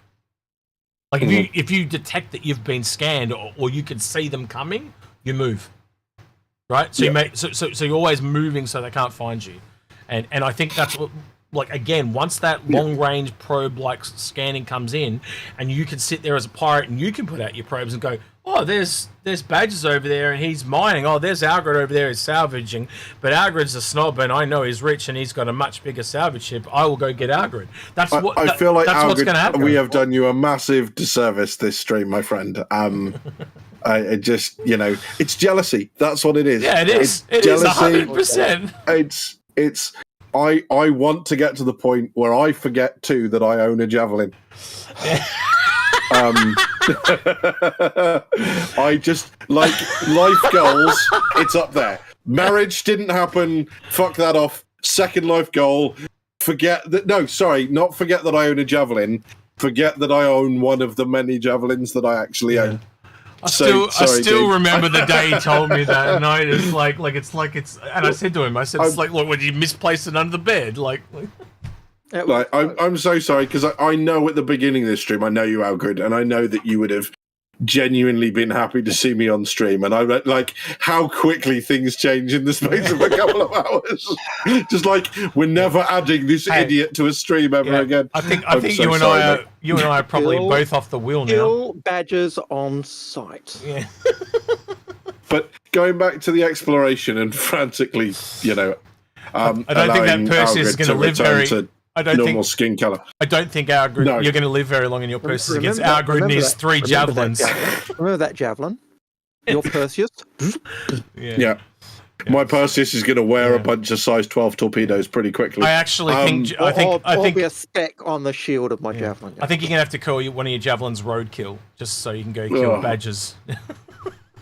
But linking it back to exploration, genuinely right now, and I get the point about it's more touring than exploring, but if you haven't found these locations straight off, go find Benny Henge, go find Ghost Hollow on Microtech, go find the Crushed Javelin. And one of the things you can do in Microtech, and you're going to be able to do it much more with 318, whichever moon is in the right hand as you look at Microtech on the map, whichever moon is on the right hand side, there are 2 outposts on that moon, quantum to both of them, and you will instantly see the location. But it's what was the snake pit. It's still the snake pit, but it's had stuff added to it. I found that by accident.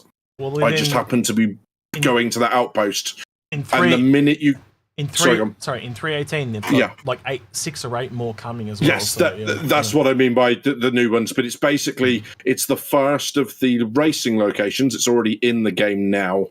That was added to make the racing location that was being used there far more interesting. The minute you quantum in, as soon as you drop out of quantum, you will see it from that distance. Yeah. It's huge, and if it's the first time you found it, it's exploring, right? Yep. Yeah, I think Algared, that's probably the best way to put it. So we've got touring in the game at the moment, sightseeing, points of interest. Yeah. Yep. So, and that and that was the thing I was saying. You can actually do do that. Yeah, I'm looking forward to exploration as well. 70% of the population of a game are looking forward to exploration of some form. All right, let's see if we can get through these last few questions in the next 7 minutes so we can get out of here. All right. So speaking of loud guns. Loud guns, how far do you think they will take player-owned manufacturing from subsistent crafting to full-blown player-run factories? Well, they've mentioned player controlled factories, but they've also said we'll never be able to make weapons or ships, stuff like that. So I can see player owned refineries and stuff like that. I think they will test it and take it where it needs to go. Personally, I could see refineries. I could see making components for making bigger things and being part of the production loop, but not being able to make the main tool or the main weapon or the main.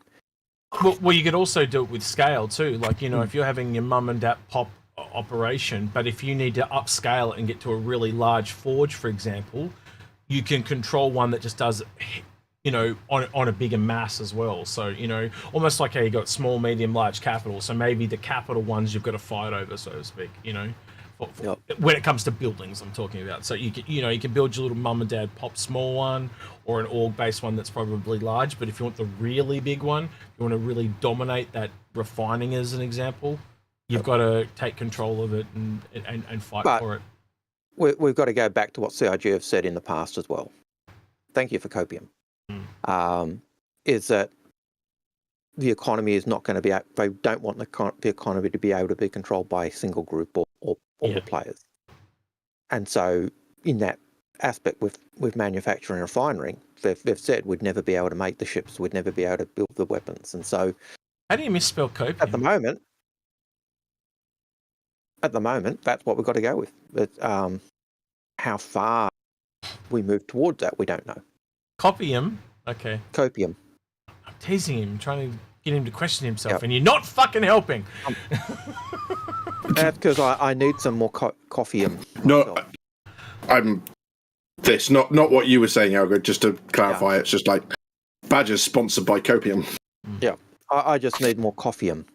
Good geisha would be awesome at the moment. Next question by Northrend Trooper says, will we see solar sails panels for charging our systems to conserve energy or to limit the ship to a station? Well, we've already seen solar panels already on some of the ruined outposts, some of the and the communication satellites and stuff around. So yes, I do think they will be solar sails. That takes you into ships kind of like the Zeus, those kind of for law reason ships. They will, I think, will come at a much later date. I think they will also fall under touring, as in you're doing them, for luxury reasons or for exploration reasons, much like if you see the episodes in Star Trek. There was ones based around Deep Space Nine where him and his son took a solar sail ship and for a challenge, for the fun of it, for something different. But are they required? Are they at the front of the list? No, they are much further down the line. But they will come. They will come. Stefan's Vietti. Yeah, you go for it. You read that one. Says, do you think the base version of a Galaxy will be pushed through this year to be a Carrack competitor? Reason for the idea is it was in the 2-month update.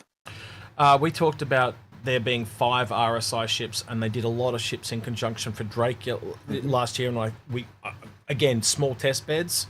So I think they did that as a small test bed. It's worked potentially with there being 5 RSI ships there. That's more than any other faction that I'm aware of at the moment. I think the only other one that would be the whole series with Misk and the Odyssey. That would be the only other one that's up there in the sheer number of ships that are ready to go type of thing. So I think for me, it's a very, it just makes sense. I've been wondering for years why they haven't done it this way. But, you knock them all out at the same time. But that said, with bigger ships like the Polaris, that might take 2 years to do. So if they start doing them now, over the next year or two, we might see a whole bunch of RSI ships come. But again, if we know they're updating the number, what they say, 860 people in the recent, so they've got about 120 new people in the last year alone. If they double the size of the ship team, does that mean they get twice as quick? No. But do we get more at the same time? Yes. And that's what I'm heading for. So rather than just got one team working on the Banner Merchantman, and I'm just going to I know they've put a pin in it, right? But I'm just giving you an example. If you've got one team doing the Banner Merchantman, why can't they have one team on that and now one team on the Polaris at the same time? And that's where I'm going. It's not increasing the speed that the ships come out. It's doing more at the same time. So a different way of increasing the speed that they come out. I hope that makes sense. Did I explain that correctly? Yep. Yeah. My question in relation to what Stefan says is, in what way is the Galaxy a carrot competitor? I think he means financially rather than, Okay. as in, will they push that out to compete financially with the carrot rather than platform? I think I'm honestly disappointed in how that they gave the Carrack as a loaner for the for the Galaxy. I think it's really, it's an explorer versus a ship that's not an explorer. Yep. Even trying to say they're comparable to each other is a very large stretch. Yeah, the only way they're comparable to each other is modularity. The modular. Yep. Well, no, I'll go as far as saying the cost. Yeah. And the snub hanger. Yeah, but it's obvious to most people once you analyze that ship, it is far closer to a Caterpillar. But they couldn't give the Caterpillar as a loaner because it's below in price. Well, I guess they could have done, but I think they wanted to give one above. They like to give one, I don't know. It's just... I mean, the other thing... Sorry, I was going to say, to pick up Execute's point, the base Galaxy with the cargo module has exactly the same cargo as the Caterpillar, 512 SC. Oh, very, very, very close. They are very close. Actually, Lemming said something really interesting there that kind of highlights what I was saying before about the, doubling the size of the ship team.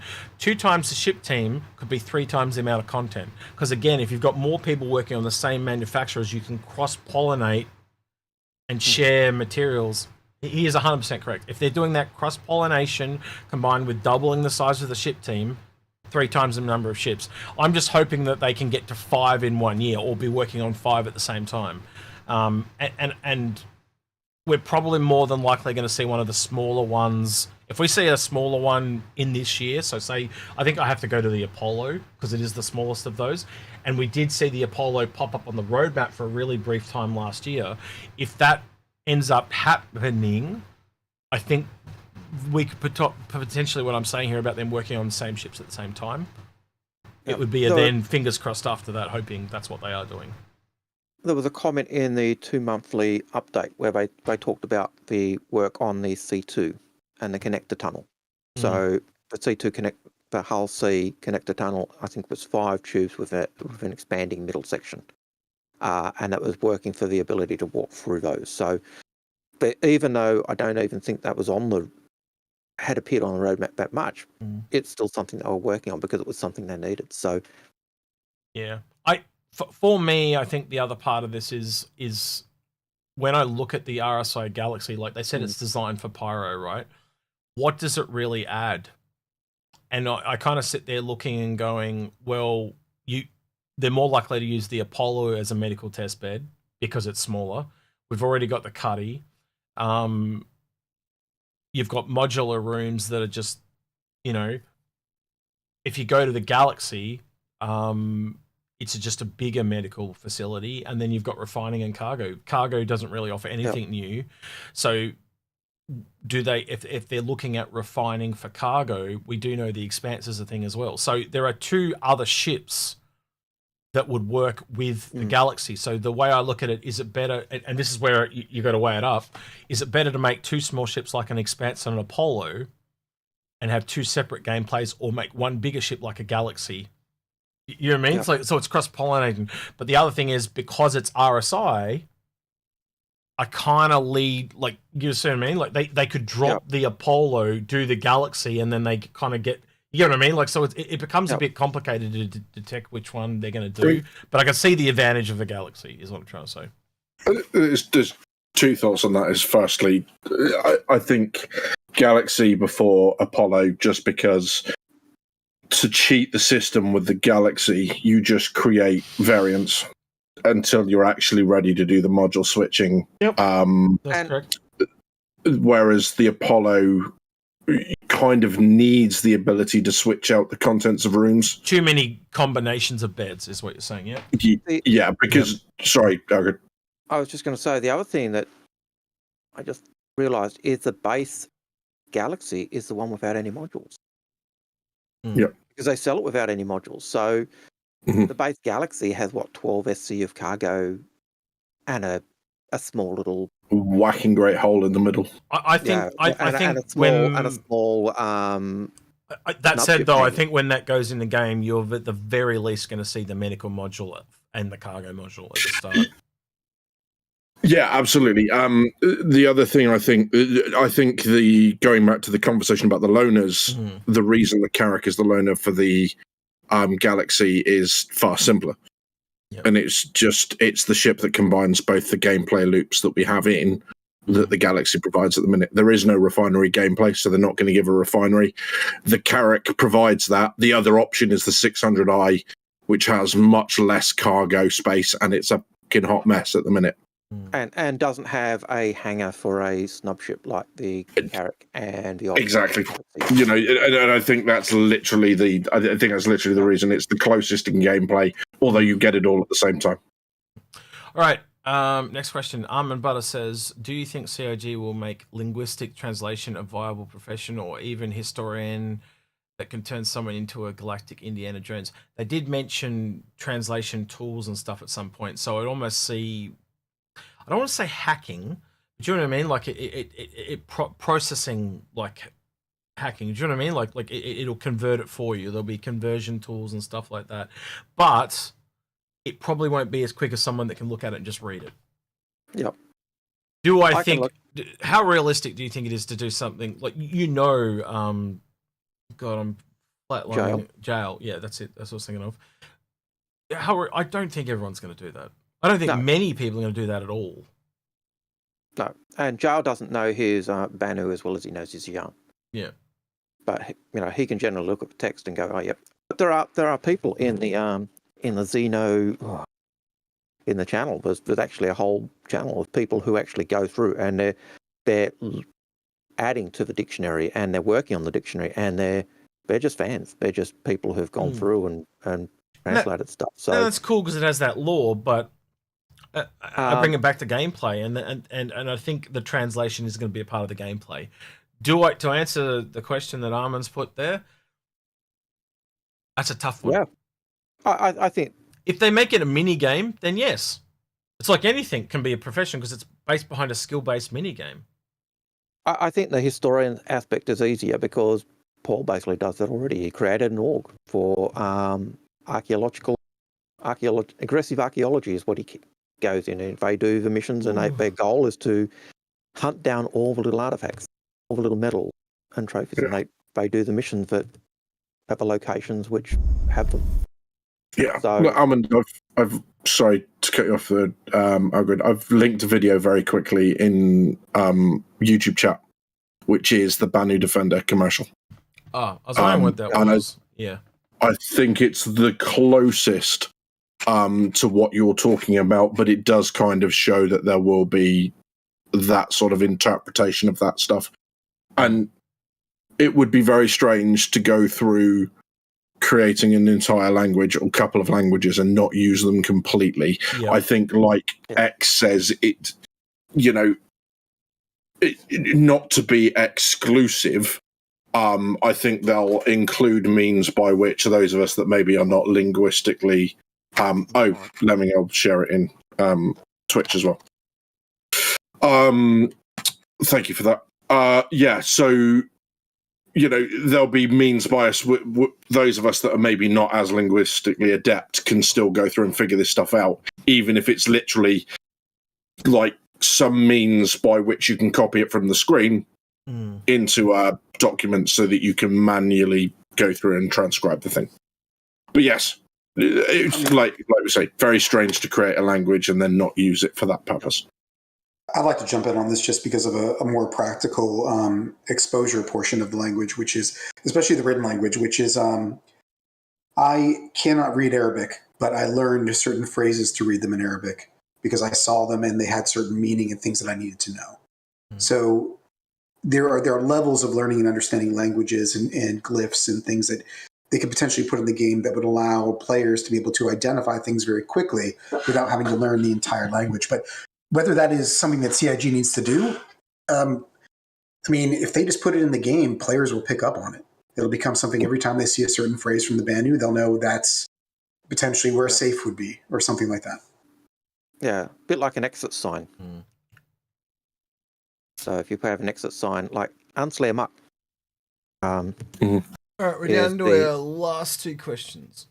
So I'll just finish off what I was saying, because one of the orgs I used to be in, we called it Ansler Muck. It's Welsh for the way out. It was picked because one of the guys had gone to Ireland, and that was the exit sign. And so he learned, hey, Ansler Muck means exit. Doesn't know any Welsh, but hey, we all know that now. So it ties in with that language thing. Last couple of questions. all right, Maculus Probius asks, does the nerf to the Cutter's quantum tank ruin it for you? No, because it was clearly a bug. It was really obviously a bug. It's a great little ship. It's a nice little stepping stone. Aurora, Cutter, Avenger, Cutlass. That's probably the biggest thing I hate about it, though. It's another name. No, the name. It's too close to Cutlass. I keep people say I've literally said people say Cutter, and then you realize a minute later they're talking about the Cutlass. It's like, for fuck's sake. How often do we stuff up the names? You know, Reclaimer, Reclaimer, Retaliator. Excuse me. Gladiator and Gladius are the two I stick up stuff up all the time. So yeah, the names make it difficult. All right. Last question. Macanon? I don't know how to say that. It's a really random name. Will hacking use a magic beam? I don't know what he means by that. As far as I'm aware, hacking will work on consoles, is what they've said. Yeah. Magic beam, and there's... I point in the beam and it does the thing I want it to do. Yeah, there's obviously some sort of distance element. There might be limited application with an E-Warfare, but the Legionnaire is obviously not going to alert its presence by going, hello, here's the beam right at the ship. So the ship's going, wait a minute. Can we get some guns, please? So, yeah, I think there's going to be a range element. Very unlikely to be a magic beam in all cases. It's going to either be some physical interface or a very specific system that does stuff at range. Okay. And then the last one, stand by. I'm just jumping. Okay. And then the last one right at the bottom. I quite like this. This might even be worthy of a poll, X. Well, you guys. North End Trooper asks, should Pyro go from Evo Carty straight to live, or I guess just public PTU? Because it's allowing everyone to experience a new system at the same time. Yeah, I could see the advantage of that. I do think there is a certain... How do I put this? So they've learned from us that there are a lot of complainers. And so they've just learned to feed us in the way that's most comfortable and healthy for them. But yeah, at the same time, that whole new system thing, yeah, I get that. I think what they could possibly do is just request people like, hey, content creators, we know you're in the PU, but can you not show the PU for X amount of time so it's a surprise for everyone? And I think that's probably what you're talking about there is the whole reason why they've clamped down on what do you call it? Squadron 42 so much. They don't want people ruining it for other people. Long story short, kind of proves the whole point. I come with that and looking at Avocadi and knowing what Avocadi's like.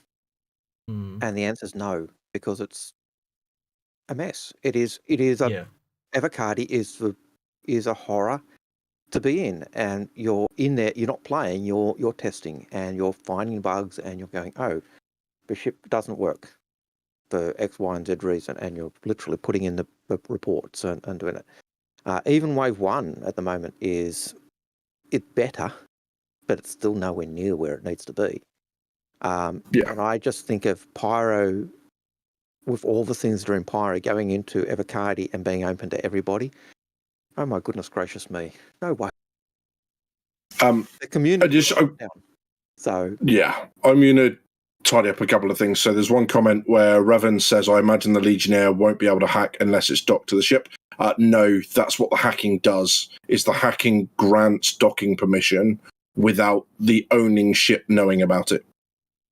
So you can effectively dock to it, at which point they become aware, and then they can try and lock you out. But that's the whole point of the Legionnaire's hacking, is to do that docking in the same way that the Merlin or the Archimedes docks with Connie. Second point on this one, this is the balancing act that CIG have to do all the way through their development. There is what is right for us as players, and then there is what is possible for a game that is in alpha development. And unfortunately, those are not always the same thing. So it makes sense for us all to get access together. From a gamer's perspective... Hence my yes answer. Yeah.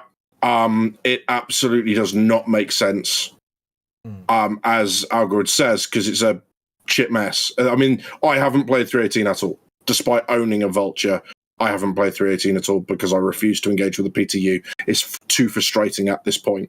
And it would benefit me as a content creator because I could have a salvage video ready to go, but I'm not doing it because it is that crap. I don't want to get involved with it. Yeah. And that's the problem. And as someone just pointed out, I think it's Revan just pointed out in chat, it's not just another patch. You're also loading servers, and to go from 1 or 2 servers that Evo Carty required. Yep. All right. No, not so much. So I have to wrap you up there because I've started a raid. So those guys on Twitch, thank you for joining us. Again, if you like this type of content on YouTube, like, subscribe. And ring that notification bell. We have been getting reports from people that they haven't been getting all our videos. So if you want to get them all, make sure you turn that on. When you ring that bell, don't forget to activate all notifications, because otherwise you don't get them. So I had a search on YouTube as well. So I've set up a raid to the only person I could doing Star content, citizen content live right now on YouTube. So I've set that up just for something different. If you hate it, you hate it. That's fine. But the rest of you on Twitch are literally about to raid Loken. So enjoy. And they are gone. That's why I was cutting you off, because it instantly raids when it runs out, so I had no choice. So rude. Yeah, I know, sorry. But I just figured you weren't going to take that long, but you took longer than I thought you would take. All right, everyone on YouTube, thank you for joining us. We will see you guys on the weekend. We'll have some kind of episode out. I don't know what we'll have, but we will. And with that, he's been Badges. He's been Algared. And help and execute, and we're out of here. Catch you next time. Today.